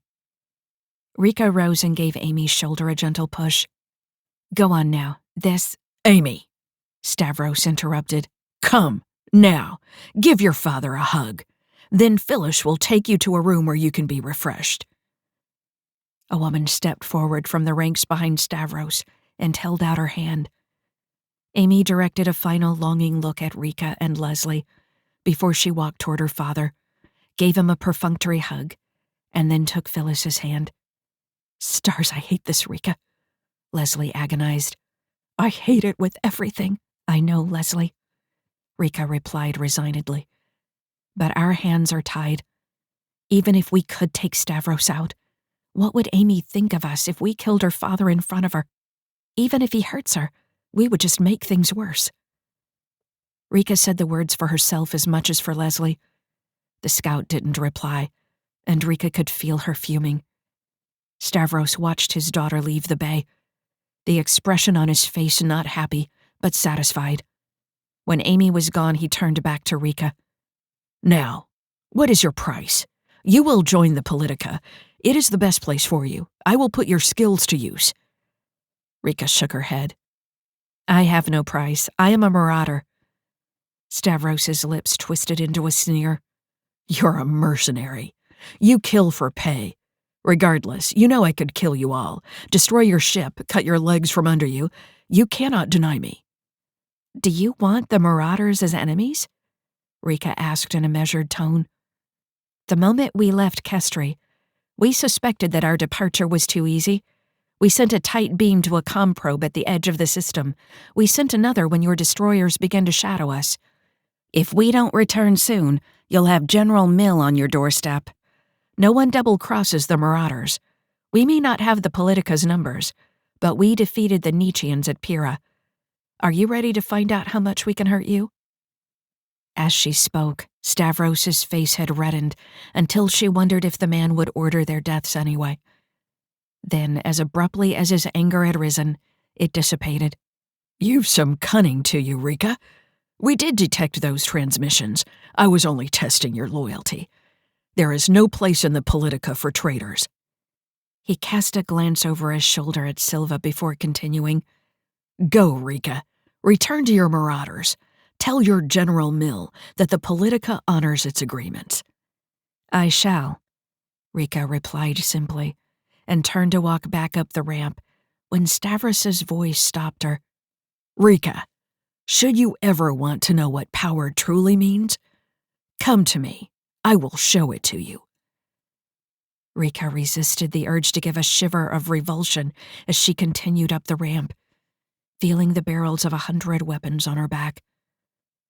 Once inside the ship, with a fuming Leslie at her side, she hit the control to close the entrance and called up to the cockpit over the link. "Patty, get us the hell out of here." Home. Stellar date 03.11.8949. Adjusted years. Location: MSS Romani, in orbit of Kaiso. Region: Scarborough System, Theban Alliance, Precipi Cluster. Rika walked down the passageway toward Captain Ayer's small office on Deck 34 of the MSS Romani. It was good to finally be back on the ship. It would be better tonight, when she could finally relax with Chase. Not that they'd been unable to relax during the 3-week trip back to the Romani's current location in the Scarborough system. It just wasn't the same on the Penis, where the team had to sleep in shifts on the 2 small bunks. Tempers had been short, and everyone had been glad to finally leave the cramped ship and the memories it held behind. Rika just wanted to have a good, long cry, a very, very long cry, preferably in Chase's arms. Not only was Silva lost to a monster like Stavros, but Rika had turned a 10-year-old girl over to him as well. Just the thought of it made her sick. She reached the unassuming door and knocked sharply. "Come in," Captain Ayer invited, and Rika pushed the door open to see the captain rising from her desk. "Captain." Rika greeted her and saluted once she'd crossed the threshold. Ayer walked around her desk and stood before Rika, returned the salute, and then extended her right hand to shake Rika's, a regular hand now in place, rather than the gun arm that had been there for the past 4 weeks. "At ease, Lieutenant, and congratulations," Ayer granted. "You acquitted yourself well out there, especially given the circumstances." Rika relaxed marginally. "Which circumstances? That we were hired by a son of a bitch? That we lost our ship? That I met the shell of my former CO? Or that we turned a wonderful little girl over to the aforementioned son of a bitch?" Captain Ayer gave a rueful laugh. "You're supposed to ask for permission to speak freely before you go off like that, Rika." Rika opened her mouth to comply, but Ayer held up her hand. "No need, Rika, it's granted. I feel personally responsible for putting you through that. We vet our clients and thought we knew who we were working for, but Stavros pulled the wool over our eyes." "Ma'am?" Rika asked. "How did he do that?" "Not sure. We're still unraveling that. When we figure it out, we'll certainly update our protocols. I read your report while you were on approach. I'm really sorry about what happened to Silva. First the war, now this." "She could fight it," Rika posited. "I did." Ayer cast an appraising eye on Rika. Yes, you did. But not everyone has your strength. Maybe after the war, when there was no one left for Silva to be strong for, she couldn't muster it for herself. People are complex. Don't hold it against her." Rika considered Ayer's words. Perhaps I have judged Silva too harshly. Some amount of her reaction was due to the shock of finding Silva in that situation, enslaved to the likes of Stavros. "You're right," she admitted after a moment. "I should give Silva more credit. She's earned it." Ayer nodded. "I'm glad you can see it that way, because we have another mission for you." "We?" Rika parroted, seeing Ayer's gaze dart over her shoulder. She looked back to see General Mills standing in the still-open doorway. Rika stood at attention and snapped off a salute. "General, sir." Rika had heard that the faux hammer was in the Scarborough system, but she didn't know that the general was on the Romany. The general returned her salute without hesitation before stepping into the room. "Glad to have you back with us, Rika. I swear if we could have found a way to give our leaders half the courage you have, we'd all be sleeping in the Nietzschean Emperor's palace right now. You're a credit to the Marauders, to mechs, and to your people." "Thank you, sir," Rika replied. "I take it I've arrived before you shared the details?" General Mill asked. Captain Ayer nodded. "You have, sir." "Good, let's sit down. These are weighty matters we must discuss."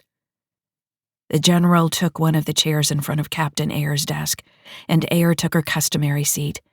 Rika sat next to the general, feeling somewhat uncomfortable with the arrangement. "I'll get to the heart of it," General Mill started. "I hate the fact that we did work for that pile of donkey excrement named Stavros. The only silver lining is that we saved a young girl in the process. Though I'm not convinced we did that either." "Sir?" Rika asked, not sure she understood correctly. "It was in your own report. You must have thought about it too. Amy told you that Stavros had sent Silva to the Pura system to look for someone. I'll bet that someone was you." "Me?" Rika asked. "I thought he was just looking to gain some sort of leverage after the Nietzschean defeat there. He's been gathering Genevian mechs. Scientists, too. It's possible that he's trying to recreate the mech program in the Politica," Ayer revealed. "We've received some intel from the Septhians that supports this." Rika didn't know how to respond. The thought of Silva being caught up in something like the Genevian mech program again was enough to break her heart. That those horrors were going to be unleashed on another people was even worse. "We plan to stop him," General Mill assured her. "Even better, the Septhians are going to pay us to do the job." "Sir?" Rika asked again, starting to feel silly repeating herself. "The General is a bit excited," Captain Eyre said with a smile. "We've been hired to assassinate Stavros." Rika clenched her jaw. If someone is going in to kill that man, it had better be me. "You know I want it." General Mill nodded. "I'd be shocked if you didn't. I could read between the lines in your report. But you can't just show up on Stavros's doorstep asking for a job. You need a plausible story. And I don't think there's one that would hold water." Rika nodded. A few possible ones floated through her mind, but none seemed credible enough. Then she hit upon it. "Shit, you need to fire me. Sir." General Mill raised an eyebrow, his gray eyes locked on Rika's. "Why's that?" "I shut Stavros down, hard. Shamed him in front of his people. We concoct a reason for you to fire me, and I go to him, hat in hand, begging for a job." Captain Eyre shook her head. "No, Rika, you don't want that. Stavros will know it's a setup, especially if you made your dislike of him clear. There are a dozen other outfits that would take you in a heartbeat. If we fire you, it would have to be for something serious, and we'd have to spread it around. Your name would be mud." Rika considered this for a moment. "Like, how serious?" General Mill stroked his chin. "It couldn't be murder. We'd hold you for that, not fire you. Embezzlement wouldn't work either. Most of the other merc companies would still take you in if you embezzled from us. Stars, they might applaud you." The general ran a hand through his hair and sat back in his seat. "I think we need to find another operative. I'm sorry, Rika. Basilisk will be on hand as backup, but you can't take point. We'll need someone who can get in close to Stavros without raising suspicions." Rika drew a deep breath and nodded in agreement. "Very well, sir." General Mill and Captain Eyre reviewed the details of the mission with her, putting together a plan to take out Stavros. Rika was honored that they would discuss this with her. It was especially useful because she was going to use their plan and intel to pull off the operation herself. The chance to kill Stavros and free both Amy and Silva was too much. It was a job tailor-made for her, regardless of what her superiors may think. Murderer. Stellar date 03.11.8949. Adjusted years. Location: MSS Romani, in orbit of Kaiso. Region: Scarborough System. Theban Alliance. Precipi Cluster. Rika sat back, bracing herself for Chase's reaction. He worked his mouth, trying to figure out what to say. His eyes were troubled and wild. The words finally burst out of him in a rushed stream. "Rika, no! You can't do something like this. I don't know what to say. Can I forbid you? I want to forbid you. I forbid you." "Nice try," Rika replied dryly. Then her tone softened. "You know I have to do this. You know why." Chase nodded slowly. "I was there too. Well, not down on the ramp, but I know the score. Stavros has Silva. Probably beats his daughter. Now he wants to restart the Genevian mech program and use it on his people. Dude's bad news and has to be stopped, I know. But you've done your bit. Mill's right. Putting you with Stavros would require accusing you of something so bad it would ruin your reputation forever." Rika placed a hand on Chase's arm, a wan smile on her lips. "I really like the fact that you think I have a good reputation, though I don't know with who. But my reputation with myself is what matters the most. I have to do this. I have to save them." She watched Chase mull it over. He looked like he was going to try to make an impassioned plea, but then he chuckled. "Okay. If we're going to get ourselves killed like gallant knights of old, we should get Leslie and Barn in on it. They're going to want to help." Rika sprang out of her chair and wrapped her arms around Chase. "I knew you'd understand." Chase gave a rueful laugh. So much for a long and illustrious career in the Marauders. You're fucking nuts, Barn declared, folding his arms in disgust and turning away, staring out the porthole in Rika's cabin. It's got merit, Leslie allowed, but you need something more than a lover's spat, even one that ends up with Chase in the hospital. The only way you'd go to Stavros is if you're wanted for murder.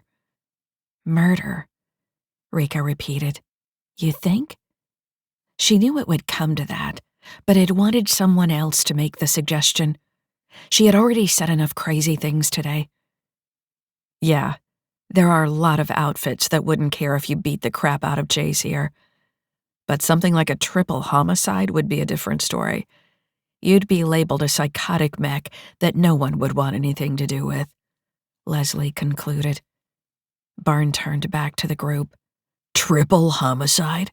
Yeah, consider this, Leslie pitched.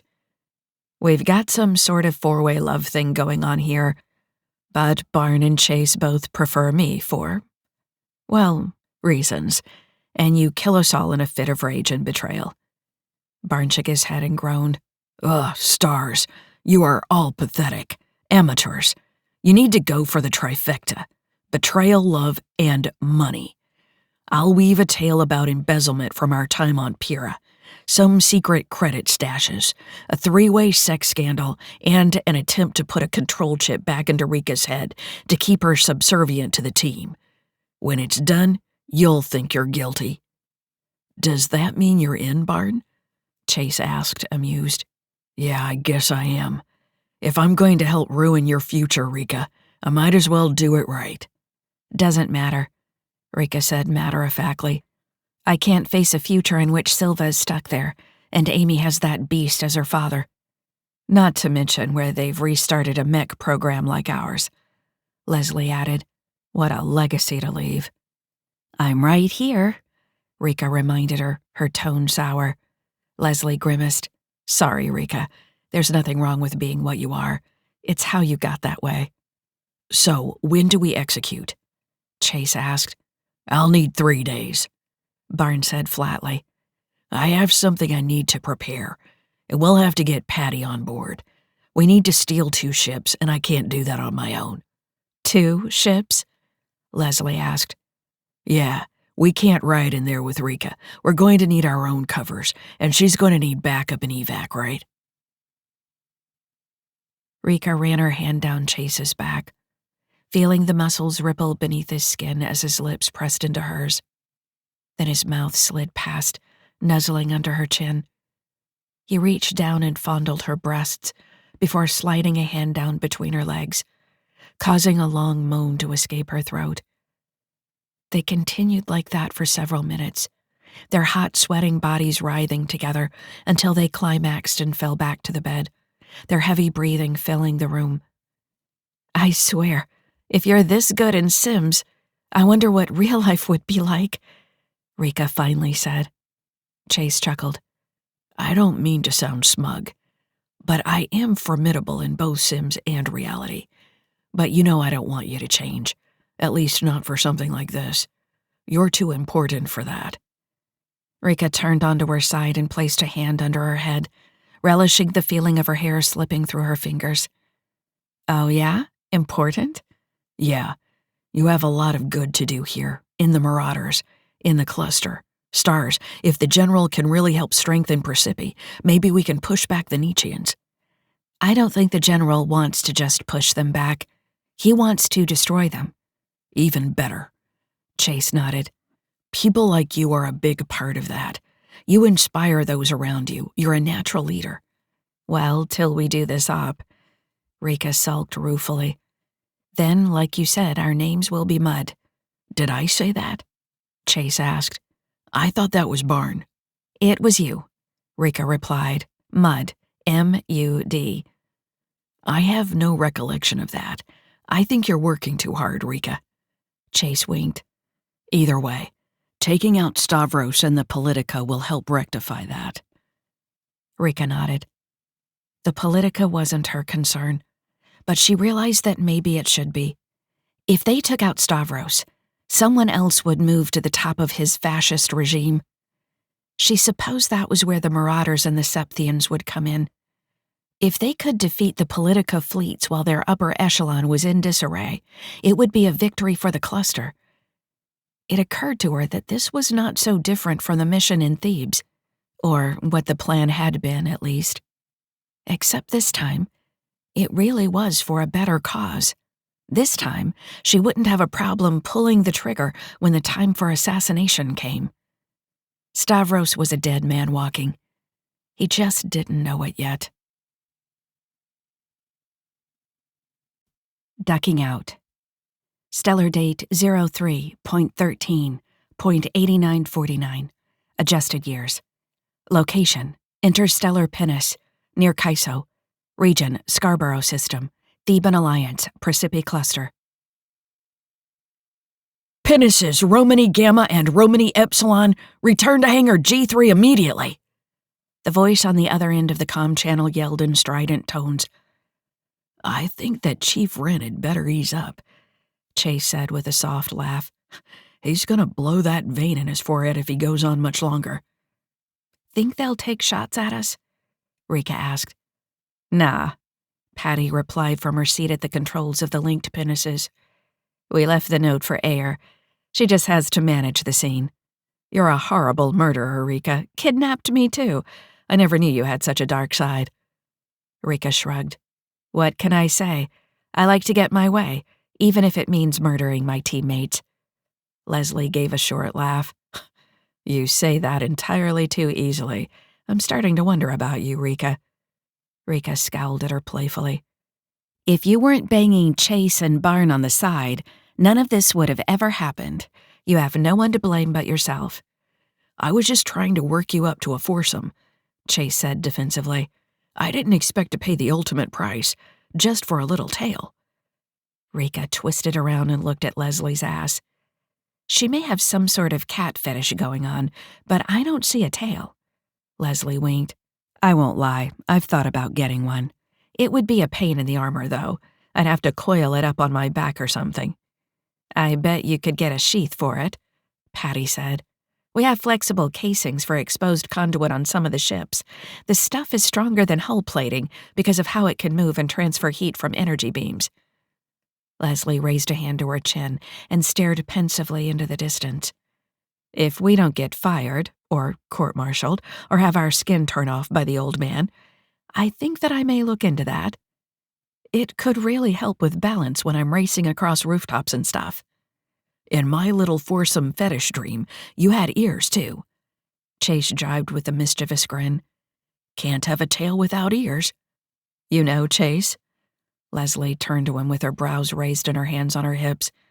You're entirely too vanilla for this crew. If we all make it back, you have to get some mods. You're into them, on Rika at least. It's time for you to put your skin where your eyes are.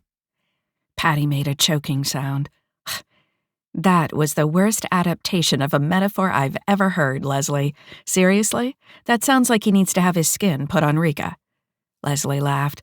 Yeah, that needs some work, she admitted. Barn's not modded, Chase pointed out. Why do I have to get changed up? Barn? Seriously?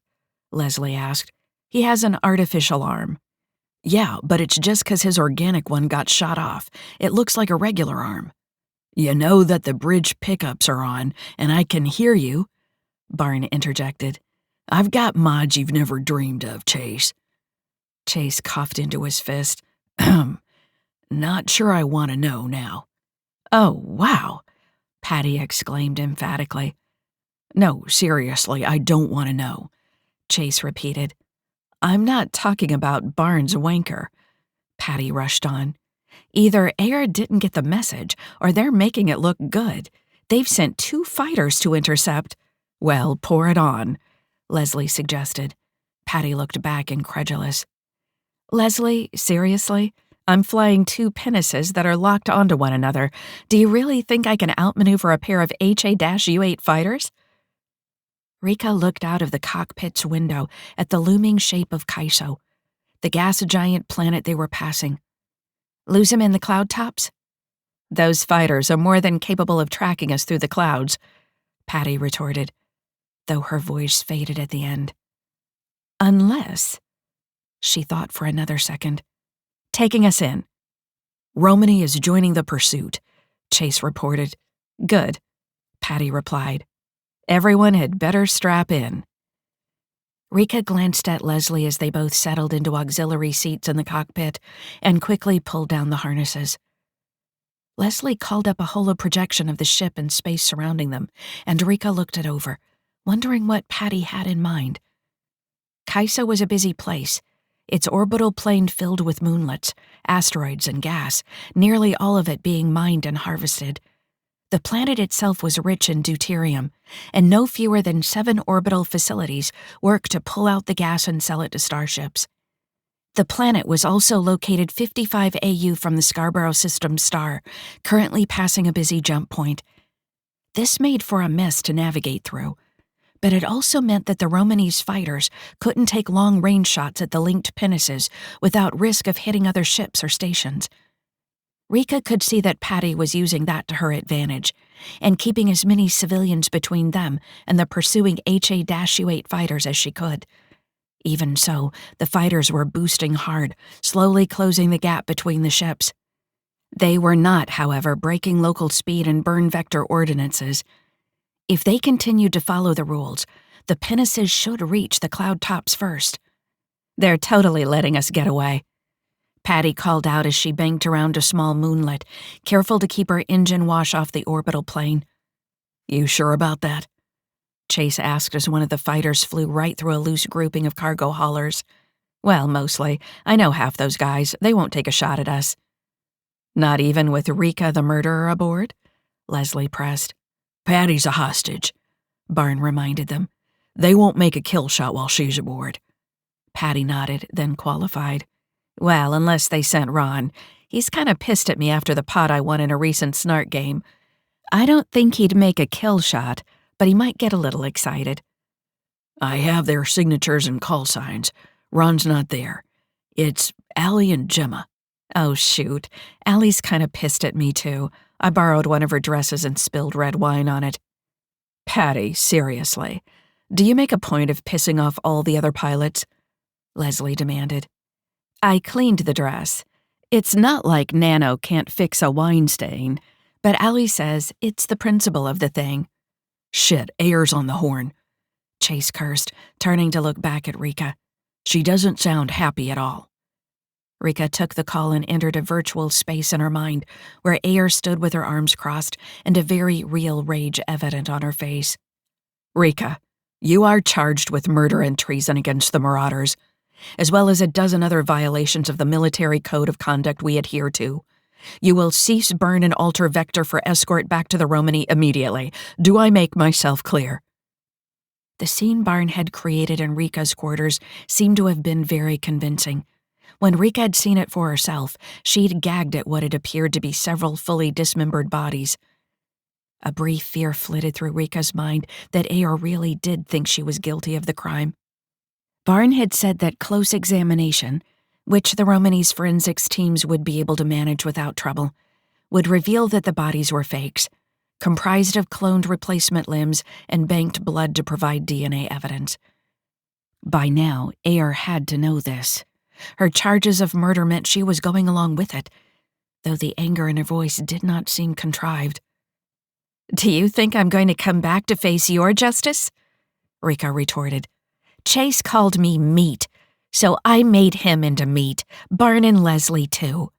You can't murder Marauders in cold blood and get away with it, Ayer spat. We'll come after you. We'll find you, and when we do, you'd best hope the capture team kills you, because what the tribunal will order will be far worse. You gonna chip me again? That's what they were trying to do. Ayer nodded once, her eyes cold. If we have to. Enough, Rika said with finality. I'm done with the Marauders. I'll find an outfit that really understands what I can do, one that appreciates me. Rika. Ayer's voice was dripping with acid. You've become a monster. Only fools and other monsters will take you in now. This is your last chance. With a compliance chip, we can rehabilitate you. There was a look in Ayer's eyes that Rika couldn't place. Is that sorrow? Or just raw anger at my disobedience? Never going to happen. I'll die before I get chipped again. Rika swore, the vehemence in her voice authentic even as she wondered at Ayer's meaning. We'll see, the captain replied. Know this, I'll find you, and when I do, there will be hell to pay. Rika cut the communication and considered what had just taken place. There was more than one message hidden in those words. Ayer will come with the Marauders once Stavros is dead. She believes that Stavros will try to chip me if I act too boldly. He might do it anyway. Lastly, if Stavros catches on to me, I may want to consider death over capture. The virtual space disappeared from around her, and Rika looked around at the cockpit once more. She had made the conversation available to the team, and they too were contemplating Ayer's words. Does that mean she thinks we can do it? Chase wondered. Or that we're going to get our asses handed to us? I don't think she's certain one way or the other, Leslie guessed, but the Marauders will have our backs either way. Rika looked at their position and saw that they were just a few thousand kilometers from Kaiso's cloud tops now. She silently counted down from 10. When she hit 2, they dropped into the upper strata of the gas giant. Patty continued to dive deeper, passing bulbous cumulus clouds until they hit the planet's deck. There, the gas changed from atmosphere to something much closer to ocean. The pinnaces began to shudder as the grav field's dampening motion struggled to compensate. Patty, is this necessary? Chase asked, his voice carrying a nervous lilt. Yeah, it seems excessive, Leslie added. You want it to look good, right? Patty reasoned. We're within tolerances. Barely. They stayed in the cloud soup for another 3 minutes. Then Patty pulled out, and the shuddering ceased. Rika breathed a sigh of relief as they soared through the upper levels of the planet's cloud cover. A minute later, they were back in space, their scan showing no sign of either the Romani or the 2 fighters. Well done, Patty, Chase appraised. You timed it just right. They're still on the far side. We slowed down below the deck. They came all the way around and passed us overhead. I have a clear shot to the jump point now. They won't catch us unless they fire REMs up our asses. Rika leaned back. We did it. We're clear. Which was, of course, the easy part. A new teammate. Stellar date 03.14.8949. Adjusted years. Location, the Isthmus, Sparta. Region, Peloponnese System, Politica, Precipi Cluster. You've lost your mind, Barn, Rika pronounced in disgust. What in the stars were you thinking, bringing her along? She outed us to Captain Sarn. In my defense, you were hacking my ship, Nikki replied. I was just making sure we didn't get blown out of the black. To say Rika was a little surprised when Barn revealed the something extra he had brought along would be an understatement. She had no idea how he had smuggled the AI from the Persephone Jones along for the trip, let alone convinced her to help. Help, that seems all too suspicious. Explain this to me again from the start, Rika ordered, ignoring Nikki's statement. You were talking with this AI the entire time we were flying back to the Romani? The look on Barnes' face indicated that he had not expected this sort of reaction from Rika. He even looked a little scared. Well, it's not often one has a couple of weeks to spend with an AI. She was going nuts without stimuli. And I was curious how a ship like the Jones ended up with an L3 AI. Stole me, that's how, Nikki informed them in disgust. Their jacked-up system was built to shackle AI too. You have no idea what a bad egg Captain Sarn really is. So you guys just hit it off? Rika asked testily. Started having a little tete-a-tete? Rika, seriously, there's nothing in the regs that says I shouldn't have done what I did, Barn retorted. You need to do a bit of rereading, Rika countered. You can't introduce new variables like that into an op that's underway. I'm your CO. You have to run shit like this past me. She's sentient, Rika. Barn argued. Not an NSAI. You can't leave a sentient being cooped up like that. There are laws. Rika shrugged. Doesn't change the fact that you're supposed to clear stuff like this with me. Rika, I know you're upset with Barn. You're right. He should have cleared it with you. Nikki, Barn began, but the AI shut him down. Barn, quiet. She's right. You screwed up, and it's making this more difficult. Barn folded his arms and glared at the AI core that was sitting atop the pedestal on the galley table. Fine. By your laws, Rika. Marauder as well as Septhian and Theban. I'm a free being. I'm not accused of any crimes. Your Marauders have cleared me of any wrongdoing. I'm here of my own free will to help you. Why? Rika demanded. Because Stavros has killed many of my people. He's not a big fan of free AIs. If you're going to take him down, I can help. How's that? Rika asked, still unconvinced.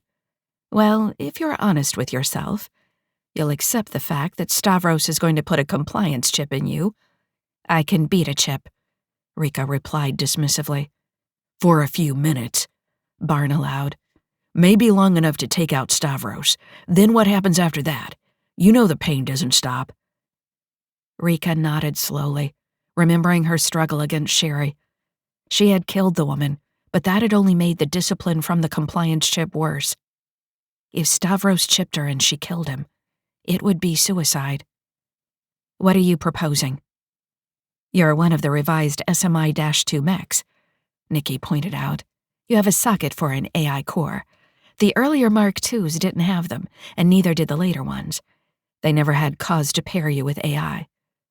Barn nodded vigorously. Nikki can disable the discipline, and Stavros's techs won't know to look for her. If you two are careful, she'll go undetected, and you can act with impunity. Not suffering through discipline to take out Stavros is an appealing idea. I'd also be operating on my own. Having an AI could be useful. She tamped down her anger at Barn and considered it objectively. Okay, say we do this. How does it go down? We need to know one another first, Nikki explained. Join me in my mind. Why?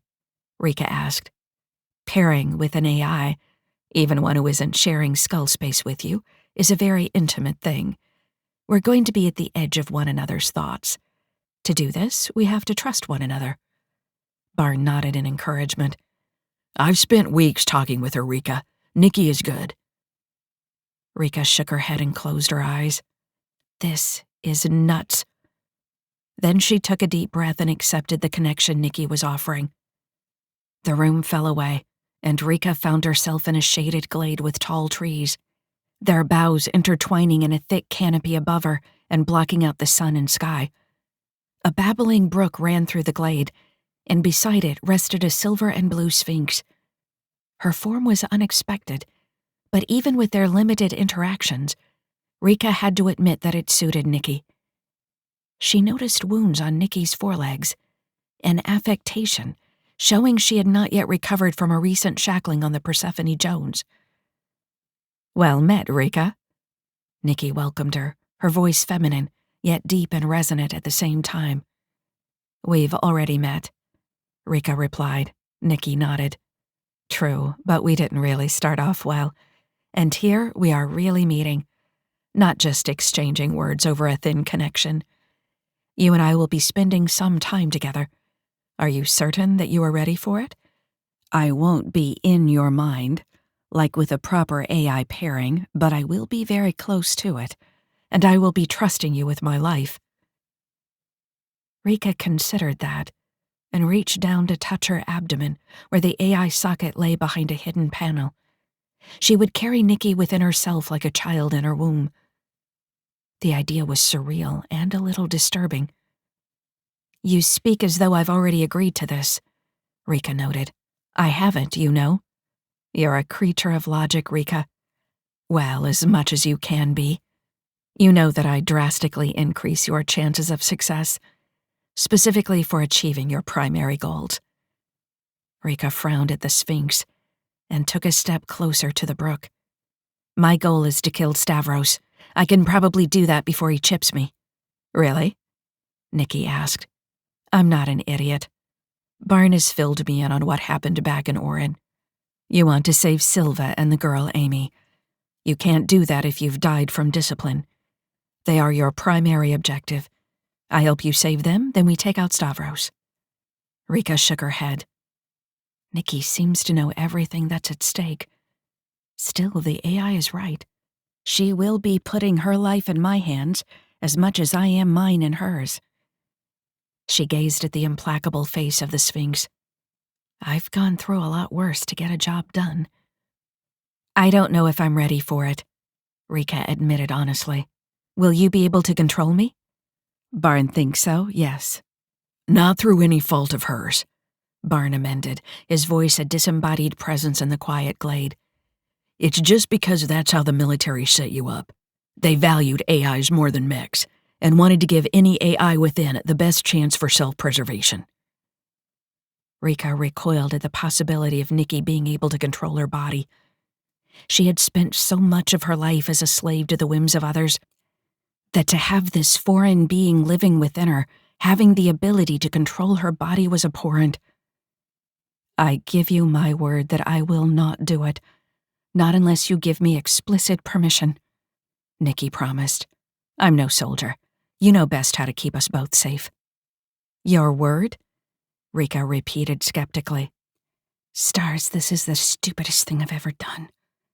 You don't know her, Barn interjected. But you can trust her. If you can't bring yourself to do that yet, then trust me. If she gets me killed, I'm coming back to haunt you, she warned Barn privately. Noted. Rika did trust Barn, had done so with her life on many occasions. But is he thinking clearly about this? I am going into hostile territory with a new team member. We have no rapport and no reason to believe that the other has our best interests at heart. However, Barn believed that she would need the AI to succeed, and logistics were his forte. The more Rika thought about the mission, the more she suspected he was right. If I can't convince Silva to aid me, then a hit on Stavros will require a lot of dumb luck, and AI could improve my odds a lot. Do you want to succeed? Barn asked, mirroring her thought process. If so, take Nikki's help. She has her own reasons for hating Stavros and his politica. She won't let you down. Plus, if you need to, you can disable her by shutting down your power. I've made sure that she can't override your control of those systems. Barn, without power I can barely move. Barn acknowledged this fact, nodding. I never said it was ideal. Okay, Rika said to Nikki after a moment. Let's do this. I'm taking you at your word, but remember, Silva and Amy are as much our goal as Stavros. We ensure their safety before we take him out. Understood. Nikki agreed, nodding slowly. I'm having to trust you too, you know. This goes both ways. Rika smiled, hoping it appeared warm and not grim. Barn, do it, she commanded. Outside the glade, Rika was dimly aware of Barn opening the access port on her abdomen and removing one of her SC batteries to reveal the small AI core socket behind it. Then she felt him grasp her arm as he carefully set something inside. An instant later, the glade was gone, replaced by darkness. She was alone in the empty space, feeling nothingness beneath her.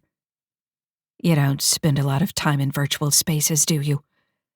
Nikki's disembodied voice came to her.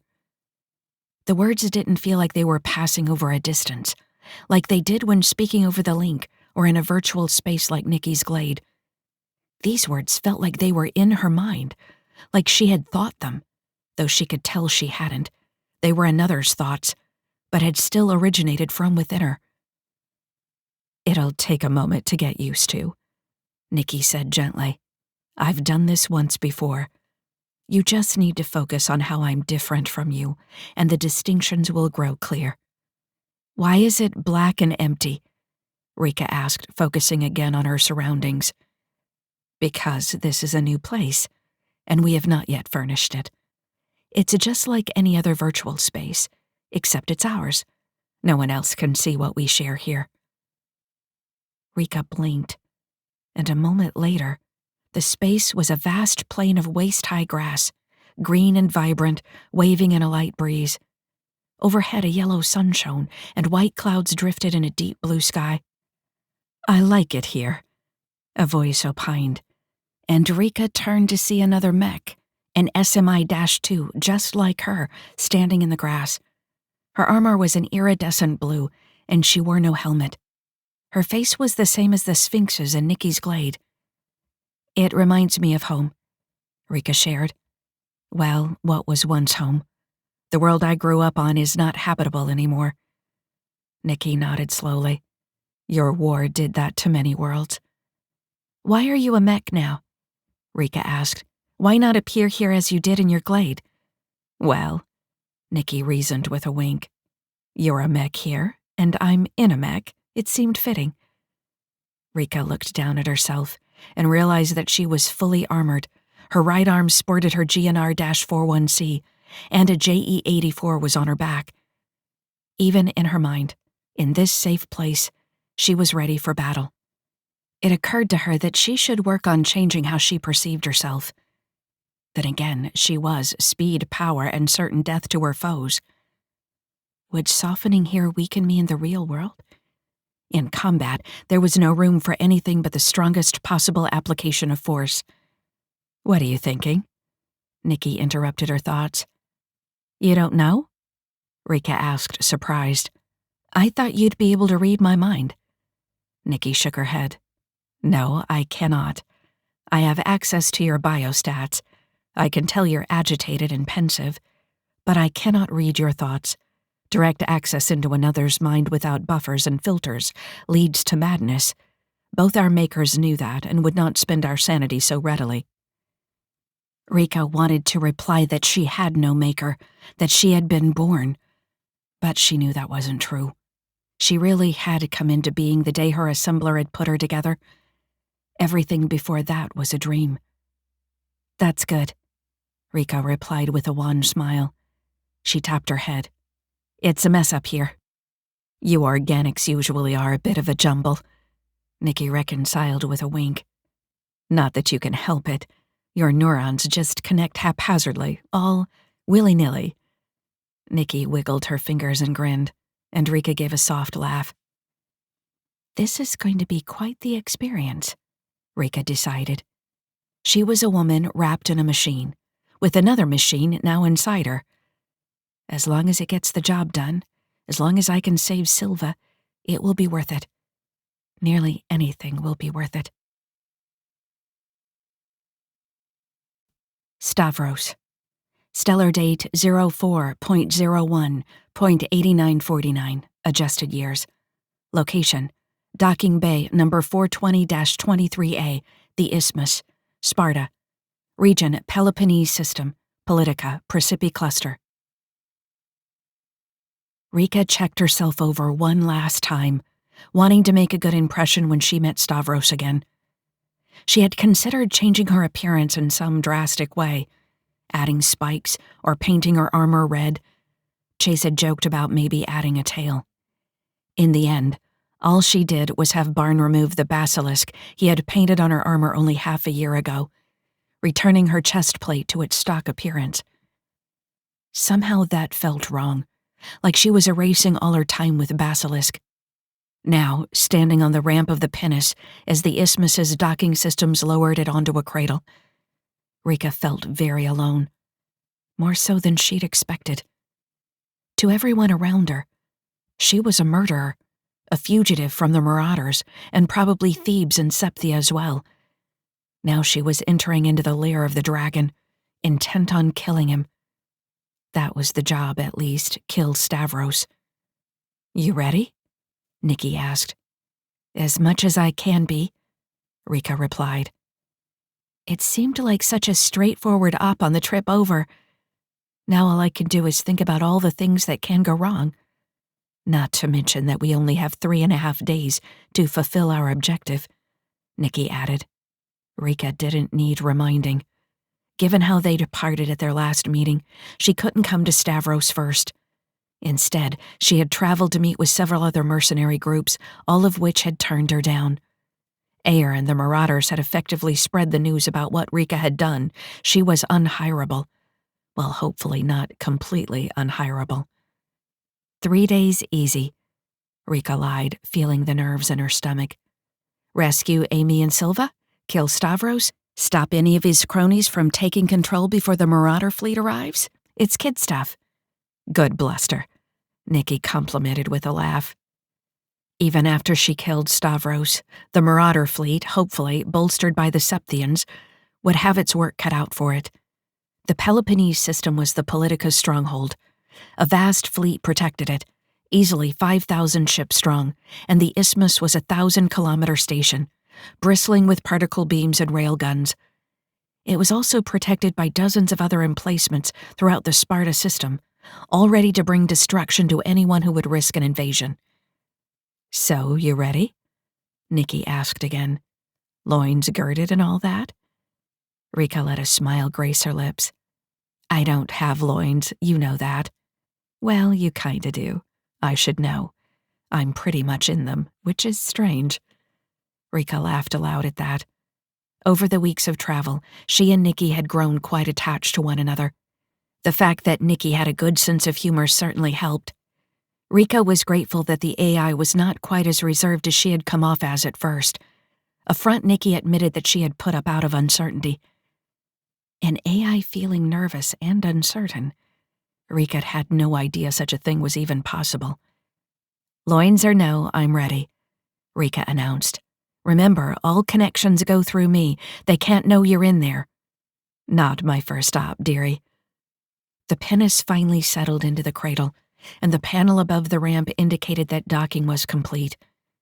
Rika hit the control to lower the pinnace's ramp and, when it finished descending, she strode down its length, ducking under the hull at the end to stand erect, confidently surveying the docking bay.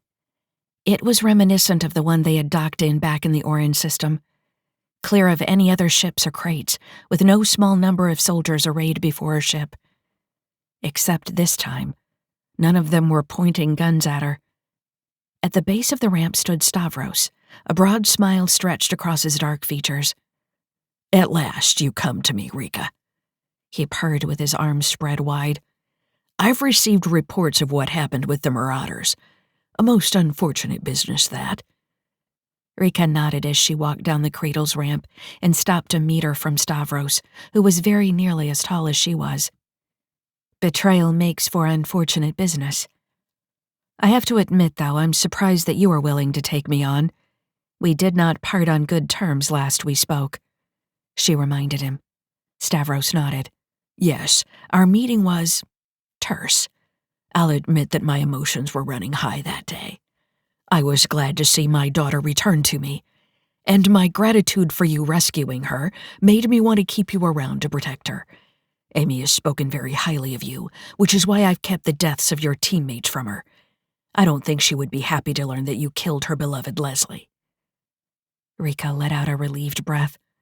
She had been worried about that. If Stavros told Amy the cover story, which he seemed to believe, the girl would most likely have hated Rika with every fiber of her being. Granted, Stavros was probably holding it in reserve to use against her at a later date. I appreciate that, Rika told him. I trust Amy as well? Recovered from her ordeal? Which was made far worse by the games he played, Nikki commented privately. She is, Stavros replied. She has been asking after you and your team since you returned her to me. When I told you were coming to stay with us, she was overjoyed. That's music to my ears, Rika replied. Stavros nodded, still wearing his magnanimous smile. Come, let us eat. We can discuss your terms and determine the best place for you within the Politica. I certainly have ideas, and I believe that once I've shared my vision with you, you'll be very excited about what we're doing in Principi. Stavros turned and walked through the corridor formed by his soldiers, gesturing for Rika to follow him. Sounds interesting, Rika allowed as she fell in beside him. I must admit that your approach to conquest is different. Many would say that you create the opportunity for rebellion when you leave core populations intact, as you did in Orin. It's an old strategy, Stavros explained. Often it's referred to as Vichy conquest, but it is far older than that. Ancient Rome on Earth was notorious for it. You defeat an enemy, but not completely. You let them form their own government and think that they are autonomous. All the while, their leaders know they are operating at your pleasure and keep the people in line, all for the crumbs you toss. He paused and then summated. So long as I create the impression that the politica is operating in their best interests. Which it is, of course. Then the conquered stay in line.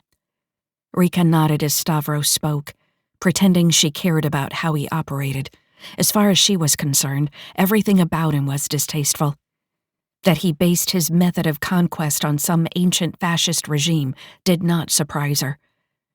They reached the end of the rows of soldiers, and Rika noticed that 4 large men in heavy armor fell in behind them as they left the docking bay. Stavros led her down a long corridor while talking about his various conquests and methods of keeping populations in line, providing asides about the art he had seized and the foods he had sampled in his many wars. Rika listened well enough to make appropriate responses at the right times. She asked questions once or twice, but most of her attention was on the other people they passed in the corridors of the isthmus. They all wore the white uniform of the politica, and every one of them stopped to salute Stavros as he strode by. Most of their expressions were filled with a mixture of fear and respect, but every now and then, Rika caught a glint of hate. Not that this surprised her. Stavros was not native to any of the systems he had conquered. In fact, no one knew where he was from.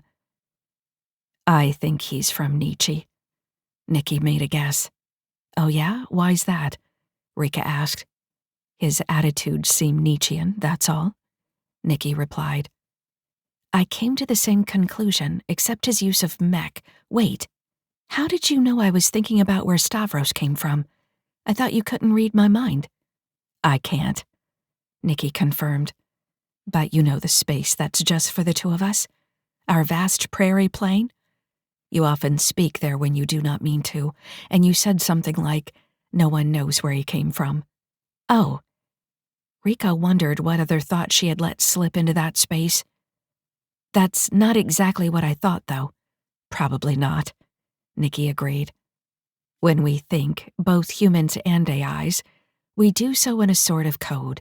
We use images, experiences, concepts. No one thinks all the words for things.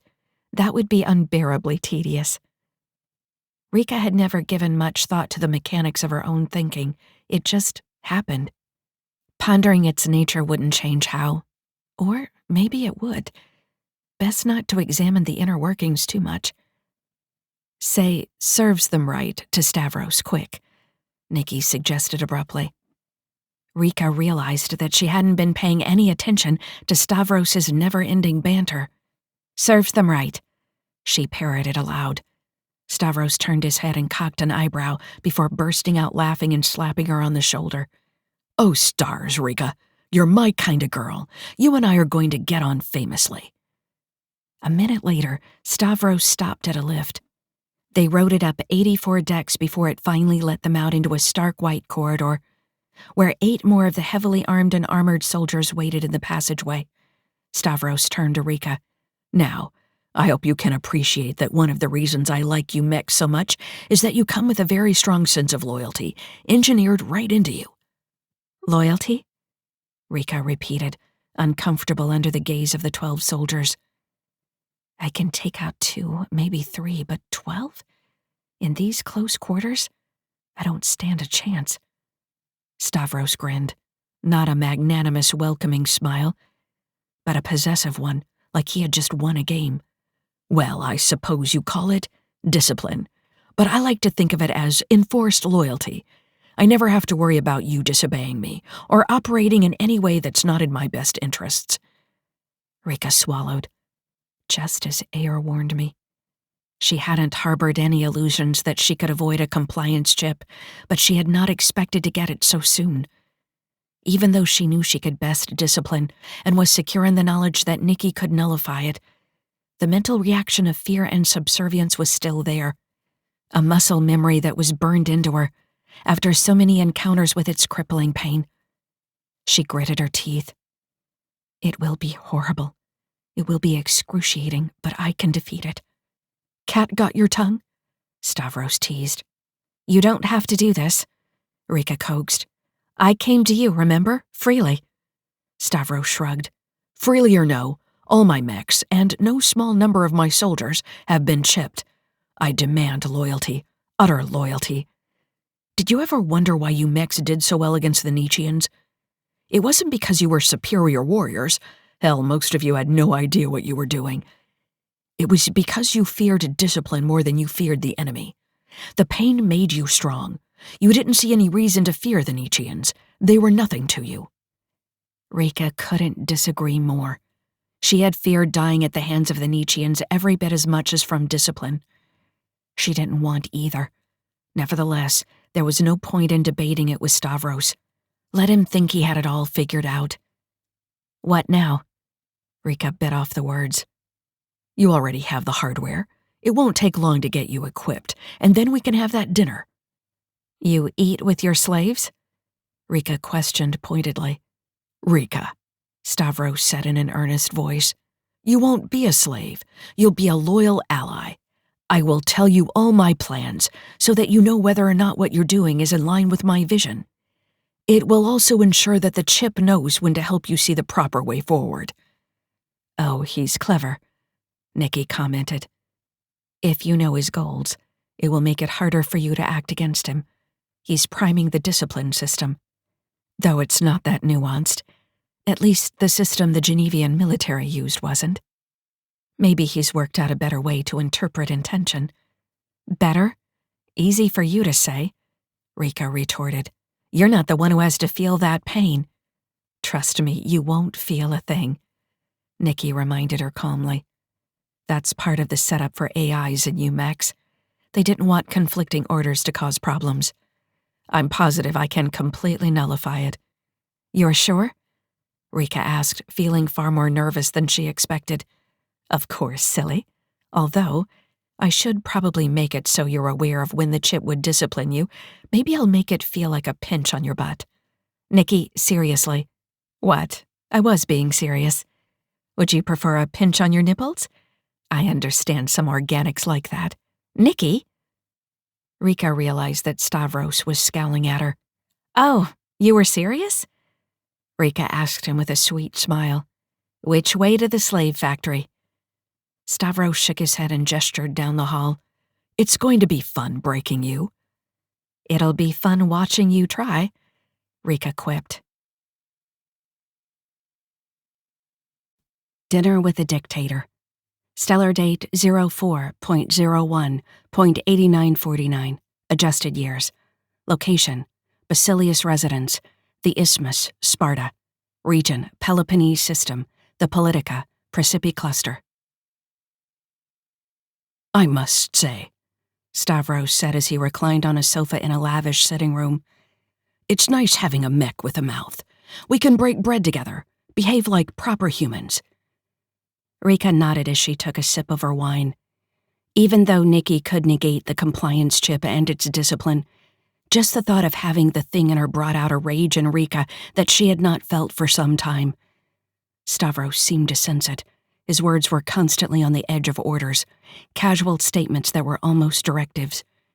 He glanced at Silva, who stood against the wall on his right. Not like meat there. She can't eat. Well, not like a person, at least. Doesn't matter, though. She's very good at what she does. After seeing you, I was tempted to give her a face again, but decided against it. I don't want her to think she's anything more than a tool. You do realize that we hate being called meat, right? Rika said in response. It's not endearing. Stavros leaned forward. Oh, don't worry, Rika. I would never use that word to refer to you, or any other mech for that matter. I respect you. You are a thing of beauty, both to the eyes and on the battlefield. Meat back there earned her name through some very disobedient actions. It was she who made me realize that I should only ever equate loyalty with discipline. What did she do? Rika wanted to know. Stavros waved his hand dismissively and leaned back. It is no concern of yours. Suffice it to say she knows her place now. But I wonder if you know yours. Could you kill her? Another SMI-2 mech like yourself? As Stavros spoke, Rika realized he didn't know that Silva had revealed herself to her former teammate. Somehow, though she was battered and broken, Silva had managed to hide that fact. He must know that we served together in the war. Stars, it was probably the reason he sought me out. That he hasn't revealed Silva's identity means that he is just holding on to it for when he thinks it will hurt me the most. I don't kill in cold blood, Rika stated firmly. Oh? Stavros asked, raising his eyebrows. And what of your precious chase, Barn and Leslie and the Marauders? Rika gave a predatory grin and leaned forward, a gesture she knew even Stavros would not be able to dismiss with his blasé attitude. That wasn't in cold blood. I tasted theirs that day. It was most certainly warm. Stavros didn't reply for a moment, and Rika smiled at the brief look of uncertainty that crossed his face. She took the opportunity to look around the room and stretched, thinking of ways to take out the 8 guards. She was almost certain that if she made her move, Silva would not attack her. Together we can defeat these guards, I know it. The real question is, will Silva help, or will the discipline keep her from coming to my aid? Not that it mattered. She still had to wait 3 days before killing Stavros. 3 days of listening to him blather on about how amazing he is and how his logic is infallible. Stavros took a sip of his wine and stared at her over the rim of his glass with a look in his eyes that Rika did not like. Kill it, he ordered suddenly. Kill who?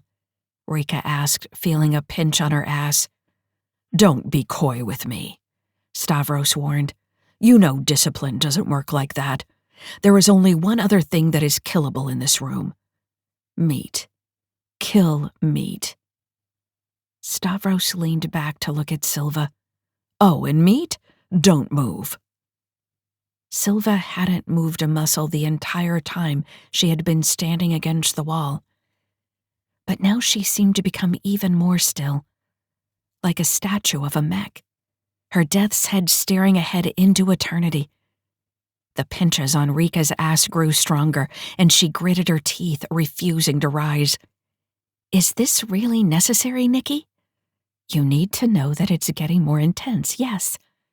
Oh, you're a tough one, Stavros observed, appreciation in his voice. Granted, you've been through a lot of this. Most people fold at the first hint of the kind of pain discipline can impart. I served under a lot of assholes in the war, Rika said pointedly through clenched teeth. None like me, though, Stavros promised. Okay, it's at the point that most people would be screaming or crying, Nikki warned. Rika shook her head. I can take a lot, and he should know that. Pain is nothing. You need to react, or he'll think something is wrong.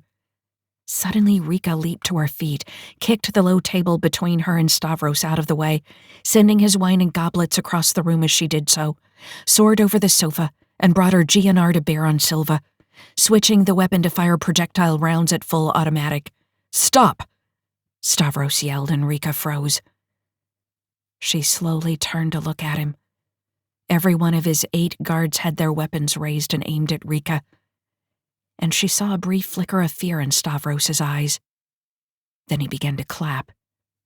You've quite the flair for the dramatic. Come sit with me. Rika returned to her seat as a group of servants entered the room and began to clean up the mess that she had created. You didn't say how to kill her, Rika replied with a shrug as she sat back down. I also didn't tell you to smash my wine bottle against the wall, Stavros retorted. But what's done is done. I'll have to remember your temper next time I give you an order like that. Give me legitimate targets, and you won't need to rely on discipline, Rika countered. You don't seem to understand your new place in the world, Stavros said menacingly, and Rika felt a wave of pinches on her ass. She grimaced in response. We need a better way to do this, she said to Nikki. I think it works really well. You give a very credible response. Stavros rose from his couch and stepped over a broken glass on the floor. You'll do well to remember, Rika. My every word is the very definition of legitimate. Stavros began to unfasten his belt, and Rika looked around the room at the other people present, all staring into space as Stavros approached her. He grabbed her by the hair, and what happened next made Rika glad she could retreat to the place in her mind where cool breezes blew across the tall prairie grass. An hour later, after Stavros had taken what he wanted and sated himself, he dismissed both Rika and Silva, telling them to go clean up and charge themselves. The two former members of Hammerfall walked out into the hall, and Rika spat on the bulkhead, wishing she could have taken one of the new bottles of wine the servants had brought in. She reached out and touched Silva, placing a small batch of nanobots on her friend's arm. Silva turned her head to look at Rika, but didn't speak. She was likely under orders not to. However, Rika didn't need Silva to speak. A minute later, as they stood on the lift, Nikki indicated that the channel was established. "Silva," Rika ventured. "Can you hear me?" "Rika," Silva replied, her mental tone filled with anguish. "What are you doing here? Why did you come? You don't think you can save me, do you? Rika, you must go." Rika sent warmth and a feeling of support across the connection to Silva. "I came here on a job, to kill Stavros. Though I do plan on saving you too, and Amy as well." "You what?" "Rika, he's chipped you. You can't defy his orders now. How are you going to kill Stavros while under discipline?" Rika felt a surge of pity for Silva. How has a woman who was once so strong, so capable, become so weak? How has Stavros broken her so completely? "I told you," Rika said. "I do not fear discipline. I've defeated it before. I can do it again." "Are you not going to tell her about me?" Nikki asked privately. "No," Rika decided. "For starters, I'm not sure that she wouldn't let her knowledge of you slip to Stavros. Secondly, I don't want her to think that I beat discipline because I have you." "Well, you did beat it because you have me." "Not originally," Rika informed her. Amazement emanated from Nikki, and Rika turned her attention back to Silva and to telling her story. "It was on a place named Pira, in Thebes. I heard from Amy that you were there recently. While I was there, a rather unsavory woman got control of me and ordered me to kill my team. I wouldn't do it. I killed her instead." "How?" Silva whispered. "By letting my own feelings be stronger than the discipline," Rika replied. "You're stronger too, I know it. I know you." "I'm not that woman anymore." Silva shrank back. "Corporal Silva of Team Hammerfall is dead. Now I'm just—" Rika pushed Silva against the wall. "Don't you say it. Don't you say that to me. You are Silva. You are the woman who saved me, and I'm going to save you.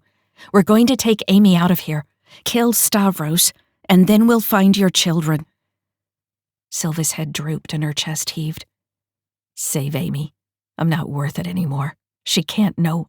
"Can't know what?" Rika pressed. "Rika, I found my kids. Well, I found the living one." Rika took a step back, nearly colliding with a bewildered-looking man who was pushing a cart laden with food down the corridor. "Sorry," Rika muttered. "Keep moving." "Well, where is he or she?" Rika asked, remembering that Silva had borne 2 sons and a daughter. "Rika, she's here. It's Amy." A soldier walked by, giving the 2 mechs a long look, and Rika grabbed Silva and propelled her down the hall. "How is Amy your daughter?" she demanded. "She thinks Stavros is her father." "That's because he is," Silva admitted, her mental tone rife with sorrow. "Before the war swept across everything, I traveled to Precipi. I was in a club, one I got into based on my looks and lasciviousness, and I met a guy. I could tell he was important, and we danced the night away. That led to sex and, well, that led to Amy." Rika had no idea what to say. Silva had never shared those details during the war. Though to be fair, they tried not to talk about the things they had lost. It had always hurt too much. How does she end up here?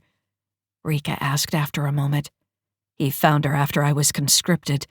I guess they had his DNA on record, and when the state reached out to the fathers of my children, they reached out to him. He came and took her. Just her? Rika asked, and Silva nodded. The others. It's just Amy. Do you get it now? Silva begged. Rika finally understood. That's why you came here. That's how he controls you. Yes. As the revelation sank in, Rika silently followed Silva down to the mech bay, where she and several other mechs assigned to Stavros' residence lived. The room reminded Rika all too much of the mech bays on Genevian warships. Mech racks, equipment storage, Nutra-paste stations, everything a mech needed to stay alive. There were 3 other mechs in the bay when they entered, 2 AM-3s and an RR-3. All 3 were sitting at a table, playing what appeared to be some variation of poker. They were not wearing their helmets, and each had the same featureless face that Rika once had. Whoa, one of the AM-3s said, his voice coming from a speaker on his armor. Who's the new girl? Rika. Silva introduced her aloud, apparently able to speak here with the other mechs. She signed on today. Willingly? The RR-3 asked. Something like that, Rika answered. You 3 have names? Aaron, the AM-3 who had spoken first said, and then pointed at the other AM-3. That's John, but he doesn't talk. And I'm Wyona, the RR-3 chimed in. Nice face you got there. Thanks, Rika said as she sat at the table next to Wyona. You the only other mechs here? Rika asked. Wyona shook her head. No, Stavros has a couple hundred of us. We're just the only ones in this mech bay. As much as he likes having us around, he doesn't like having too many close by. Prefers his goons, Aaron grunted. Goons? Rika echoed. The soldiers that were with him, Silva explained. They're chipped too, but a bit easier to take down than we are. I guess he figures that if one of them goes rogue, the others can kill a squishy a lot faster than they could one of us. Rika snorted at the word. None of the mechs and the Marauders used it. It wasn't the sort of term that helped teams bond, though it was a lot nicer than meat. You really joined the Politica of your own free will? Wyona asked.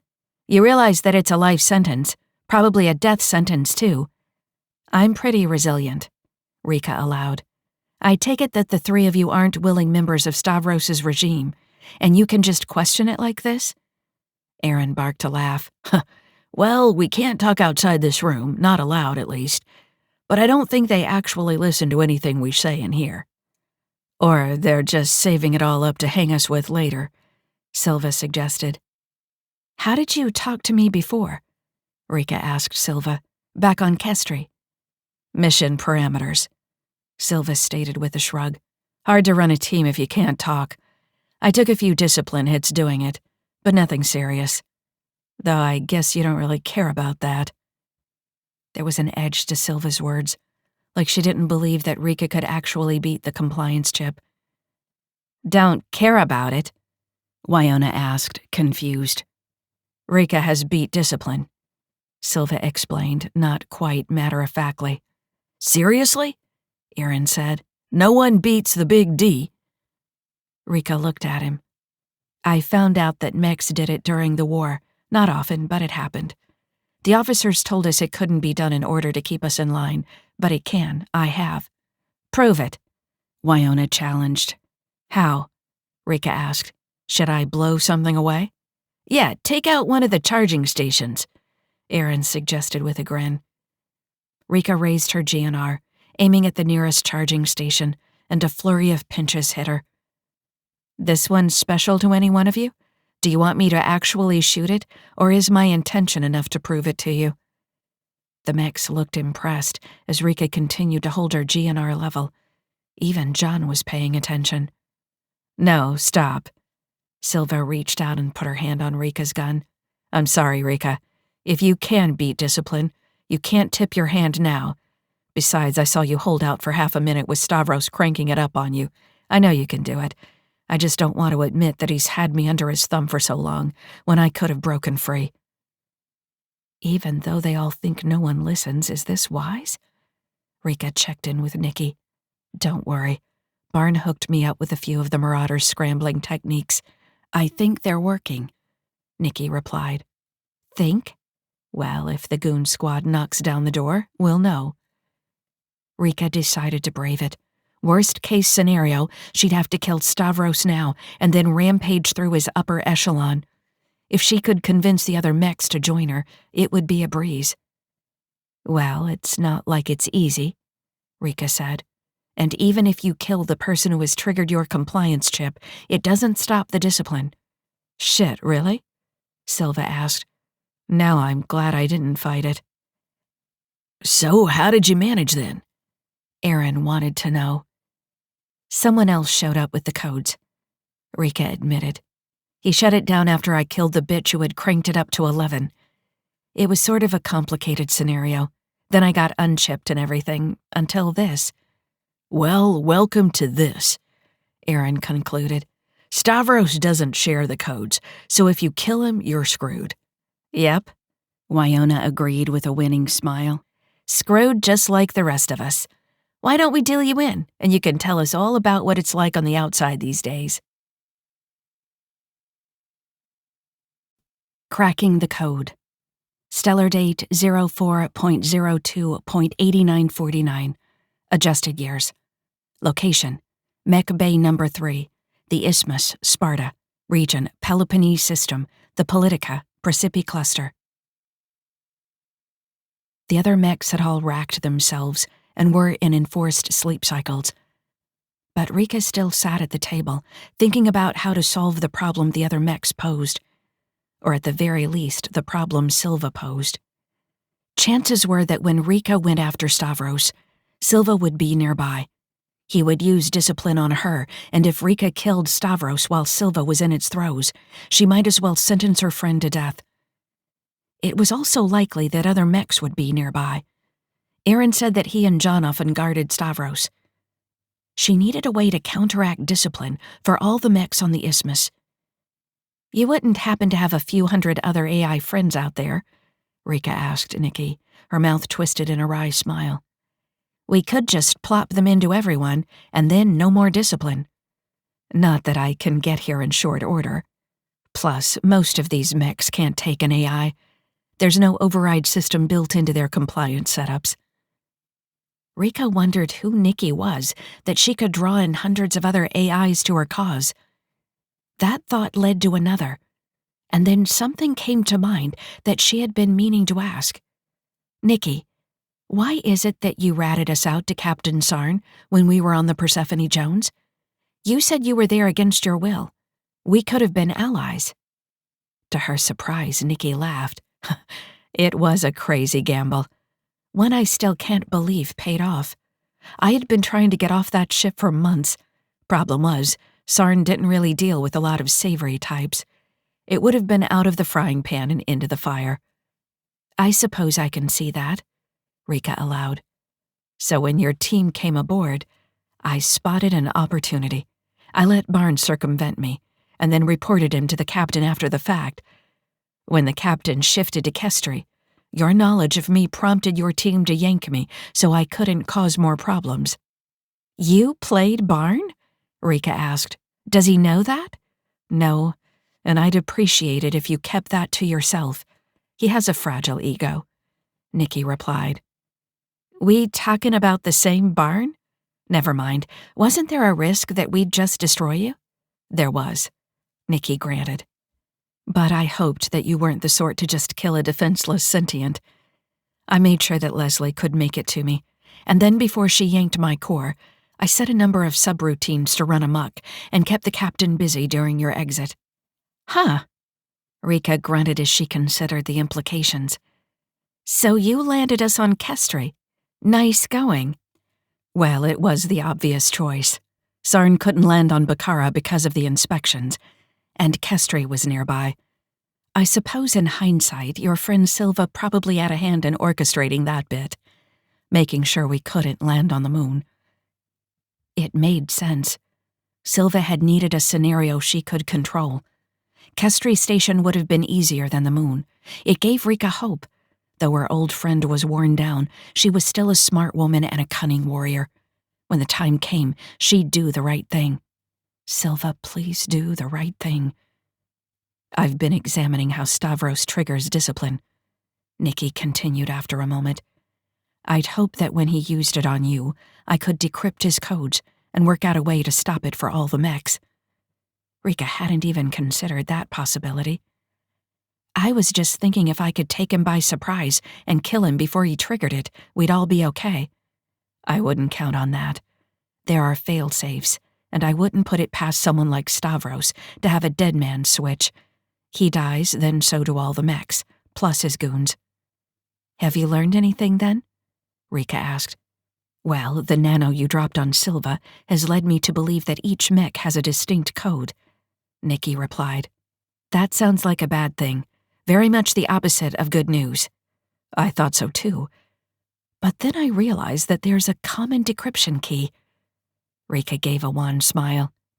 A master access code. That sounds more like it. Now where would it be? I have a suspicion. Rika threw her head back and stared at the mech bays overhead. Stars, Nikki, you're killing me here. Spit it out. I think it's built into Stavros's DNA. How did you work this out? Rika asked.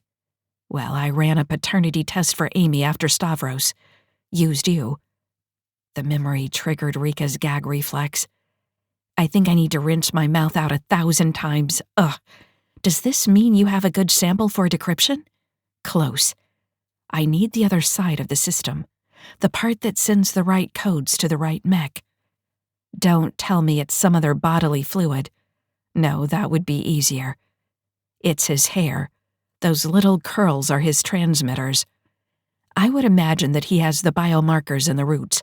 That's how he decrypts and encrypts. Rika rose from the bench and realized that there wasn't a sink in the mech bay. Damn it, I really need a glass of water. There's a crew galley down the corridor. So I need to grab some of Stavros's hair. Wish I'd known that earlier. Well, not just any hair. It'll need to be the stuff on his head. Rika paced back and forth across the room as she considered how she could get her hands on Stavros's hair, other than the obvious. Once I get it, how long will it take you to analyze it? I won't be able to, Nikki told her regretfully. I don't have the tools in here. You're going to need to get it to Barn when he arrives. Shit. So I can't just yank out his hair and have the codes in short order? No, it'll probably take a day. It'll have to be fresh, too. Seal it up once you get it. If he is using biotech, the markers will degrade quickly. Rika couldn't imagine any surefire way that she could get Stavros's hair, secure it against decay, and deliver it to Barn in short order without being ridiculously suspicious. I think I have an idea about how we can get it, Nikki said. But you're not going to like it. Nikki, so far there's abso-frickin-lutely nothing I like about this mission. Prepare to find a new cuss word. Catching some tail. Stellar date 03.29.8949. Adjusted years. Location, Gen 2 Station. 75 AU from Peloponnese Star. Region, Peloponnese System. Politica, Precipi Cluster. 4 days earlier. Chase was pouring a cup of coffee in the pinnace's small galley when Leslie walked in, returning from her visit to the mod shop on Gen 2 Station. He gave Leslie an encouraging smile. It looks good on you. Which, the tail or the skimpy outfit? Leslie asked with an uncertain smile. Pretty sure he meant the ears. Barnes supplied as he walked past in the passageway. When we're done with this op, I'm getting this shit removed, Leslie said. I really thought the tail would help with balance, but it's throwing me off instead, and the ears look stupid. You just have to get used to it, Chase coaxed. And try not to hunch over. It doesn't look very attractive. Why, you? Leslie muttered. Why don't you try being the sexy performance artist for once? You were the one who said you can sing and dance. I can't sing, and Barn can't do either. That puts you on the spot, Chase answered. I'll show you the spot, Leslie grumbled as Patty walked into the room. Oh, wow. You look great, Leslie. Patty appraised her with a mischievous smile. You never looked quite right before, like you were only halfway through a change. You should grow your hair into a mane, too. Get the sides removed. Or fur. Yeah, just go all fur. Chase covered his mouth, uncertain if Patty was messing with Leslie, but loving the look on the scout's face. It was pure horror. Leslie shot Patty a dark look, and Chase realized something else was going on. Is this a fetish of hers or something? He sent privately to Patty. Oh yeah, totally. She confided it in me a while back and swore me to secrecy. Chase shook his head. You're not doing very good at the whole secrecy part. Me? I didn't start this. It came up on its own. Patty replied innocently. No, I'm pretty sure you started this. You suggested the tale. No, Patty claimed. Get your memory checked. It was you. Well, you still told me it was a thing for her when you weren't supposed to. A look of consternation crossed Patty's face. Oh yeah, damn. No fur, Barn chimed in from the galley's entrance. It gets stuck in your armor's actuators. It'll also chafe and wear off in spots. Chase snorted. Ugh. If Rika were here, she'd ask how you know so much about fur and armor, Barn, but I'm too nice for that. She could wear some sort of soft gel layer over top, Patty suggested. I'm right here, Leslie loudly reminded them, and I'm not getting fur. Shame, Patty sighed as she left the galley, slipping past Barn and turning back to grin at Leslie. You'd look good in fur. I'd do you if you had fur. Leslie carefully pulled her tail to the side and sat at the table, shaking her head. What's gotten into her? Chase took a sip of his coffee. Probably thinks we're not coming back from this one. Plus, she's totally into you, Barn stated. Anyone with eyes can see that. She is? Leslie asked. I always... Huh. Chase hid his smirk behind his coffee cup. For being the sneaky scout on the team, you sure missed some pretty big signals there. Leslie put her elbows onto the table and lowered her face into her hands. I was kind of occupied with Jerry, Chase, and then occupied with not having Jerry. I haven't been paying attention to who's been... Leslie paused and gave a soft laugh. Chasing my tail. There are so many delicious euphemisms in our future, Barn said conspiratorially, winking at Chase. Careful, big man, Leslie warned, or I'll tear your arm off and beat you with it. That's Rika's shtick, Barn replied. You'll have to do something new, like whip me with your tail. Oh, Chase exclaimed. Now that would be cool. You should get it weaponized. Make it so that it can extend way longer, and then equip it with razor-edge spikes or something. Chase, seriously, Leslie voiced condescendingly, rolling her head to the side and peering up at him. If I'm close enough to the enemy for that to work, I'll just be shot full of holes. We don't tend to fight unarmed opponents very often. Yeah, I suppose you're right, Chase agreed, sounding disappointed. 10 minutes till we lift off. So, you gonna wear that little two-piece dancer's outfit the whole trip to the Isthmus? Barn asked Leslie. I guess, Leslie shrugged. They didn't have time to give me a detachable tail, and I don't feel like cutting holes in my pants. Barn grinned. Sweet. That was when Leslie threw the pepper grinder at him. Amy. Stellar date 04.02.8949. Adjusted years. Location: Philip Kirkus Academy, the Isthmus, Sparta. Region: Peloponnese System, Politica, Principi Cluster. Amy, Rika whispered from a shadowed recess in the corridor. The girl stopped and turned, looking about for the speaker. In here, Amy, Rika directed, reaching an arm out to beckon the girl closer. Rika? Amy sounded confused. What are you doing here? You left. She had expected Stavros to have told Amy that she was on the Isthmus, just like him, lies and doublespeak to play everyone off one another. Rika was crouched down in a shadowed alcove, her armor's camouflage hiding her from the teachers and students at Amy's academy. As Amy drew closer, Rika could see that the girl was upset. "I did, but I came back. I came back for you." Amy's eyes lit up. "You did? For me? Is it just you?" "Right now it's just me, but the others will be along soon." Amy looked back down the hall. "Are they coming here? To the Isthmus? How did you get into the academy? If Father finds you here, he'll be upset." "That's a lot of questions, Amy." Rika reached out a hand and took the girl's. "It's okay. Your father knows I'm here. I'm working for him right now." Amy snatched her hand back. "What? Why? You left me, Rika. You and Leslie and Patty, you all left me." "Hush, Amy," Rika soothed. "You're right, we did, but we had no choice. You must know that. Your father was going to win no matter what we did. But the moment we got back to our people, we started working on how to return for you." "To do what?" Amy wanted to know. "Will you take me to your Marauders?" Rika smiled and reached out to touch Amy's cheek. "Far better than that. I know where your mother is. Do you remember your mother?"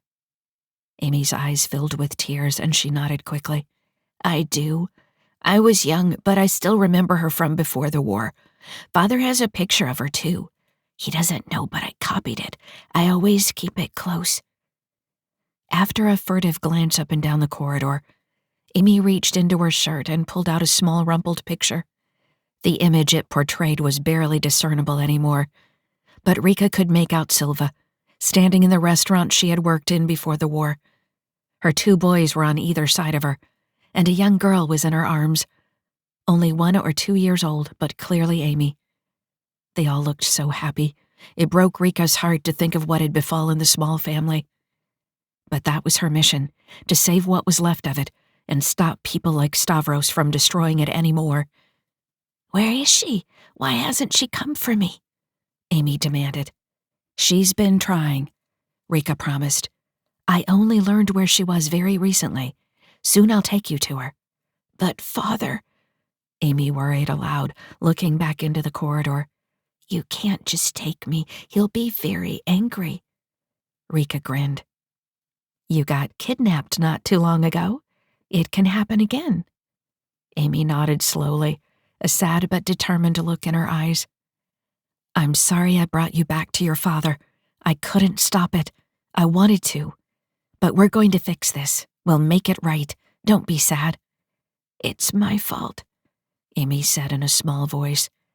"I'm so used to not telling. Maybe if I'd told you sooner." "No," Rika interrupted firmly. "This is not your fault.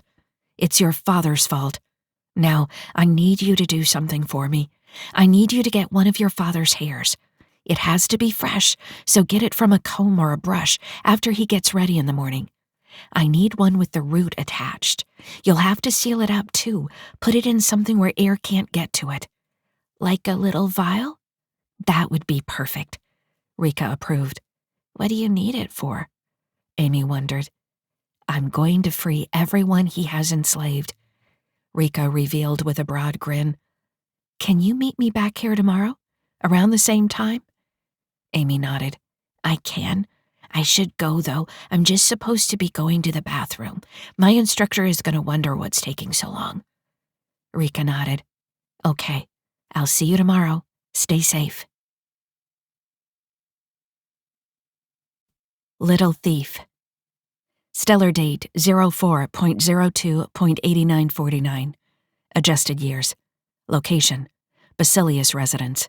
The Isthmus, Sparta. Region: Peloponnese System, Politica, Precipi Cluster. Amy had barely been able to concentrate for the rest of the day. Her instructor had scolded her twice for not paying attention, and then a third time for failing to understand the equations they were to practice.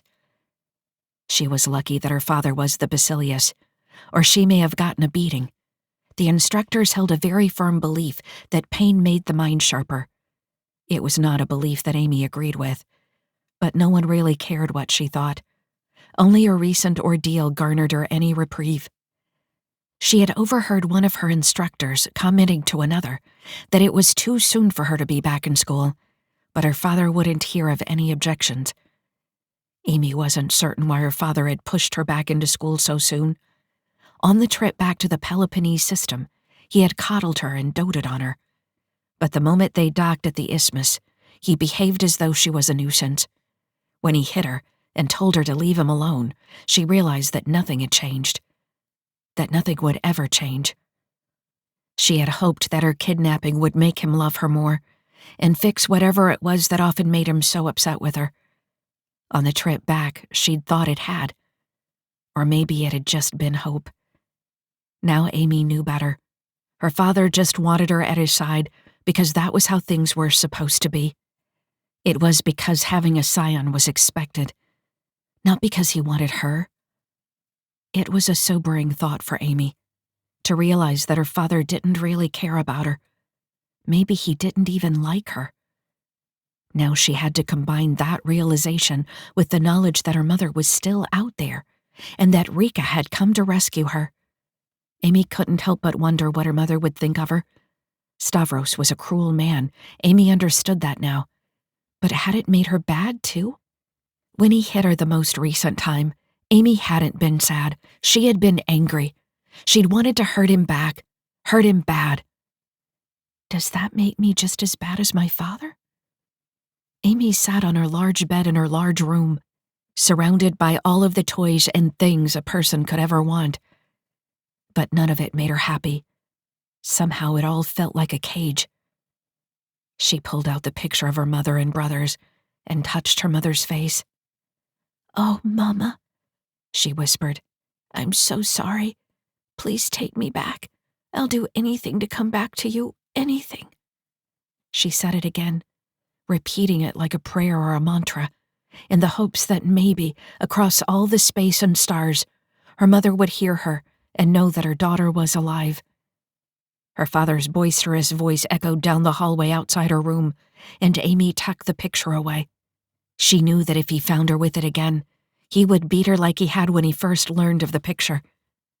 Father had taken the picture from her then, torn it up, and burned it. He didn't know that she had made 2 copies. Amy guarded that second copy as though it was the most sacred object in the galaxy. "Amy, there you are," he said when he stopped in her doorway. He didn't let her close the door unless she was changing, and even then he could open it to see what she was doing. She had taken to changing in the bathroom down the hall. At least he didn't burst in there. "Hello, Father," Amy greeted, putting on her best smile. She had learned long ago that being happy around her father was best. If she was sad or grouchy, hoping for compassion, she often got something else. She could see mech C913, the one she liked to call Silver, in the corridor behind her father. Silver had always been nice to Amy, even though she couldn't speak, or wasn't allowed to at least. Silver had shown kindness to Amy on many occasions. Amy called her Silver because mech C913 reminded her of her mother just a bit. Some of her mannerisms seemed similar, or Amy liked to pretend they did. Sometimes Amy dreamed that Silver was her mother, come to watch over her. But that was a horrible dream. Amy knew what her father did to the mechs, how he hurt them. She felt as much pity for Silver as she imagined Silver felt for her. They were just 2 sad people, trying to survive the stormy seas of her father's moods, as he tried to control everything around himself. Stavros strode into her room now and stood at the foot of her bed, folding his arms as he stared down at her. "Your instructors at the academy told me you were distracted today, not paying attention." Amy sat up straight and looked her father in the eyes. He hated it when she didn't address him directly, another lesson he had taught her the hard way. "I'm sorry, Father. I have no excuse. I will do better tomorrow." Stavros nodded slowly. "I'm sure you will." Then his hard expression softened, and he walked around her bed and sat beside her, placing a hand on her knee. "Are you still troubled by what happened? I'm working to find out who hired your captors. I won't stop until I found them and killed them." It occurred to Amy that something must be deeply wrong within her father if he thought that killing people, that vengeance, would fix anything. She had no idea what would fix how she felt, but she knew that killing people probably wasn't it. At least there was now a light at the end of the tunnel, and that light was the woman in the picture she kept near her heart. "Thank you, Father. I'll sleep better knowing that I'm safe." Stavros gave her a sharp look. "That's right, you're safe now. I have my best protecting you. In fact, I've even hired Rika to ensure you stay safe." Amy nodded absently, and then suddenly remembered she wasn't supposed to know that yet. "Rika? Rika who saved me? Really?" Her falsified excitement seemed to convince her father, and Stavros nodded. "Yes, the same Rika. She's busy now, but I expect that she'll get to see you soon. Maybe tomorrow."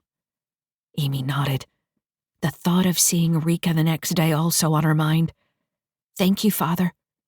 She reached out to embrace him, a gesture that she rarely initiated anymore, but it seemed to please him, and he wrapped his arms around her. "It's good to have everything back to normal. I'm glad to have you home again," he said. Amy looked over her father's shoulder as they held one another, and noticed that Silva had turned away. The skull painted on her helmet, which her father had made the mech adopt recently, was pointed down the hall. Not that Silva could really look away. Amy had overheard some of her father's generals talking once about how all the mechs like Silva could never look away from anything. They saw all things at once all the time. Her father moved back, and Amy clamped her arms around him tighter, putting one hand on the back of his head. "Amy, it's very nice that you don't want to let me go, but you must." With that, her father pushed away, and Amy's hand stuck for a moment in the short curls of his hair. She pinched her fingers together, hoping she would manage to pull something free, worried that she would fail, but terrified she would succeed. When her father cried out, she knew she had been successful. "Ow, Amy, what the fuck?" The back of his hand collided with her cheek and sent her sprawling across her bed. Amy's eyes filled with tears at the sudden pain. She thought she saw Silva step forward in the hall, and then stop, her head twisted to the side like she'd been hit as well. "Here we were having a nice moment, and you had to push it too far," Stavros scolded as he rose from her bed. "I was going to take you out tonight, but now you can spend it in your room, and your instructors had better tell me you were perfect after school tomorrow." He stormed out of the room, kicking the door wide as he left. Silva seemed to hesitate for a moment, until Stavros called out, "Meet!" Long gasping sobs racked Amy's body as she sprawled atop her blankets, her face aching from the blow. As her father's angry footsteps faded, she quelled her cries and wiped her eyes with the back of her hand.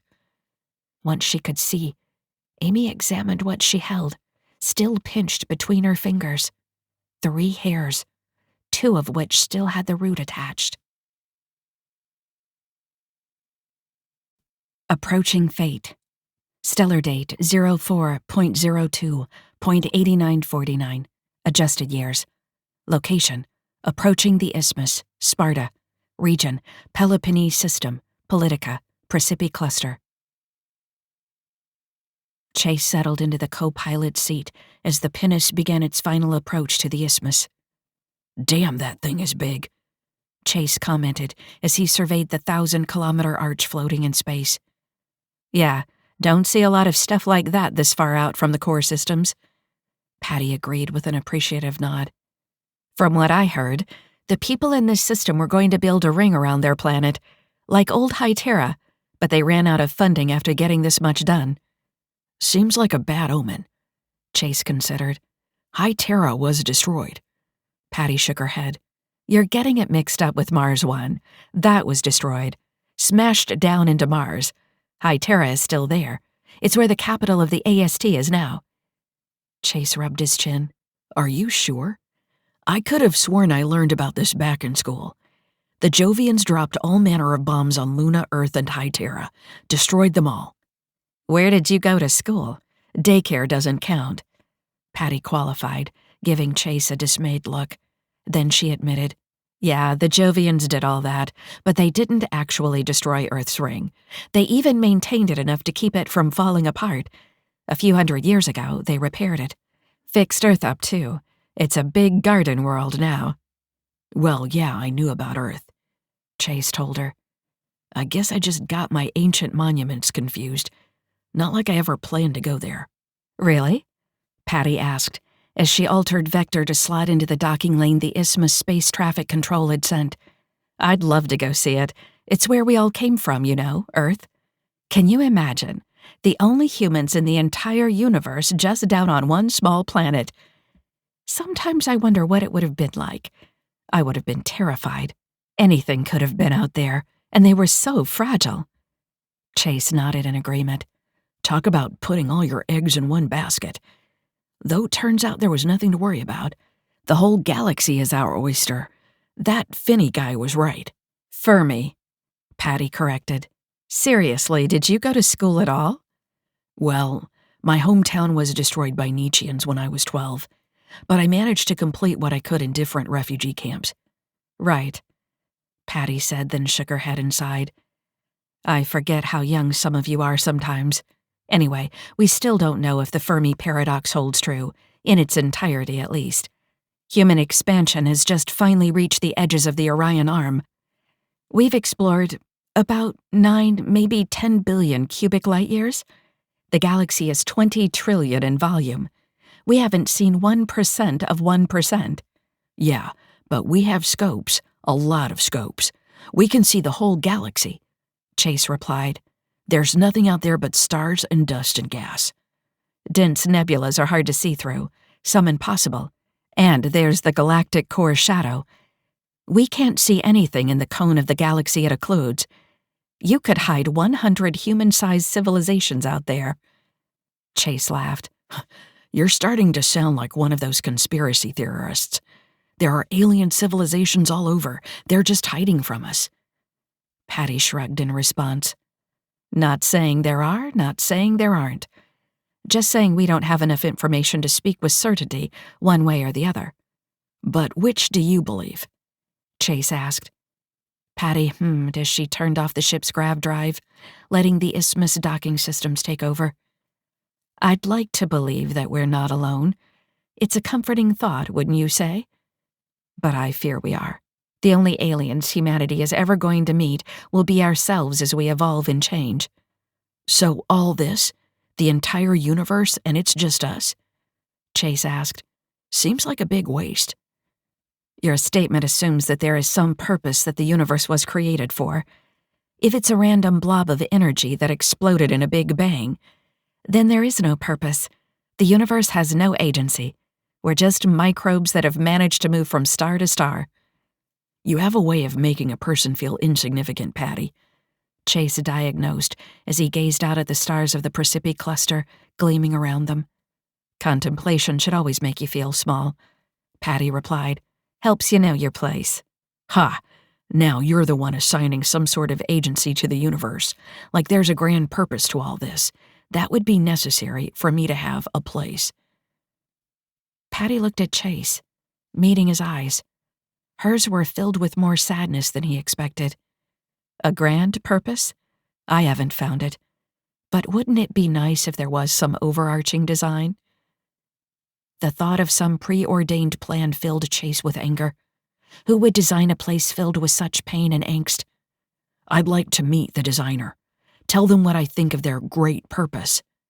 Would you rather that you never had existed at all? Patty proposed.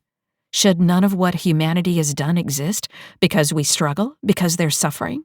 Would the galaxy be better if we were wiped away? Chase didn't know how to reply to that. The idea of a galaxy without humanity's handprint was a sad one. To imagine all the stars that people lived around, the worlds they had made, the vibrancy that life brought, thinking about what it would be like if it never had happened. That felt sadder than all the evils that had befallen people through the ages. 'Tis better to have loved and lost than never to have loved at all, Patty intoned. Chase nodded silently. That he could understand. Perhaps it applies to everything. It's the journey that matters, not the destination. Patty reached over and patted Chase's knee. Buck up, Chase. Right now, we're going to do our own small part here. Make the galaxy just that much better by taking out a slime ball like Stavros. Stop being so morose and get your game face on. We dock in 9 minutes. Chase gave a soft laugh, though it was not enough to dispel the melancholy that had settled over him. Who was that last bit of Patty's rah-rah speech for? Me or Patty? Probably a bit of both. Handoff. Stellar date 04.03.8949. Adjusted years. Location: Philip Kirkus Academy, the Isthmus, Sparta. Region: Peloponnese System, Politica, Precipi Cluster. Amy had spent the following day trying as hard as humanly possible to pay attention to her teachers, but it hadn't gone well. She may as well have tried her hand at flying a starship, for all the success she had. It just wasn't happening. Her instructors seemed to notice. When she asked to go to the restroom near the end of the afternoon second class, her instructor nodded, but caught her arm as she passed. When you get back, you'd best finish those algebra problems perfectly, or I'll be speaking to your father after class. Amy swallowed and nodded silently before walking as calmly as she could from the classroom into the hall. She turned left at the first intersection, and then right, striding down the long hall toward the bathroom. She kept her eyes staring straight ahead, but managed to peer into the dark alcove where Rika had hidden the day before. As she approached, Amy noticed a small motion within and knew Rika was there waiting for, and the vial she clutched tightly. Amy ducked into the alcove and saw Rika with a smile on her lips as she reached out for an embrace. "Rika, I got it. I got the hair," Amy whispered, holding up the small vial in her hand. "Excellent," Rika cooed proudly as she took the vial. She slipped it into a crevice on her arm that closed up, secreting the container and its few precious hairs away. Then Rika's eyes narrowed, and she touched Amy's cheek, her cold steel fingers coarse against the girl's skin. "What happened? Are you okay?" Amy flushed. "I'm fine. It's nothing. Don't worry." "Amy?" Rika's eyes were serious as she spoke in a level tone. "You don't need to hide anything from me. There is no shame in what happened. What someone else does to you is a reflection on them, not on you. Always remember that. Sometimes, even when we get hurt when we go on missions, it's never fun, but we take it, we get back up and we carry on." Amy nodded silently, tears welling up in her eyes. "But he's not a mission. He's my father. He's supposed to love me." Rika pulled Amy in close, her body hard, but her cheek soft as it pressed against Amy's head. "I know. The ones we love are always the ones who can hurt us the most. It's just how we're made." Amy looked up at Rika. "But I wasn't made, not like you. You're a mech. I'm a person." She instantly regretted the words she'd chosen. They were wrong, and she recognized her father in them. But she didn't know how to take them back. Instead, she pressed her face down into Rika's cold neck, hiding from the anger that was sure to come. But it didn't come. "I wasn't always like this," Rika told her quietly. "Once, not that long ago, in the grand scheme of things, I was a little girl like you, just trying to understand how I fit into this mad universe, just like you are now. It's okay that you said the wrong thing, Amy. You know it hurt me, and you don't want to hurt me again, so you'll grow and get better. It's all that any of us can do." "I'm sorry," Amy whispered. "Am I bad? Has he made me bad?" Rika placed a hand on Amy's head and gently pulled it back so they could see one another's eyes. "No, he has tried to make you bad, and you have some bruises and scratches from it. But you are good. I would know. I've seen a lot of bad. When you see your mother again and she wraps you in the best hug you've ever had, you'll know I'm not lying. You're a good girl, and no one else can change that about you. Do you understand?" Amy wasn't sure if Rika was right about everything she had just said, but she really wanted her to be right. More than anything, she wanted Rika to be right. "I understand," she said in a quiet voice. "Good. Now, tomorrow night, make sure you go with your father wherever he's going.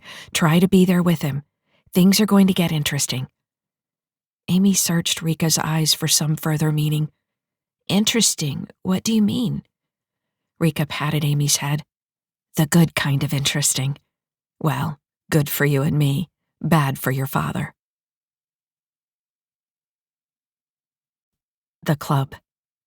Stellar date 04.03.8949. Adjusted years. Location: Politica Senior Officers Club, the Isthmus, Sparta. Region: Peloponnese System, the Politica, Precipi Cluster.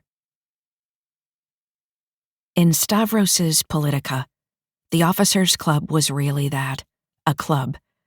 Not the crass sort of bumping and grinding club, with strobe lights and deafening music, but a refined sort of club, with round tables spread throughout the room, semicircle booths in the corners, and a stage at one end that stood a meter off the floor.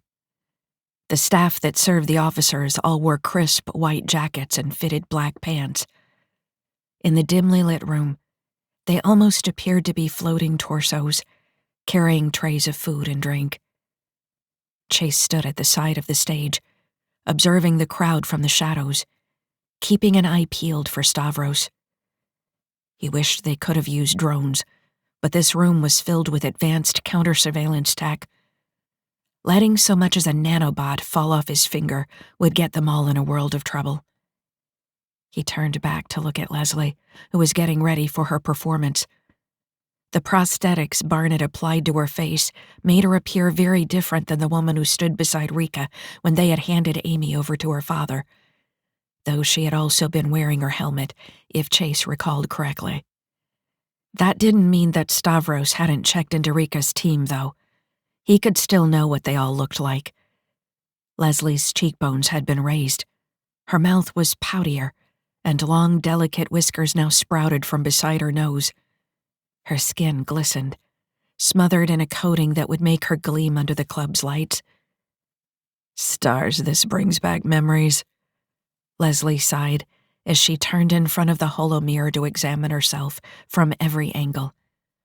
"I'm not sure if the outfit is ruining the look or enhancing it." Chase raised his eyebrows. To call the tiny dress that Leslie was wearing an outfit seemed to be giving it too much credit. "I don't know if I can comment on this. I'm biased," he said instead. Leslie cast him a disparaging look. "Chase, with what we do for a living, do you really think that public nudity tips the scales at all? Maybe giving these stiffs a good show will make up for some of the shit we've done over the years." "Is that how karma works?" Chase asked dryly. "Leave the dress on," Barn grunted. "Leave something to the imagination. That's always a good thing." "Next time we do something like this, you're the dancing monkey," Leslie grumbled to Barn. "We've been over this. I can't dance." "Then you'd better learn." The stage manager, a woman with a pinched-looking face, as though she was always smelling something foul, walked up to the trio. "You're up after the MC does his evening greetings," she reported.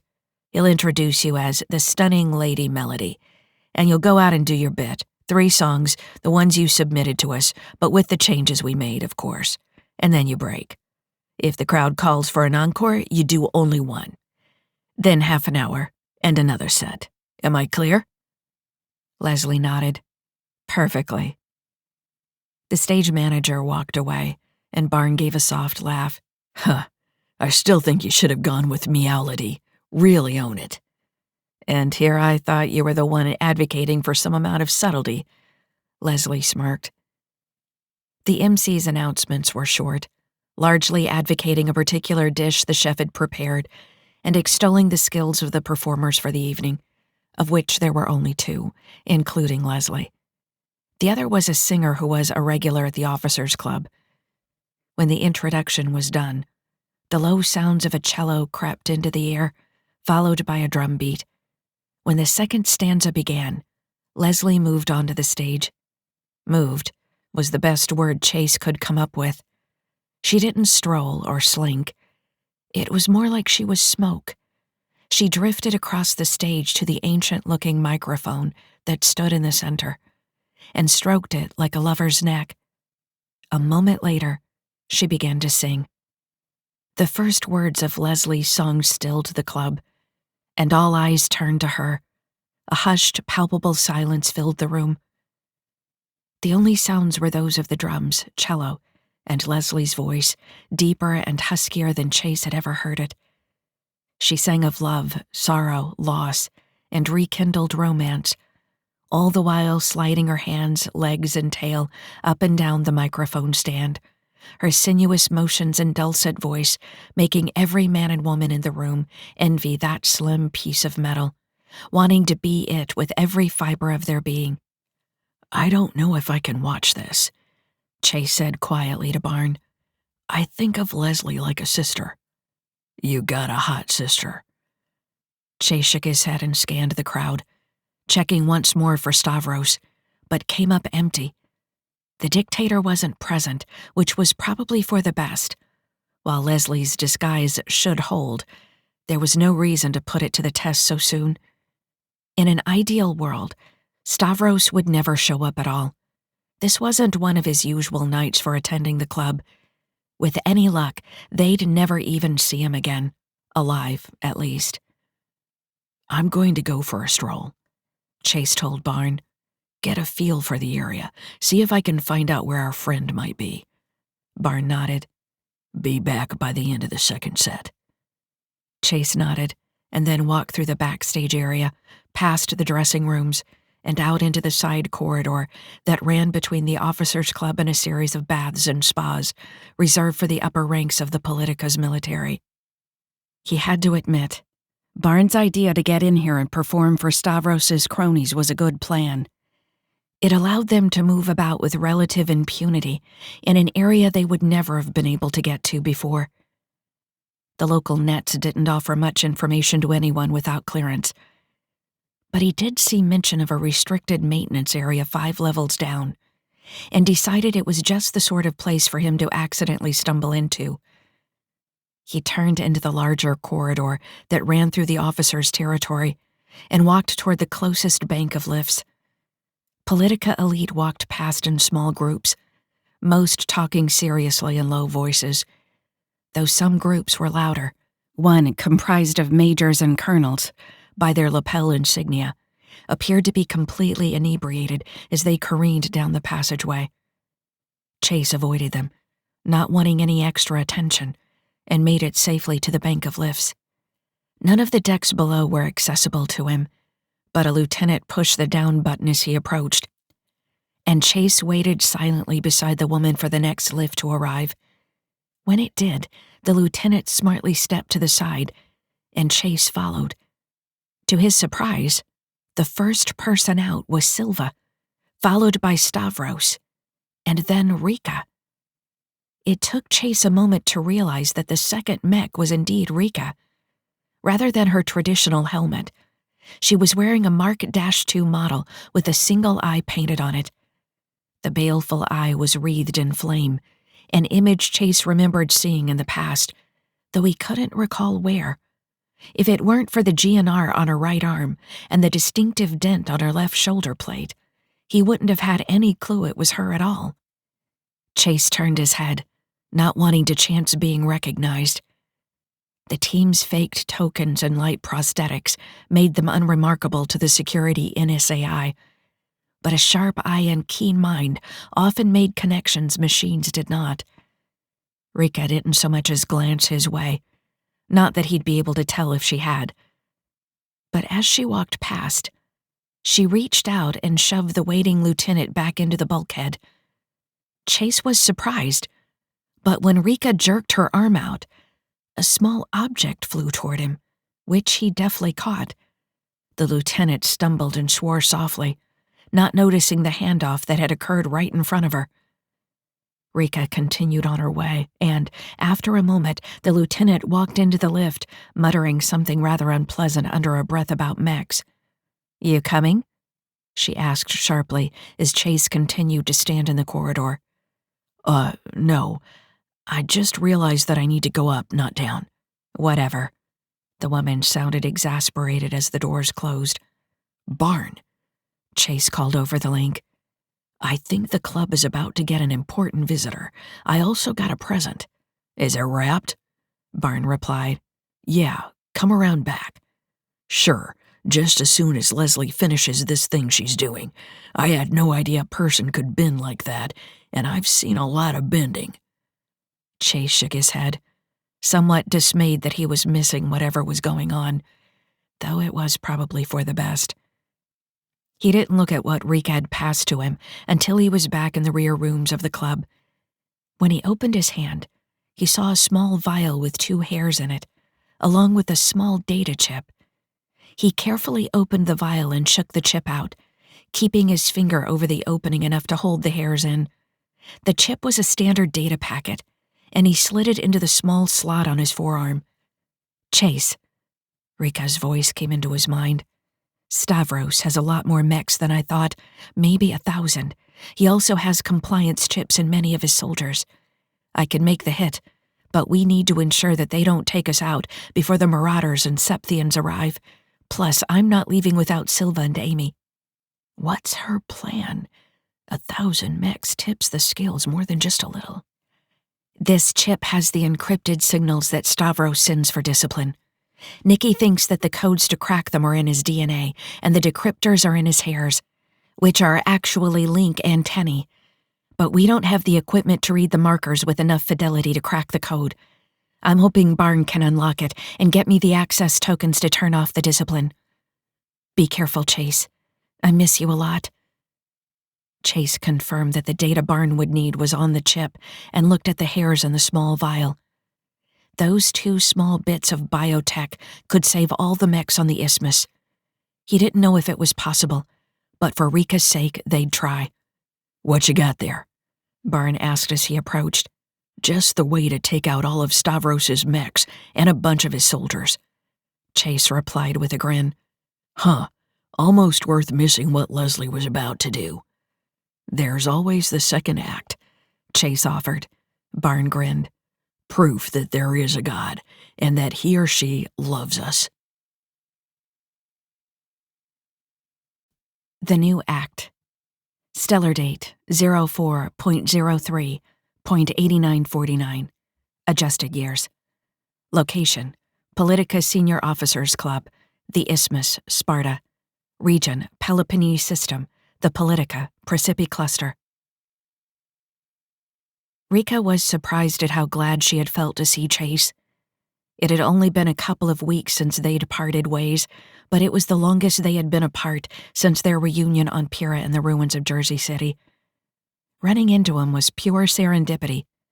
Rika had anticipated needing to hunt the crew down later in the evening to signal them for a dead-drop pickup of the vial and its contents. But when she saw Chase, she chanced the handoff right then and there. Hopefully, the added time would help Barn get the job done. If anyone could pull off what they needed, it would be him.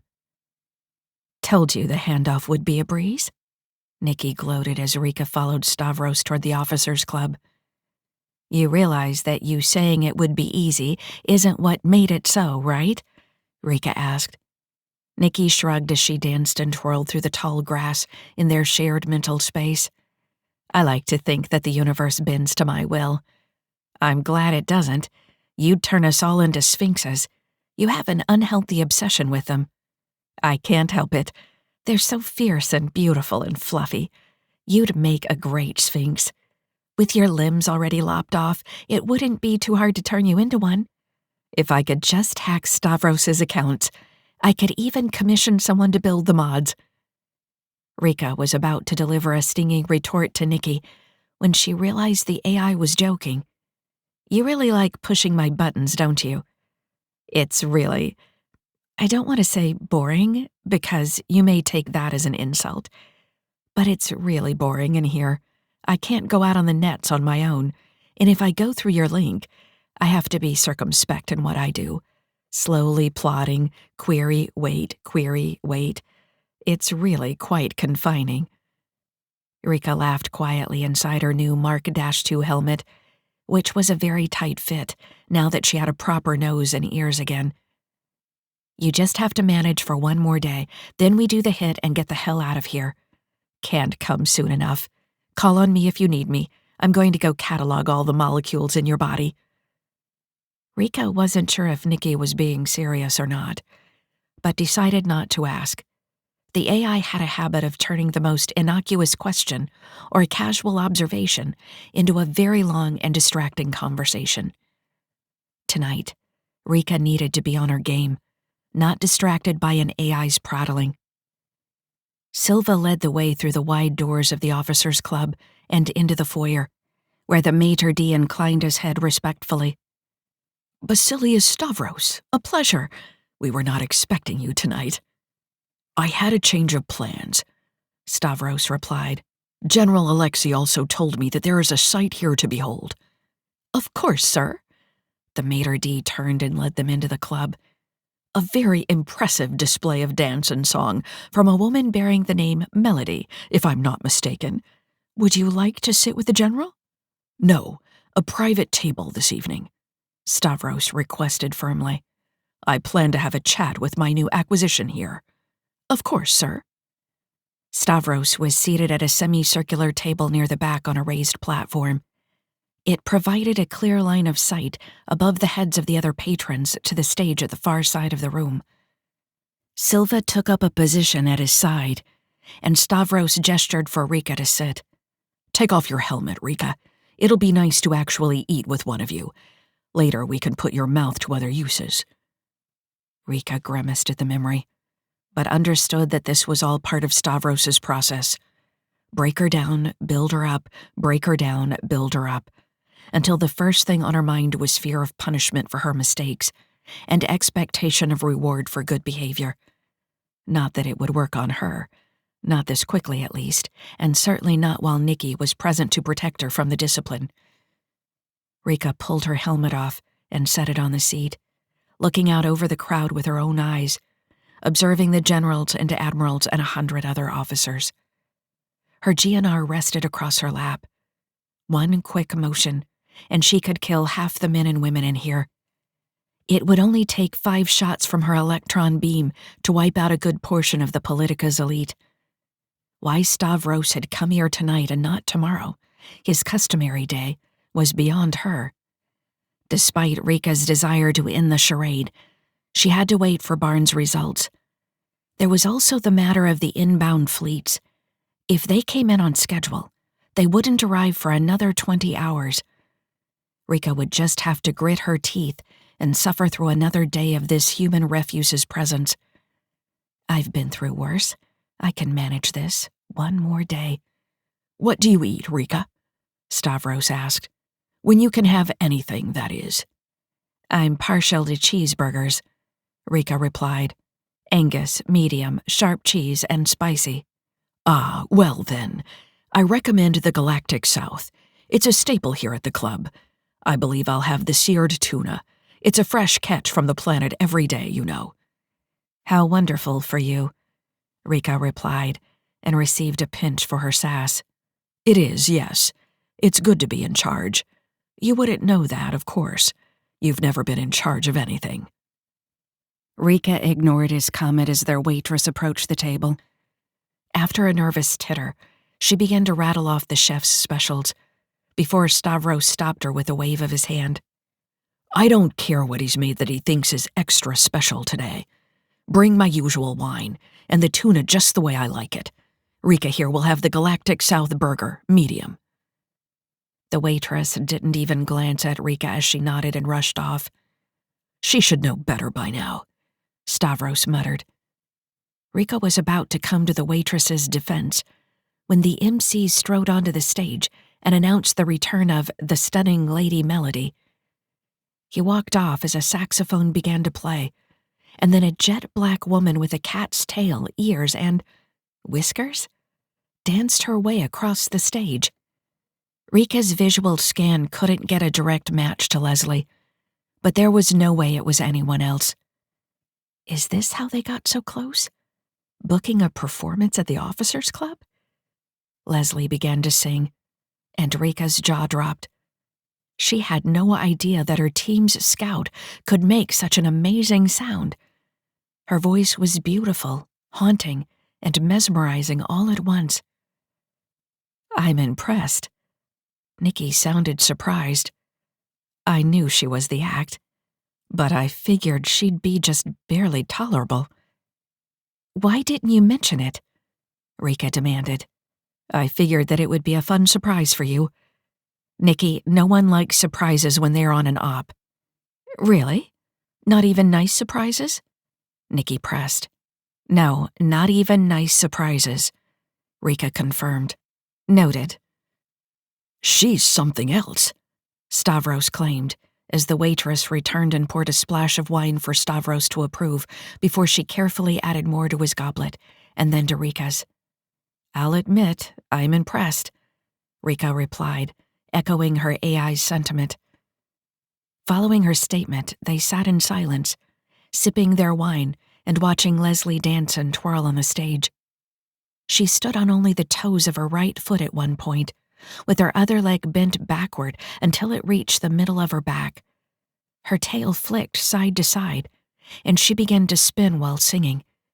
Then, in a move so fast Rika could barely discern it, she leaped into the air and landed on her other foot, not missing a beat, before sliding to the ground, laying prone for a moment, and then rising up on her fingertips, her legs pointed into the air.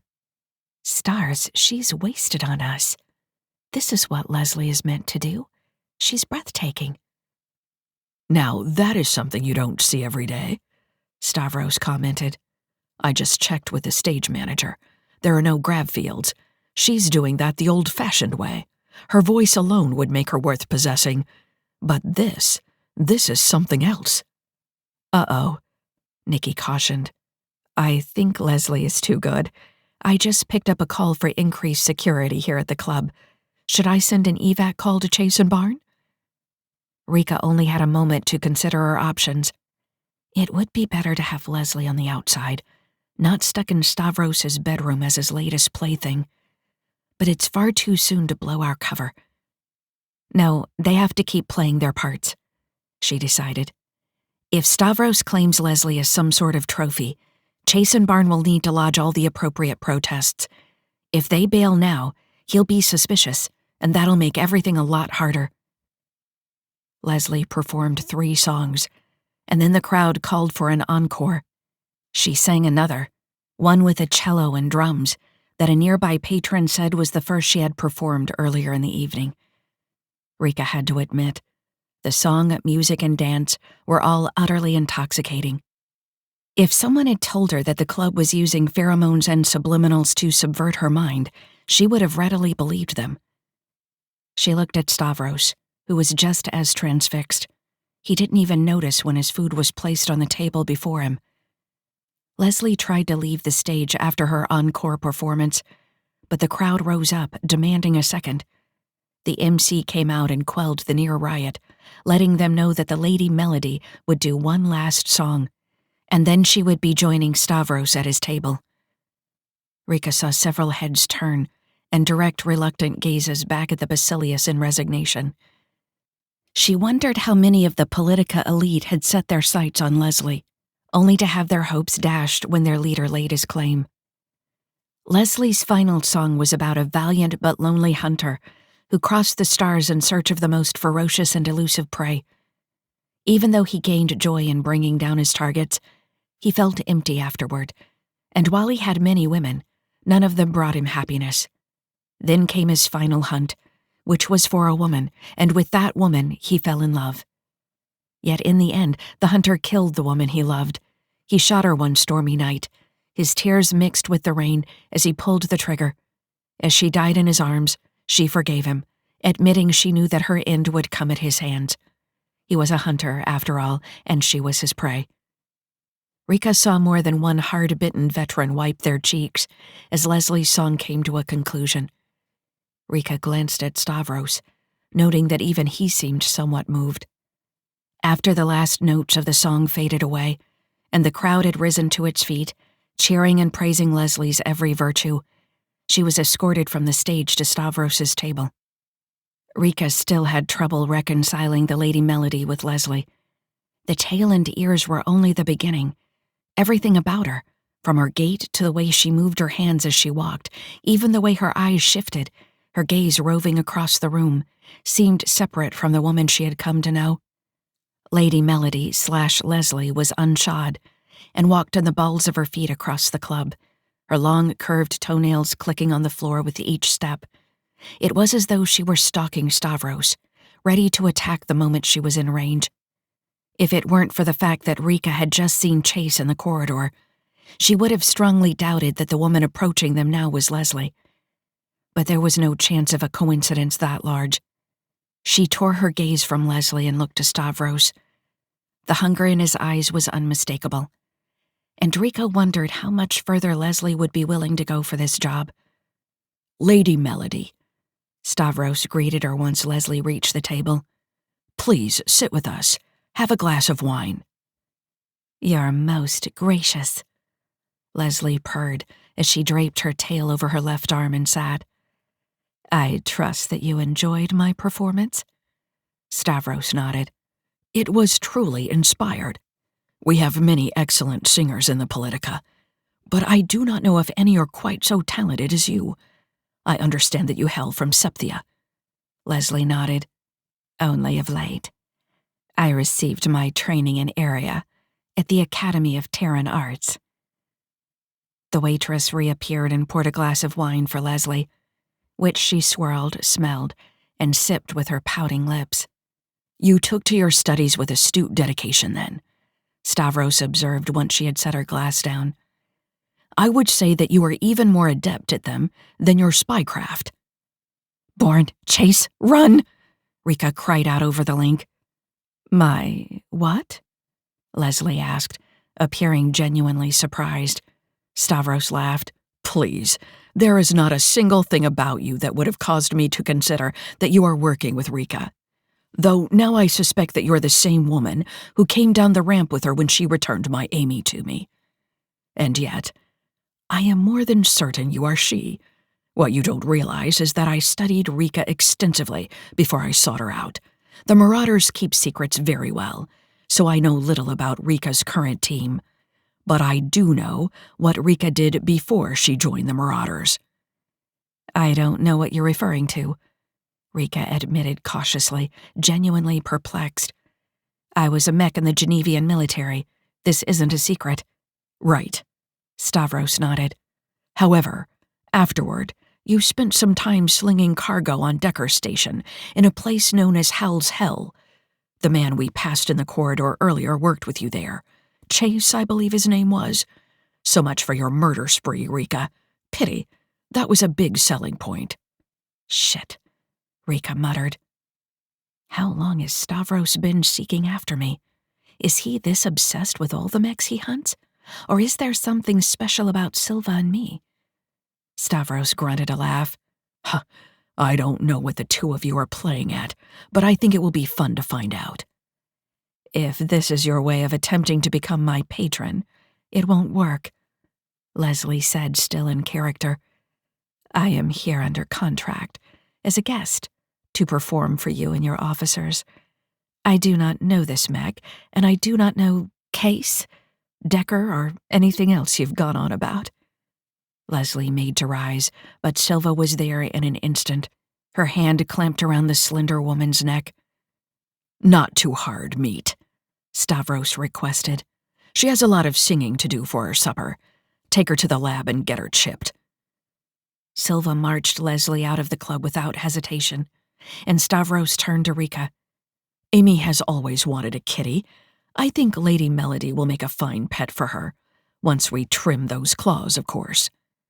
You're a fucking bastard, Rika growled at Stavros and felt a flurry of pinches dance across her body. She was tempted to ignore them, to kill Stavros here and now. Thoughts of killing this man were almost a full-time job. Don't do it. You wouldn't make it off this level alive. And now you must rescue Leslie as well, Nikki advised. Rika knew Nikki was right. But before she managed to fake the anguish she should be feeling, an explosion shook the club and flames shot out across the stage. Well, at least Barn and Chase have made their exit, Rika replied. Aftermath. Stellar date 04.03.8949. Adjusted years. Location: Politica Senior Officers Club, the Isthmus, Sparta. Region: Peloponnese System, the Politica, Precipi Cluster. Think Patty got out safely? Chase worried aloud as he followed Barn down a maintenance shaft near the club. Chase, seriously? What do you take me for? I told Patty to leave the pinnace a half hour before Leslie did her first set. She's been shopping on one of the upper concourses. I dropped a message for her to meet us at the secondary fallback point the moment you got the handoff from Rika.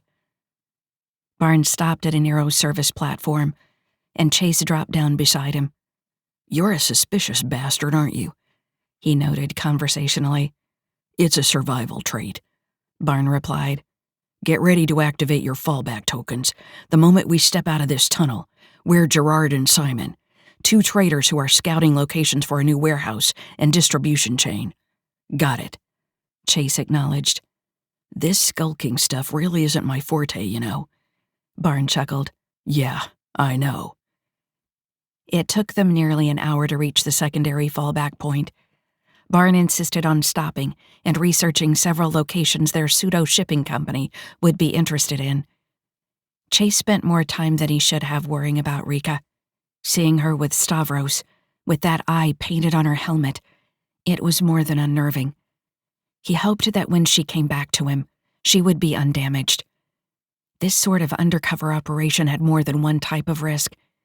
When they arrived at the fallback, Chase was not surprised to see that it was a small storage facility in a less trafficked area of the Isthmus, Barnes' specialty.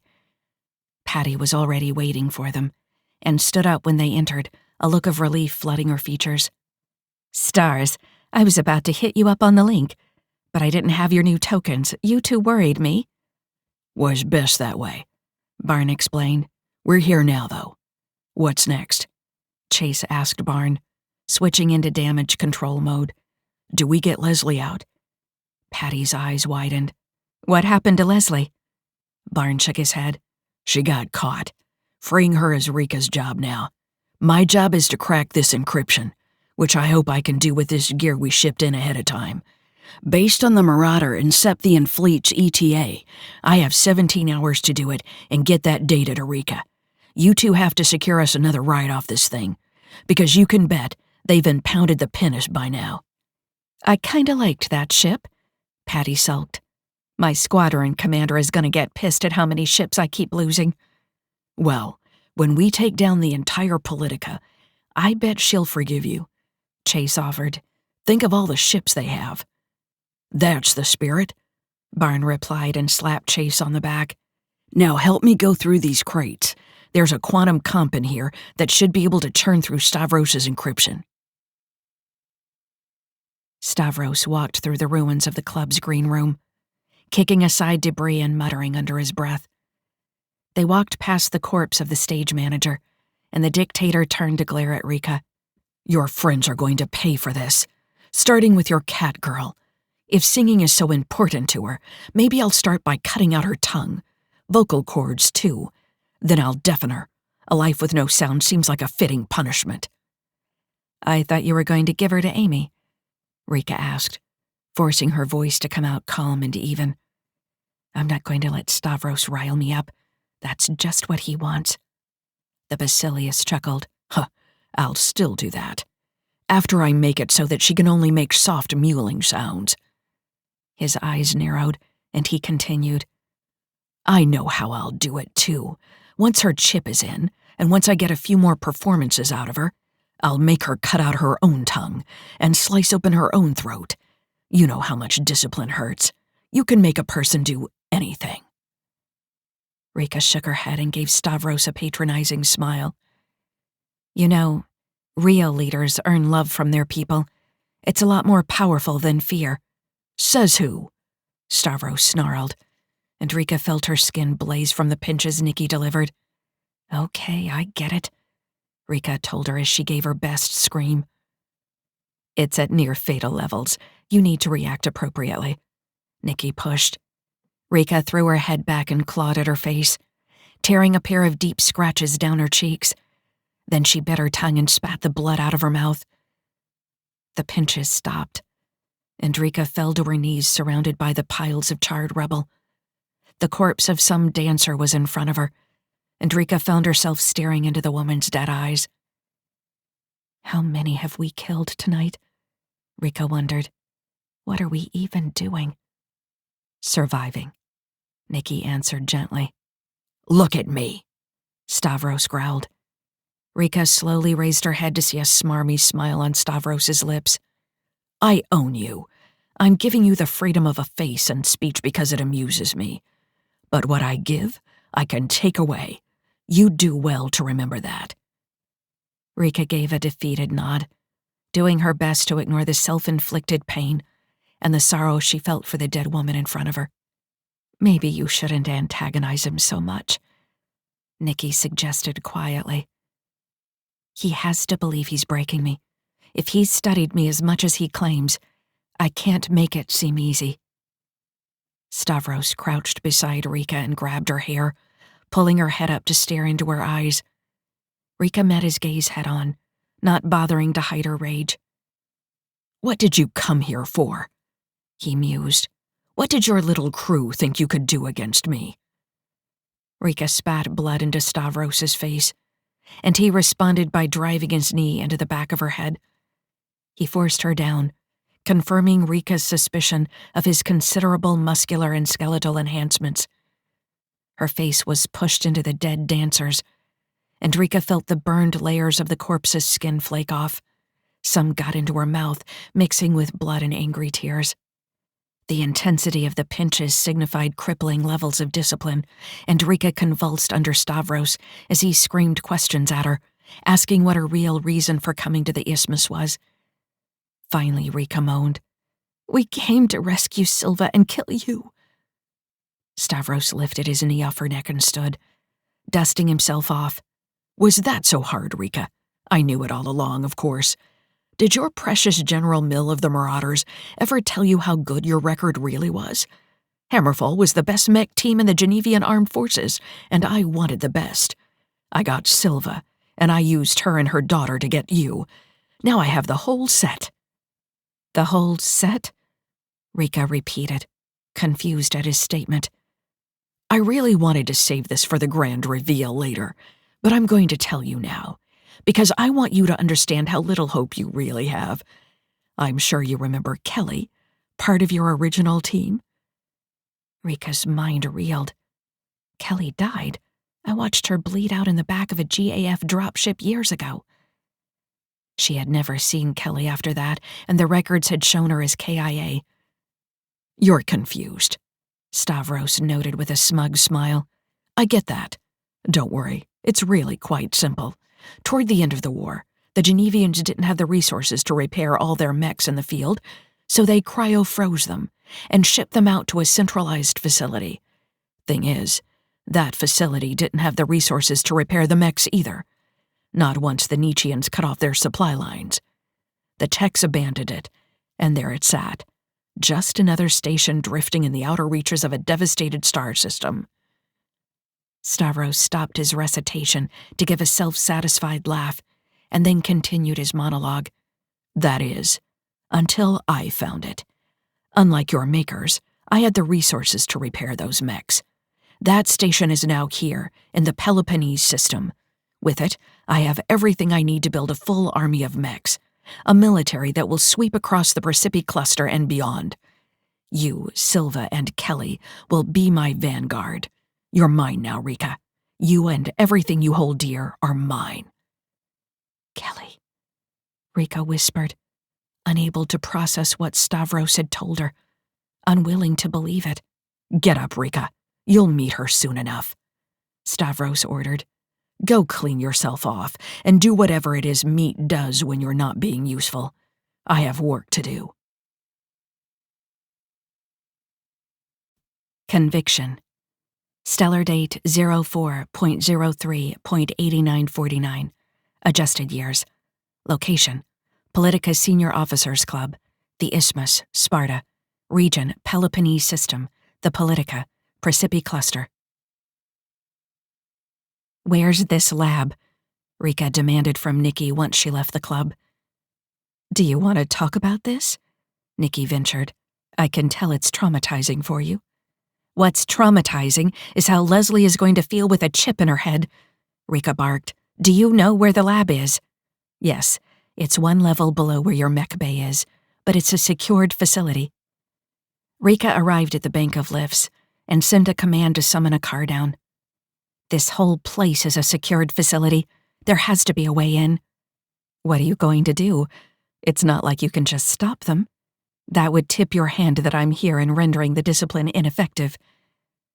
The doors of one of the lift cars opened and Rika stepped in. The rage on her face, combined with the blood and filth, kept any other passengers from joining her. She slammed a fist into the wall after the doors closed and let out a blood-curdling scream. Nikki was right. I can't stop what they're going to do to Leslie. Not yet, anyway. I feel so helpless, Nikki. That bastard just gets to do whatever he wants. Not for long. You realize that this is why people shouldn't take missions that are so personal, right? It's too easy to feel like everything is your fault. Rika bit back a response. She knew Nikki was trying to help, and she was right. But it didn't make her feel better right now. In the end, Rika stopped at a restroom on the same floor as the mech bay and washed her face. Once the dead dancer's remains and her own blood were scrubbed away, she returned to the mech bay, which was currently empty, and gave the autodoc a long look. Stavros would expect to see her lacerated face repaired by morning, but the autodoc's standard procedure would be to pull off her limbs while it ran a full diagnostic. It'll detect you, won't it? Rika asked Nikki. I believe it will. You were rather rash in clawing at your face, Nikki scolded. It seemed like the right thing to do at the time. You told me the pain was near fatal, Rika replied defensively. There were other things you could have done, pressed Nikki. So, autodoc's out. Options, options, Rika muttered aloud. The bay contained everything a platoon of mechs would ever need. Mech racks, weapons, supplies, nutra-paste, field kits. Field kits. Rika strode over to the racks where the field kits lay and searched through them. Most were for armor and structural repair. There have to be some subdermal repair kits for musculature. Rika remembered a medic back in the war saying that the kits were the same ones used for skin repair, just more powerful. After rifling through all the kits, Rika finally found one with subdermal meshes. She grabbed a package, carefully peeled off the backing, and took a deep breath. Here goes nothing. She braced herself and slapped it on her cheek. Searing pain tore through her face, and she realized why these kits weren't normally used on parts of the body with so many nerve endings. The pain abated, and Rika was wondering if the kit had already done its job when Nikki spoke up. You're welcome. Rika blushed. She hadn't even thought to ask for Nikki's help with the pain. Thanks, Nikki. She did her best to ignore the unpleasant, though now painless, sensation of the patch stitching her cheek back together. She busied herself with cleaning up the mess she'd made rifling through all the field kits. Then she poured herself a glass of water from the bottles she had secured the night before and rinsed out her mouth a few times before resigning herself to the fact that there was nothing to be done for her swollen tongue for the time being. Just like the bay didn't stock water, it also didn't have any real food. Rika was the only one operating out of the bay who had a mouth. She couldn't go down to the level's galley with the patch on her face, so she sat at the table with the feeder tubes and hooked one up to the port on her stomach. It had been some time since Rika had taken in sustenance through the port, and her stomach grumbled as the feeding system filled it past full. Dumb thing needs an off switch, Rika griped and clenched her stomach muscles.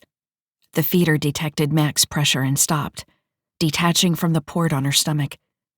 Surprised you still kept the port, Aaron commented upon entering the mech bay and seeing Rika replacing the access plate on her armor. Back when I was on Decker, all I could afford some days was paste. Better to put it in that way than down the throat.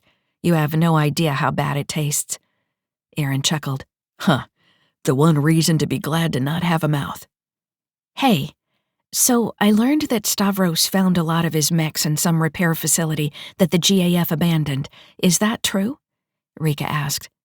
Aaron nodded as he walked to one of the mech racks and backed toward it. Yeah, I wasn't one of those, though. I got picked up by a recruiter that was a bit misleading about what I was getting into. I had a number of offers like that. Rika empathized. Hell, that's nearly how I got into this whole lifestyle. Scuttlebutt says you were with the Marauders. Aaron shared as the rack's automated systems detached his legs. Yeah, I got picked up at auction. Auction? That's rough. Why are you racking? Rika asked as she watched the armatures pull off Aaron's arms and set them aside. He gave a resigned sigh. One of the lieutenants at the residence got pissed at me and told me to go rack myself. It's sort of his go-to insult for us. Added benefit for him is how we actually have to go do it. It broke Rika's heart to see Aaron so accepting of his fate. He was completely broken, so used to following orders without question that he never even tried to fight them anymore. He was just a shell. He really had become nothing more than the meat in the machine. Aaron? Rika sighed. Get off the rack.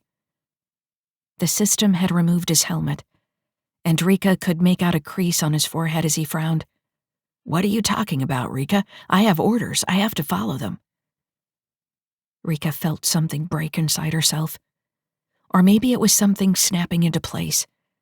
Either way, she realized there was more for her to do here than to just rescue a few people and kill a dictator.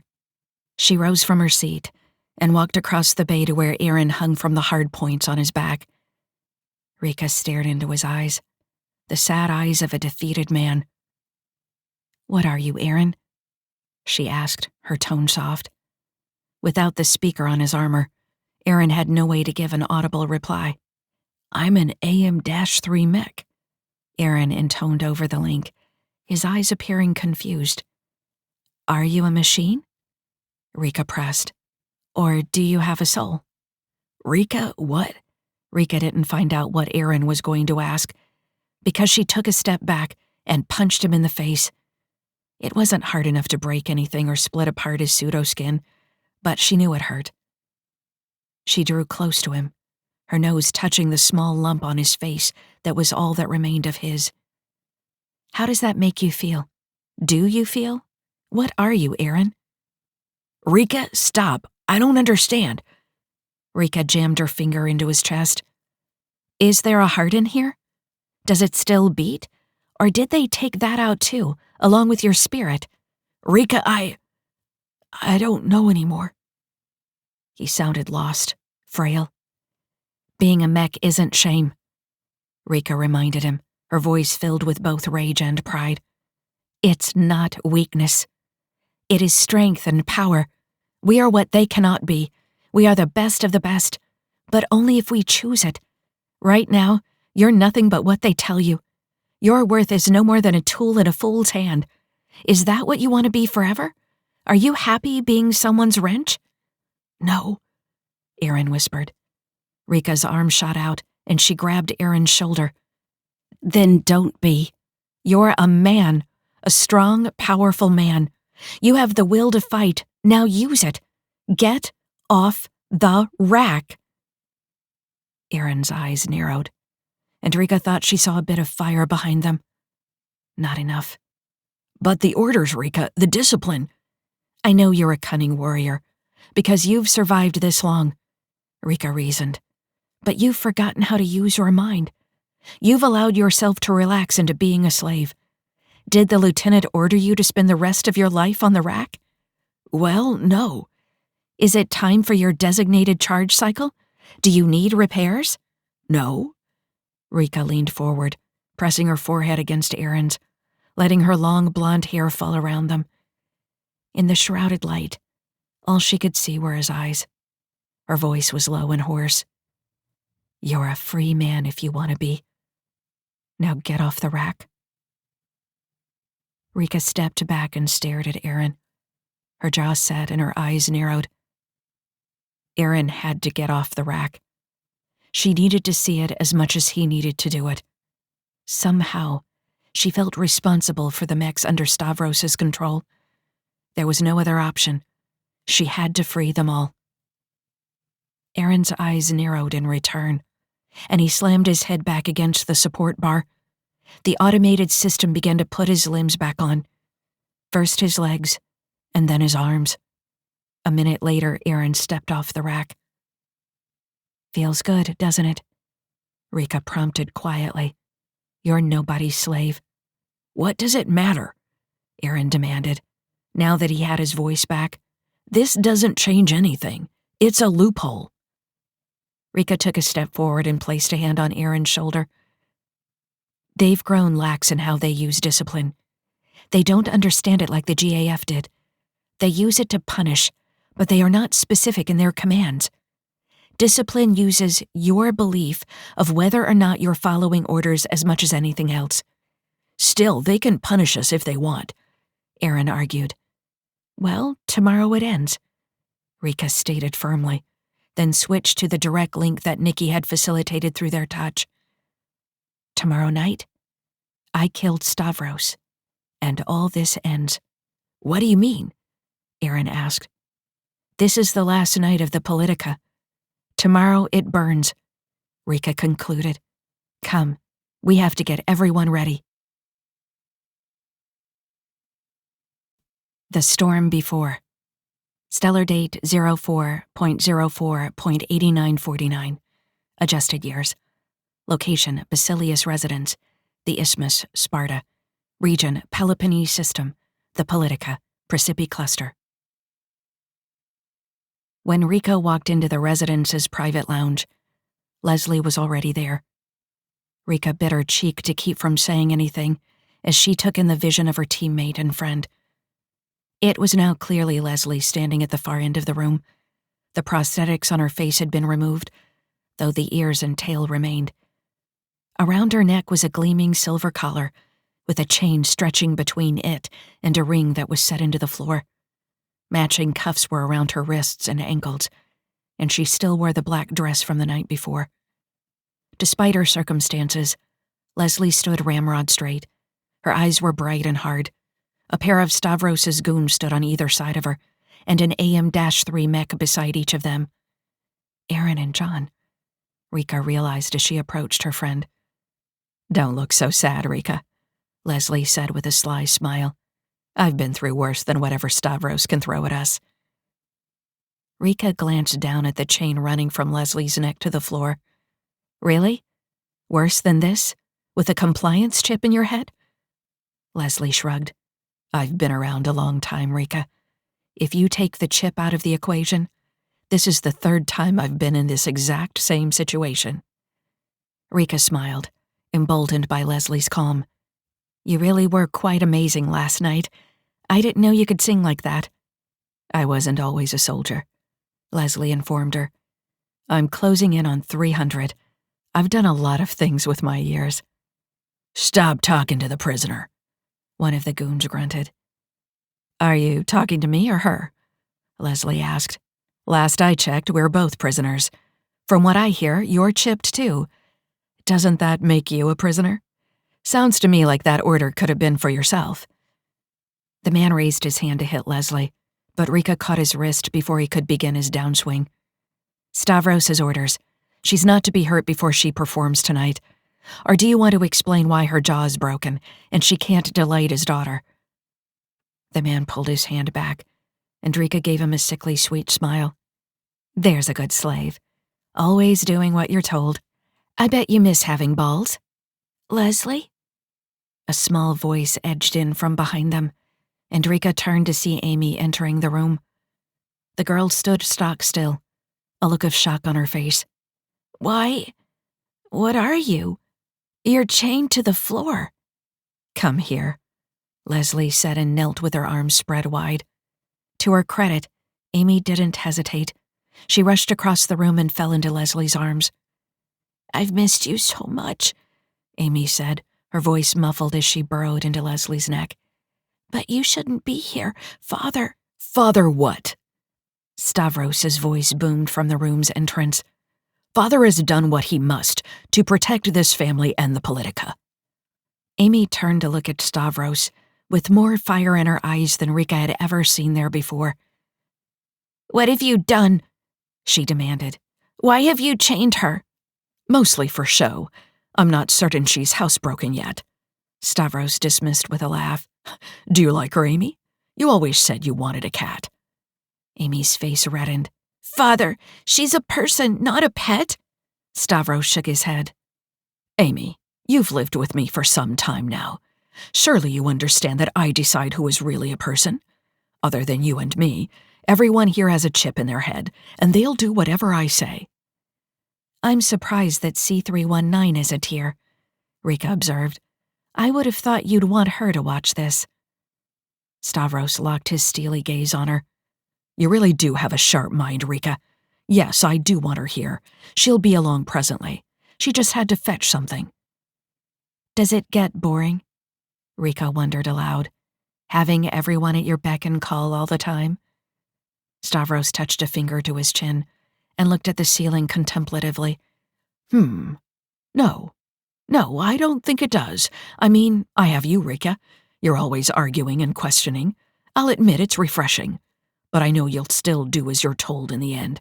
That's the part I like the most." Rika looked down at Leslie, who still held Amy in her arms, and heaved a sigh. Barn hadn't reached out with the codes yet, and time was running short. If she couldn't get them, she'd just have to kill Stavros and hope for the best. She could at least get these two out and come back for Silva afterward, so long as no one gave Leslie any orders she couldn't deny.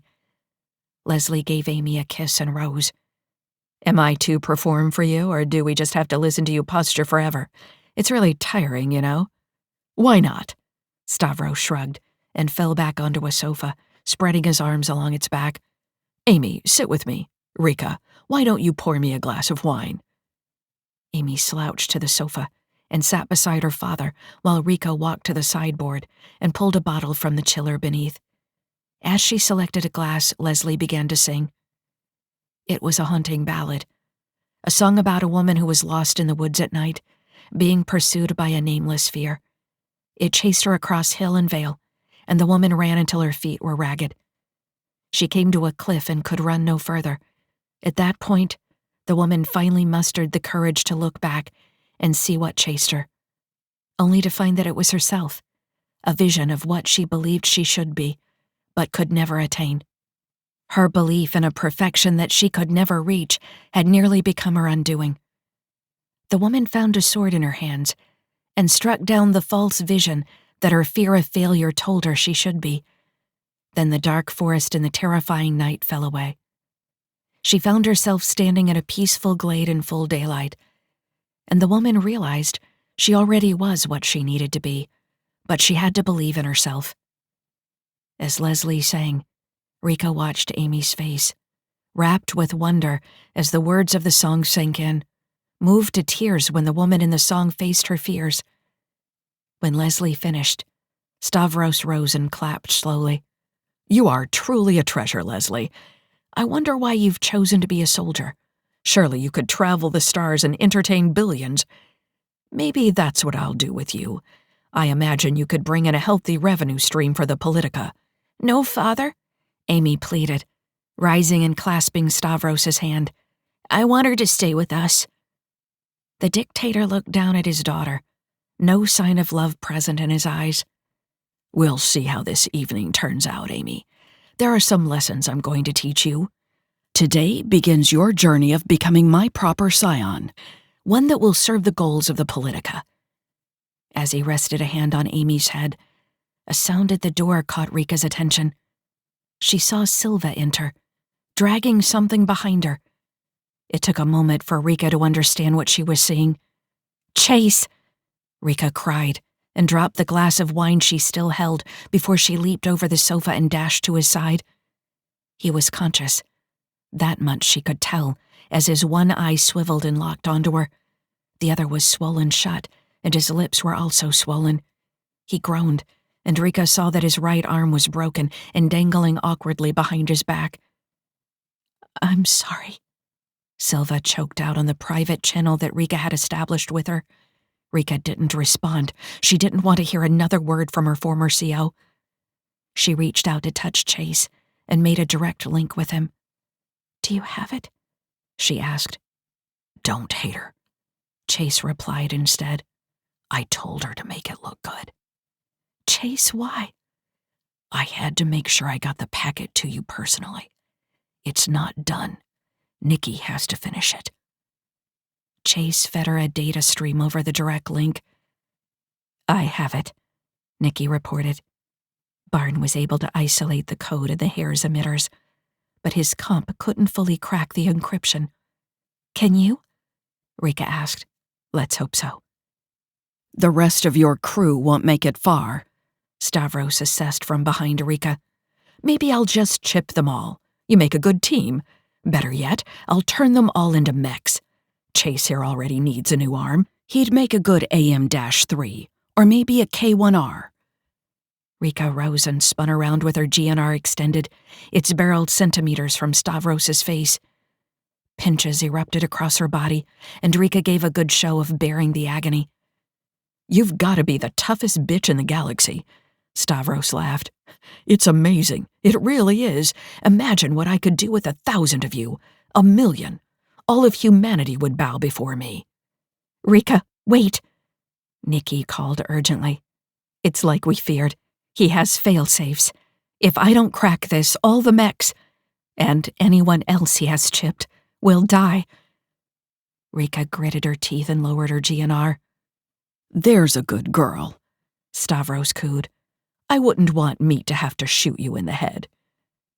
Rika turned to see Silva's GNR raised and aimed to do his bidding. "Tit for tat, then, is it?" Rika asked. "A bit of that, yes," Stavros agreed with a grin. Rika looked past him at Amy, who was crouched on the sofa and peering over its back at the tableau before her. Rika wondered how often the young girl had witnessed scenes like this unfolding before her. "Got it. Well, almost," Nikki amended. "Just need another minute." "I'm curious why you picked K-Strike," Rika mused to Stavros suddenly before she turned back to look at Silva. "You know he hired them, right?" Silva cocked her head to the side, peering around Rika at the dictator. Rika turned back and saw Aaron, John, and the goons all straighten, likely told to be on alert by Stavros. "You ruined all my fun," Stavros accused with a mock pout. "But stars, do I enjoy the variety you bring." 10 seconds. Rika turned her back on Stavros and looked down at Chase, who had managed to pull himself up to a kneeling position after Silva let him go. Rika gave him a sad smile before turning her gaze to Silva. "Take off the helmet, C319. "Rika, no." Silva refused. "Not here. Not with Amy." "Silva, don't you understand? I came to save you and Amy. But to do that, she has to learn the truth. She has to truly understand what her father is so that there can never be any doubt that what happens next was right." "She doesn't take orders from you," Stavros sneered. "No one takes orders from you, Rika. I think it's time for you to understand that once and for all." Pinches erupted across Rika's body and she smiled. "Nikki, you don't have to do that anymore." "Damn, Skippy, I don't. I've cracked it. I have his codes. I can override discipline now." "I'm going to enjoy this." Rika smiled as she took a step back, no longer standing between Silva and Stavros. "Silva?" "C319, take your helmet off. Tell her yourself before I do." Stavros's mouth fell open. "No. Rika. How?" "Your chip never worked on me in the first place," Rika answered his incomplete queries. "I've never been under your thrall. Now no one is." "Get her!" Stavros shouted angrily at the two AM-3s in the room, but neither moved. No, Aaron said simply. We're done taking orders from you, Stavros. Stavros took a step back, looking around the room filled with people he no longer controlled. The two goons looked uncertainly at each other, and at the AM-3s at their sides.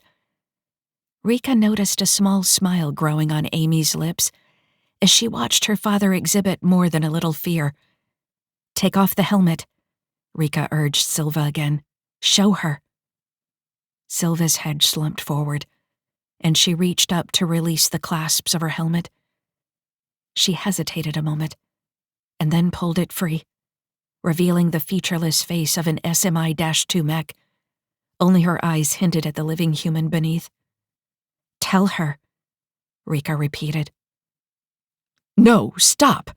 Stavros cried, rushing toward Silva. "I order you!" His words stopped the instant Rika's hand closed around his throat. "Not another word," Rika whispered. "I don't understand," came Amy's small voice. "Why are you showing me your face?" "Because," Silva started brokenly, speaking aloud for the first time that night. She took a breath and tried again. "Because, Amy, I'm your mother." Amy's face went slack, and she looked to Rika. "She is." Rika nodded with a smile as Stavros thrashed in her grip. "Stop, little man," she scolded him. "You live, only because I'm not the one who gets to mete out justice today." "I wouldn't mind a kick or two on Justice's behalf," Leslie growled softly. "Aaron, do you think you could give Leslie a hand over there?" Rika asked. "Yeah, no problem," Aaron replied. A plink echoed through the room as he broke Leslie's chain, and Rika turned her attention back to Amy, who had climbed over the sofa and was approaching Silva with slow, tentative steps. "I called you Silver because I imagined that you were my mother," Amy admitted in a soft voice. "You came to me sometimes. I could tell it hurt you to do it. He hurt you." "I loved that you named me Silver," Silva responded quietly. "I knew what it meant." Amy looked at her father, and Rika saw anger burning in the girl's eyes. Rika knew the revelation had to happen. Amy had to learn the truth. But to see this truth take its toll on her, for such a young girl to see such thorough debasement, it was one of the hardest things Rika had ever done. "It's okay, Amy." Silva pulled the girl's attention back to her. She kneeled down before her daughter and stretched out her hand. "I came for you. I came to take you away years ago, but I failed. I was captured, and Stavros." Silva stopped speaking as Amy crashed into her arms, and mother and daughter sobbed as they embraced one another. Rika continued to hold on to Stavros, while Leslie walked to Chase's side and helped him to one of the sofas. "Really, it looks worse than it is," Chase said. "Chase, I can see your ulna sticking out of your forearm," Leslie scolded. "Well, yeah." "And there's your radius," she pointed. "Stop talking about it, you're making it hurt more." "Rika," Nikki spoke up, concern in her voice. "We've got a problem." "We do?" "Stavros has an AI. It's fighting for control of the discipline system, and it's trying to broadcast new codes." "How do I stop it?" Rika asked. "Crushing his skull should work," Nikki suggested. Rika glanced at Amy and Silva. Killing Stavros in front of his daughter was something she had really wanted to avoid. In that moment of hesitation, all hell broke loose. Assassination. Stellar date 04.04.8949. Adjusted years. Location, Basilisk Residence, the Isthmus, Sparta. Region, Peloponnese System, the Politica, Precipi Cluster. Leslie fell first, screaming as she clutched the sides of her head. Silva wasn't far behind, and Amy cried out in fear as her mother squeezed her eyes shut and began to convulse. John raised his rifle, took aim at Rika, and squeezed off a round before Aaron collided with him, knocking him to the floor. The shot caught Rika in the neck, right where her armor ended and her skin began. Pain flared, and she spasmed, releasing her grip on Stavros. John pushed Aaron away and took aim at Rika, firing again, but not before she backpedaled and sent a burst from her GNR into the AM-3. One of the goons was down on his knees, clutching his head, and the other lunged for him, clawing at his face. They rolled to the floor, and the report of a ballistic pistol sounded from between them. Aaron leveled his rifle at John and emptied his magazine into the other mech's right arm, disabling the limb before smashing his fist into John's head. John went down screaming and clutching his head, but he still managed to drag Aaron down with him. Rika leaped to her feet, feeling light-headed as blood rushed from her neck and drew a dark red line down her torso. She looked around the room, but Stavros was gone, and so was Amy. "Quick, touch them," Nikki ordered. "I've built up a nano-delivered virus. It should rewrite the chip's protocols, while I try to beat Stavros's asshole of an AI." Rika didn't respond, but rushed to Leslie's side and delivered the nanodose, then moved on to Aaron, who had finally subdued John. She debated giving it to John, ultimately deciding that it was better than having him under Stavros's control. Somehow, both the goons were dead, so there was no need to use the nano on them. "Thanks," Leslie panted as Rika walked back across the room toward Silva. "I had no idea how much that shit hurts." "It's a hell of a thing," Rika agreed as she knelt at Silva's side and touched the covering over the data port on her left arm. A few seconds later, Silva stopped rocking back and forth, and her breathing steadied. "He took Amy," Rika told her firmly. "You ready to go kill that son of a bitch?" Silva nodded as she rose. Yes, I am." "Where would he go?" Rika asked. "There's a bunker here in the residence, but I don't think he'd go to it. He once referred to it as the coward's hole," Silva recalled. "I think he'd go to the Isthmus's Central Command." Rika looked to the group behind her. "Thanks for the assist, Aaron. Can you ensure Leslie and Chase get to their evac ship?" "Rika," Aaron responded solemnly. "thank you. It would be my honor to keep them safe." "Go," Leslie urged. "We're not children. We can handle ourselves." Silva was already halfway to the door, and Rika followed, unslinging her JE-84 to get ready for close-quarters combat. Silva put her helmet back on before poking her head out into the hall, and then pulled back as a series of shots streaked past. Rika sealed her helmet in place as well, grateful to finally be going back into combat with proper 360 vision. "I'd kill for some drones right about now," Silva groused. "I hear ya," Rika agreed. "I've taken control of local surveillance," Nikki reported, "passing a feed to you." "Who's that?" Silva heard a voice she didn't recognize. "My AI, Nikki," Rika replied as she crouched and then sprang out, firing her electron beam at the two goons Nikki had highlighted at the end of the corridor. "When did you get an AI?" Silva pressed curiously as she followed after Rika. "And how can she just hack a local surveillance?" "She's been with me for a few weeks now, and that's a good question. Care to share, Nikki? You do seem rather proficient at this sort of thing." "Later, Rika," Nikki promised. "You've got a whole squad of Stavros's goons coming down the corridor to your left, and I'm still fighting with his AI. Luckily, I'm getting some help." "Help? From who?" Rika demanded as she rushed to the corner and leaped up to sink her feet into the decorative steel mesh ceiling. "Other AIs? I'll explain later, 'kay?" Silva glanced up at Rika. "Overhead trick on 3, she ordered. Rika counted silently, and then rushed out into the intersection, standing on the ceiling, while Silva rolled across the open space, taking a position on the far side of the hall, while Rika fired twice with her electron beam, tearing holes through the lightly armored enemy. Silva fired a shot with her rifle before moving on. "Come on, Rika, run and gun." "Just like old times," Rika quipped. "Damn straight, Corporal." Silva answered as she fired her JE-78 at a man who ducked out from behind a statue in the middle of the hall. "That's damn straight, Lieutenant," Rika corrected. "Oh, an officer now, are you? Sorry about that, LT." Despite how pissed I am at Silva for hurting Chase, it feels good to be working with her again. They easily fell back into a rhythm they had developed over many dozens of battles. The pair of SMI-2s were out of the residence a minute later, and Silva led Rika down a broad boulevard toward a maglev station.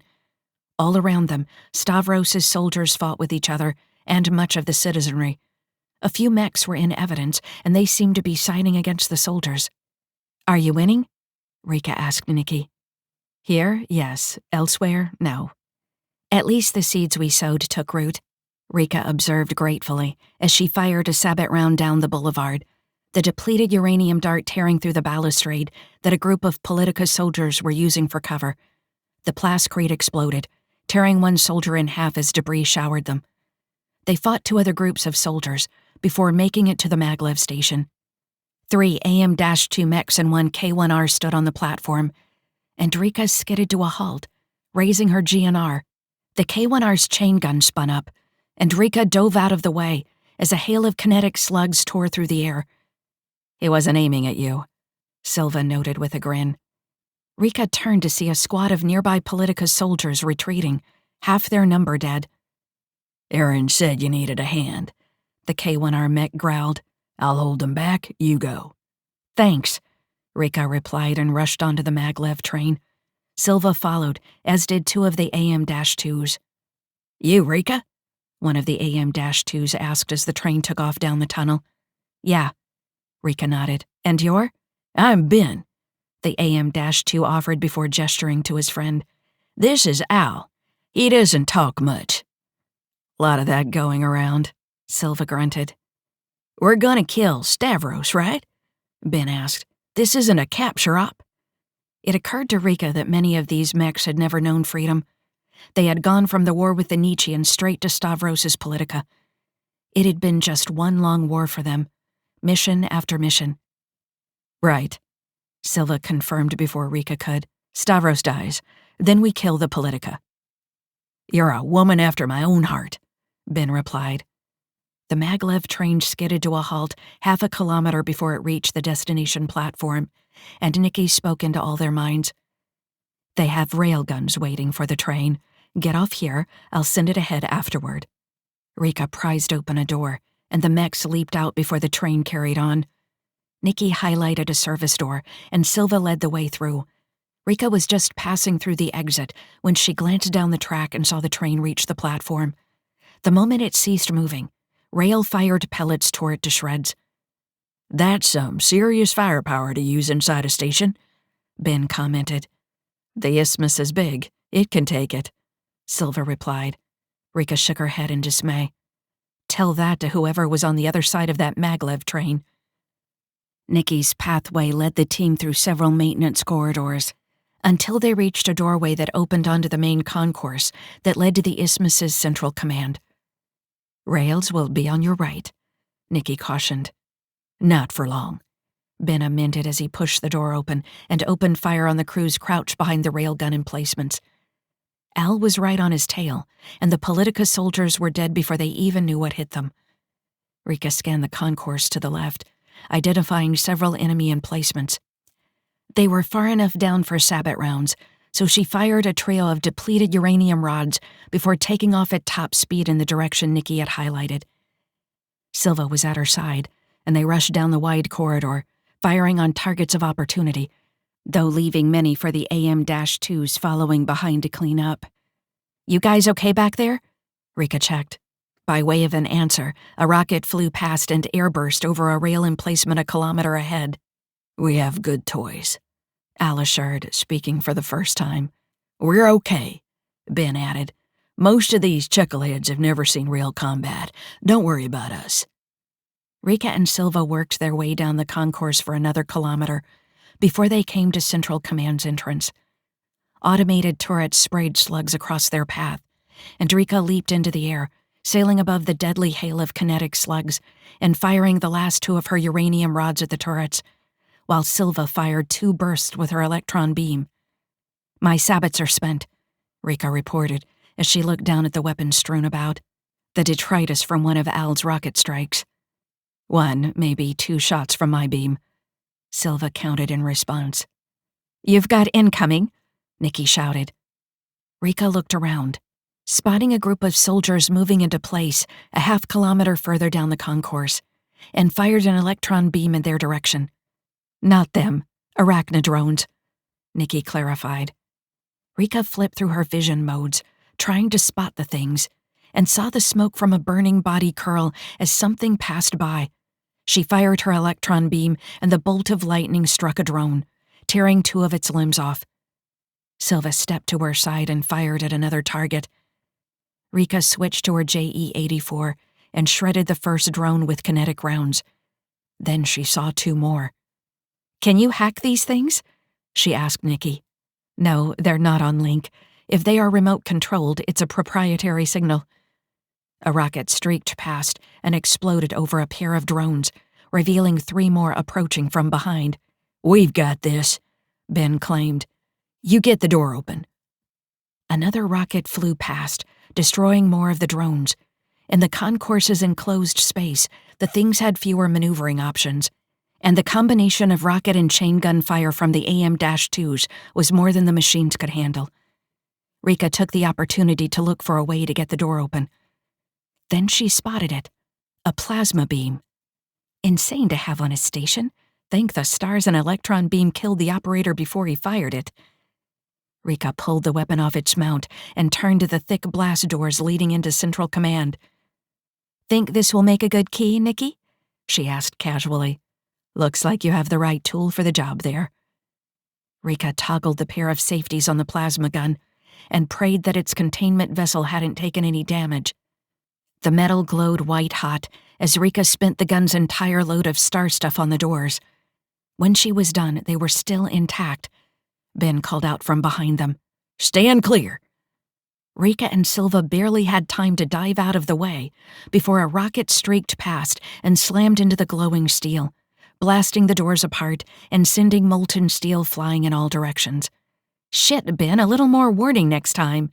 "Sorry, got carried away," he replied sheepishly.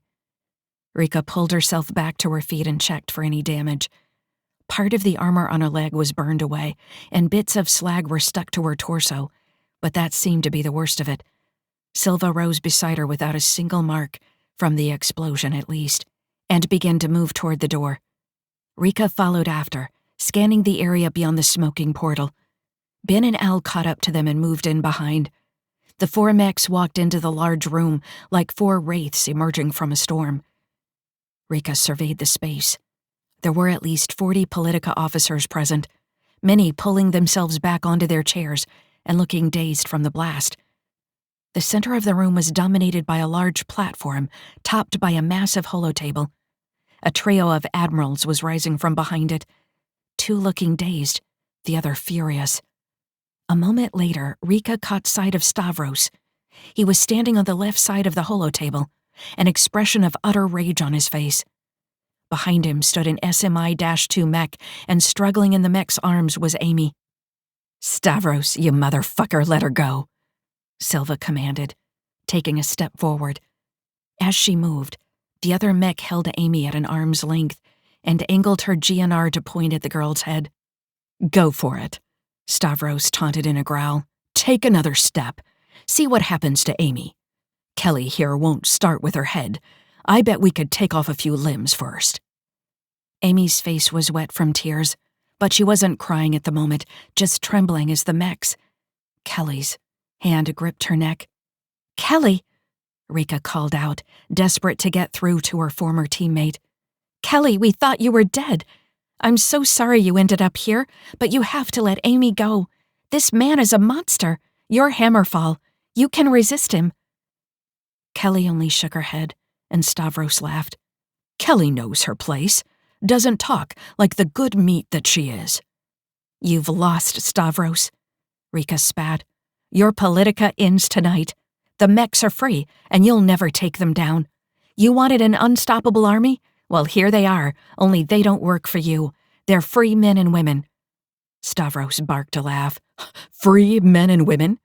You're not men and women, and you don't know how to be free.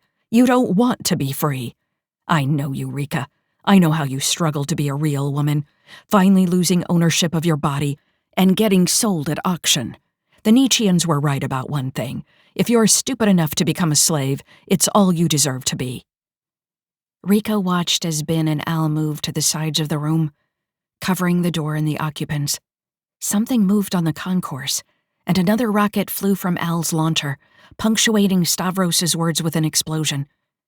Rika took a step toward the platform. "It doesn't matter what you think. It's over." "No, it's not over," Stavros sneered. "I don't know how you're doing this, but in a minute, my AI will have completed the override, and your mech army will be back under my control." "Is he bluffing?" Rika asked Nikki. "Maybe. His AI is good, and I'm working with limited resources here. If I kill him, will Kelly get released?" Silva wanted to know. "Or will she kill Amy?" "There's a dead man's switch," Rika informed her regretfully. Silva didn't reply, but Rika could feel the rage flowing off her friend.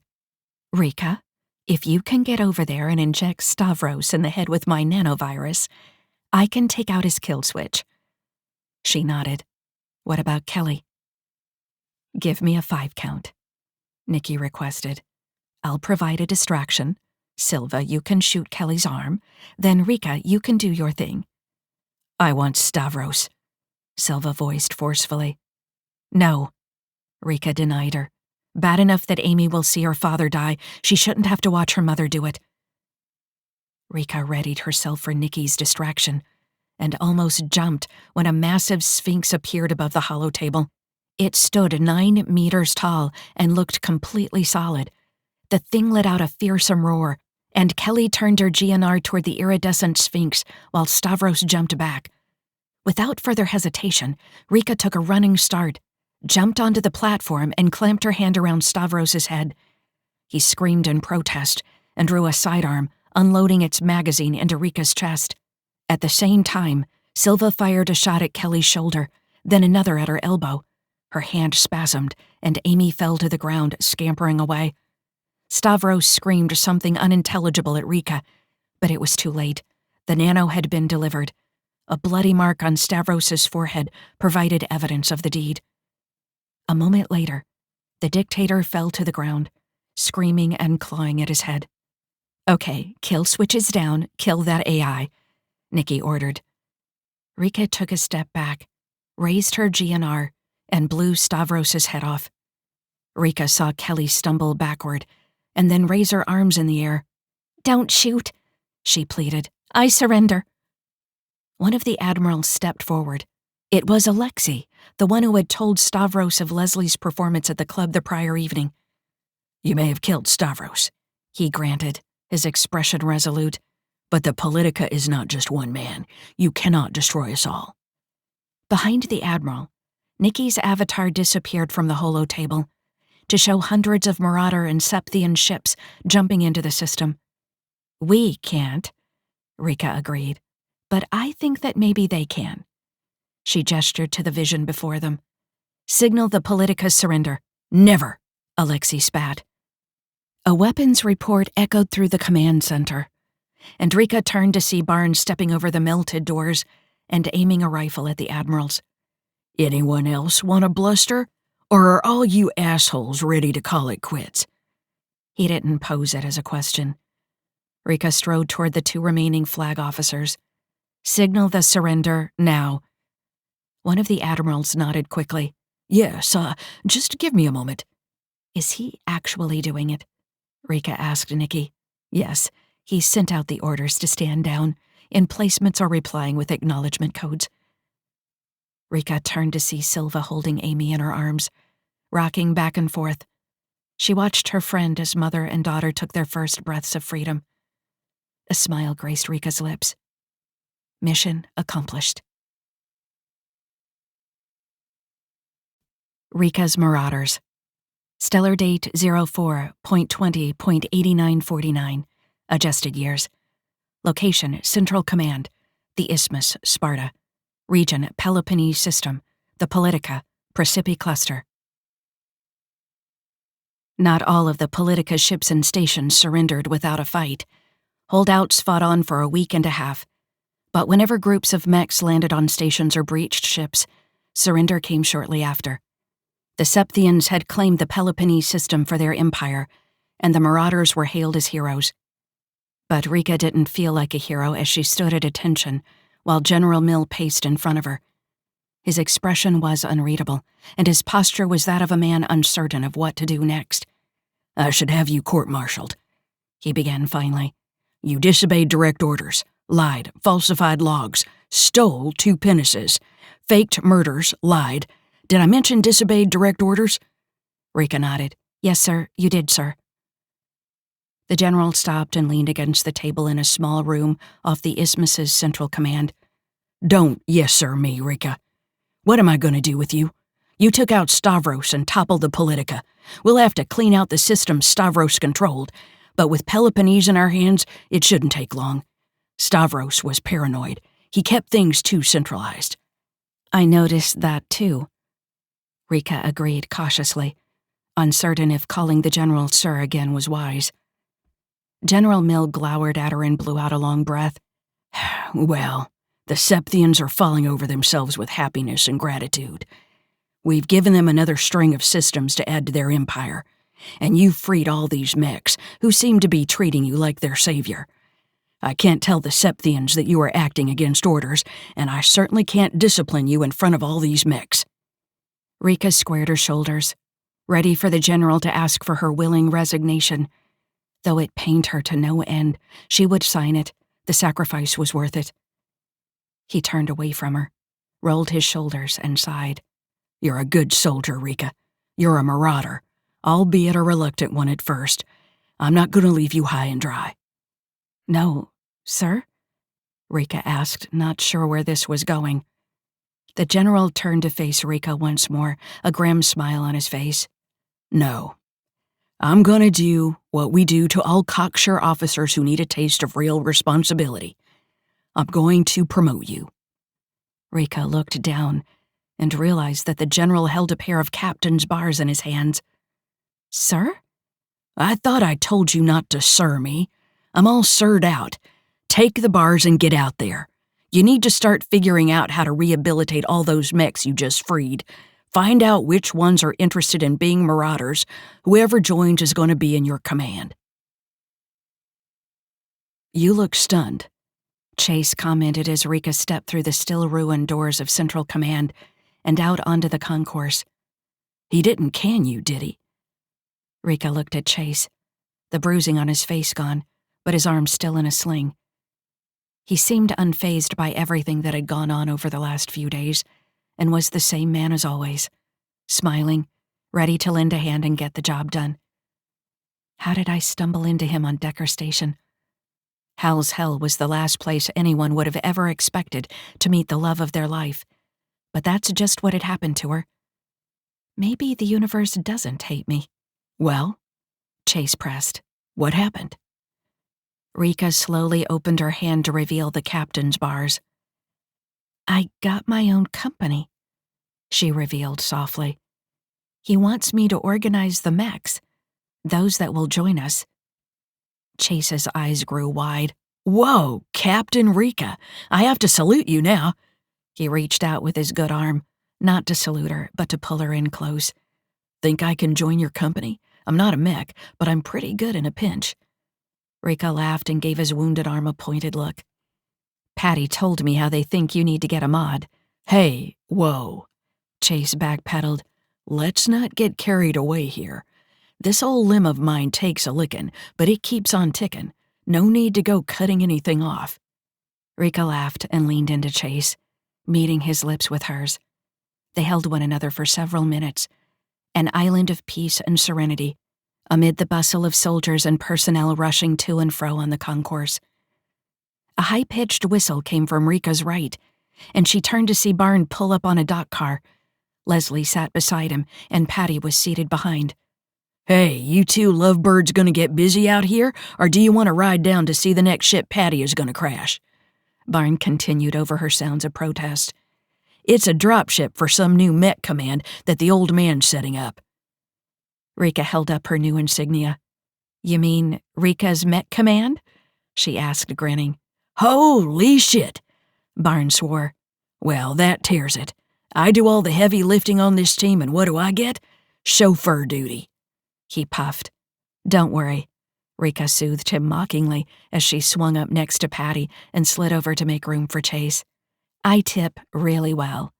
Damn well better, Barn muttered as he pulled a U-turn on the concourse, nearly running into a group of Septhian Navy personnel.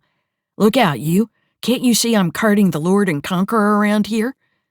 Leslie snorted, and Rika barked a laugh. Chase made a comment about making a sedan chair for Rika so her army of mechs could carry her around. Leslie added another suggestion, and a minute later, the entire team was nearly falling off the dock car, laughing like fools as Barn wove through the traffic, yelling at anyone close enough to hear. 4 months later. I'm gonna miss you, Rika told Silva as they embraced on the pinnace's ramp. She held Silva's shoulders and looked into her friend's eyes, deep and so full of life in her reconstructed face. Like Rika, she was now flesh and blood above the neck. Below she was still a mech, though with limbs suited for civilian life, not combat. That didn't matter to Rika, so long as Silva was happy, which Rika knew to be the case. You too, Rika, Silva admitted. I owe you, well, everything.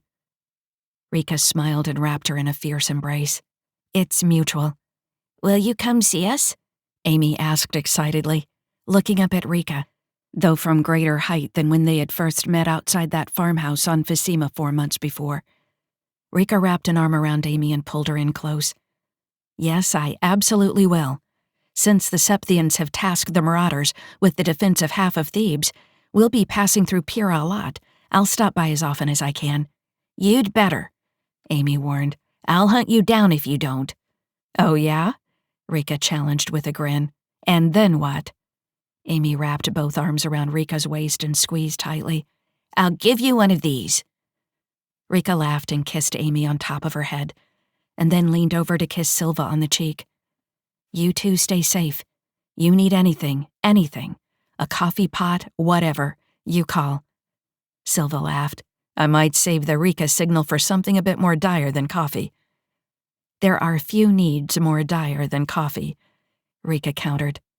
They made their final farewells, and then Rika stepped off the ramp, allowing it to rise up into the pinnace. Permission to disembark? Patty asked over the link. Permission granted, Patty. Keep 'em safe and come back swiftly. We've got a lot to do. You got it, Captain. Rika walked down the cradle's ramp and looked out over the main docking bay of the Golden Lark, one of the 2 ships now under her command.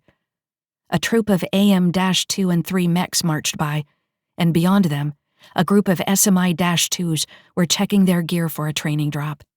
Amongst them was Kelly. Rika waved at her former teammate, and Kelly returned the gesture. After the confrontation in Central Command, Kelly had retreated into herself. Rika finally convinced her to join the Marauders and, though they had not spoken further of the fateful events on that night on the Isthmus, she could tell that Kelly still felt guilty about her part in it. Rika didn't hold it against Kelly. In her former teammate's mind, that desperate retreat from the Parson system had happened just a few months prior. Kelly said that she distinctly remembered dying in Rika's arms. The fact that the Nietzschean war was long over was something that she and many of the other mechs were still adapting to. That was why General Mill had given Rika command. It was up to her to sort these mechs out and turn them into an elite fighting force. It would be hard work, but it was work she was ready to do. Rika left the bay and walked through her ship to the small office she kept near the CIC. Once inside, she settled into her chair and brought up her list of upcoming meetings. Rika? Nikki interrupted her thoughts. What is it, Nikki? Rika asked. Nikki rarely asked permission to speak. The AI usually just came out and said whatever she wanted. Do you remember, back on the Isthmus, that I was able to gain control of several of their systems very quickly, and you wondered how I did that? I do? Rika recalled after a moment. She had almost forgotten her curiosity regarding Nikki's proficiency. Almost. Are you ready to explain it? She asked. I am. I finally got permission to do so. Permission? It was not a question. You are in the Marauders. I'm your CO. Who would you have requested permission from? I'm in the Marauders, yes. Nikki replied, "and I'm glad to be here. But I'm also a soldier in another war, a war with many fronts." Rika leaned back in her chair and let out a long breath. "What are you talking about, Nikki?" "Have you ever heard of a ship named the Intrepid? It showed up in a system called Balaam's World a few years back." "Of course I have. Everyone has heard of that ship." "What about Sabrina?" Nikki asked. "Have you ever heard of her?" Rika scoured her memories and shook her head. "Is that a ship? I don't think so. It doesn't ring a bell." "It's a ship and an AI. I'm going to tell you about her. And about Bob." "Bob? Is that a ship too?" Rika asked. "No," Nikki responded. "Bob is much bigger than a ship. He's an AI too. Seems like a strange name for an AI. You don't know the half of it."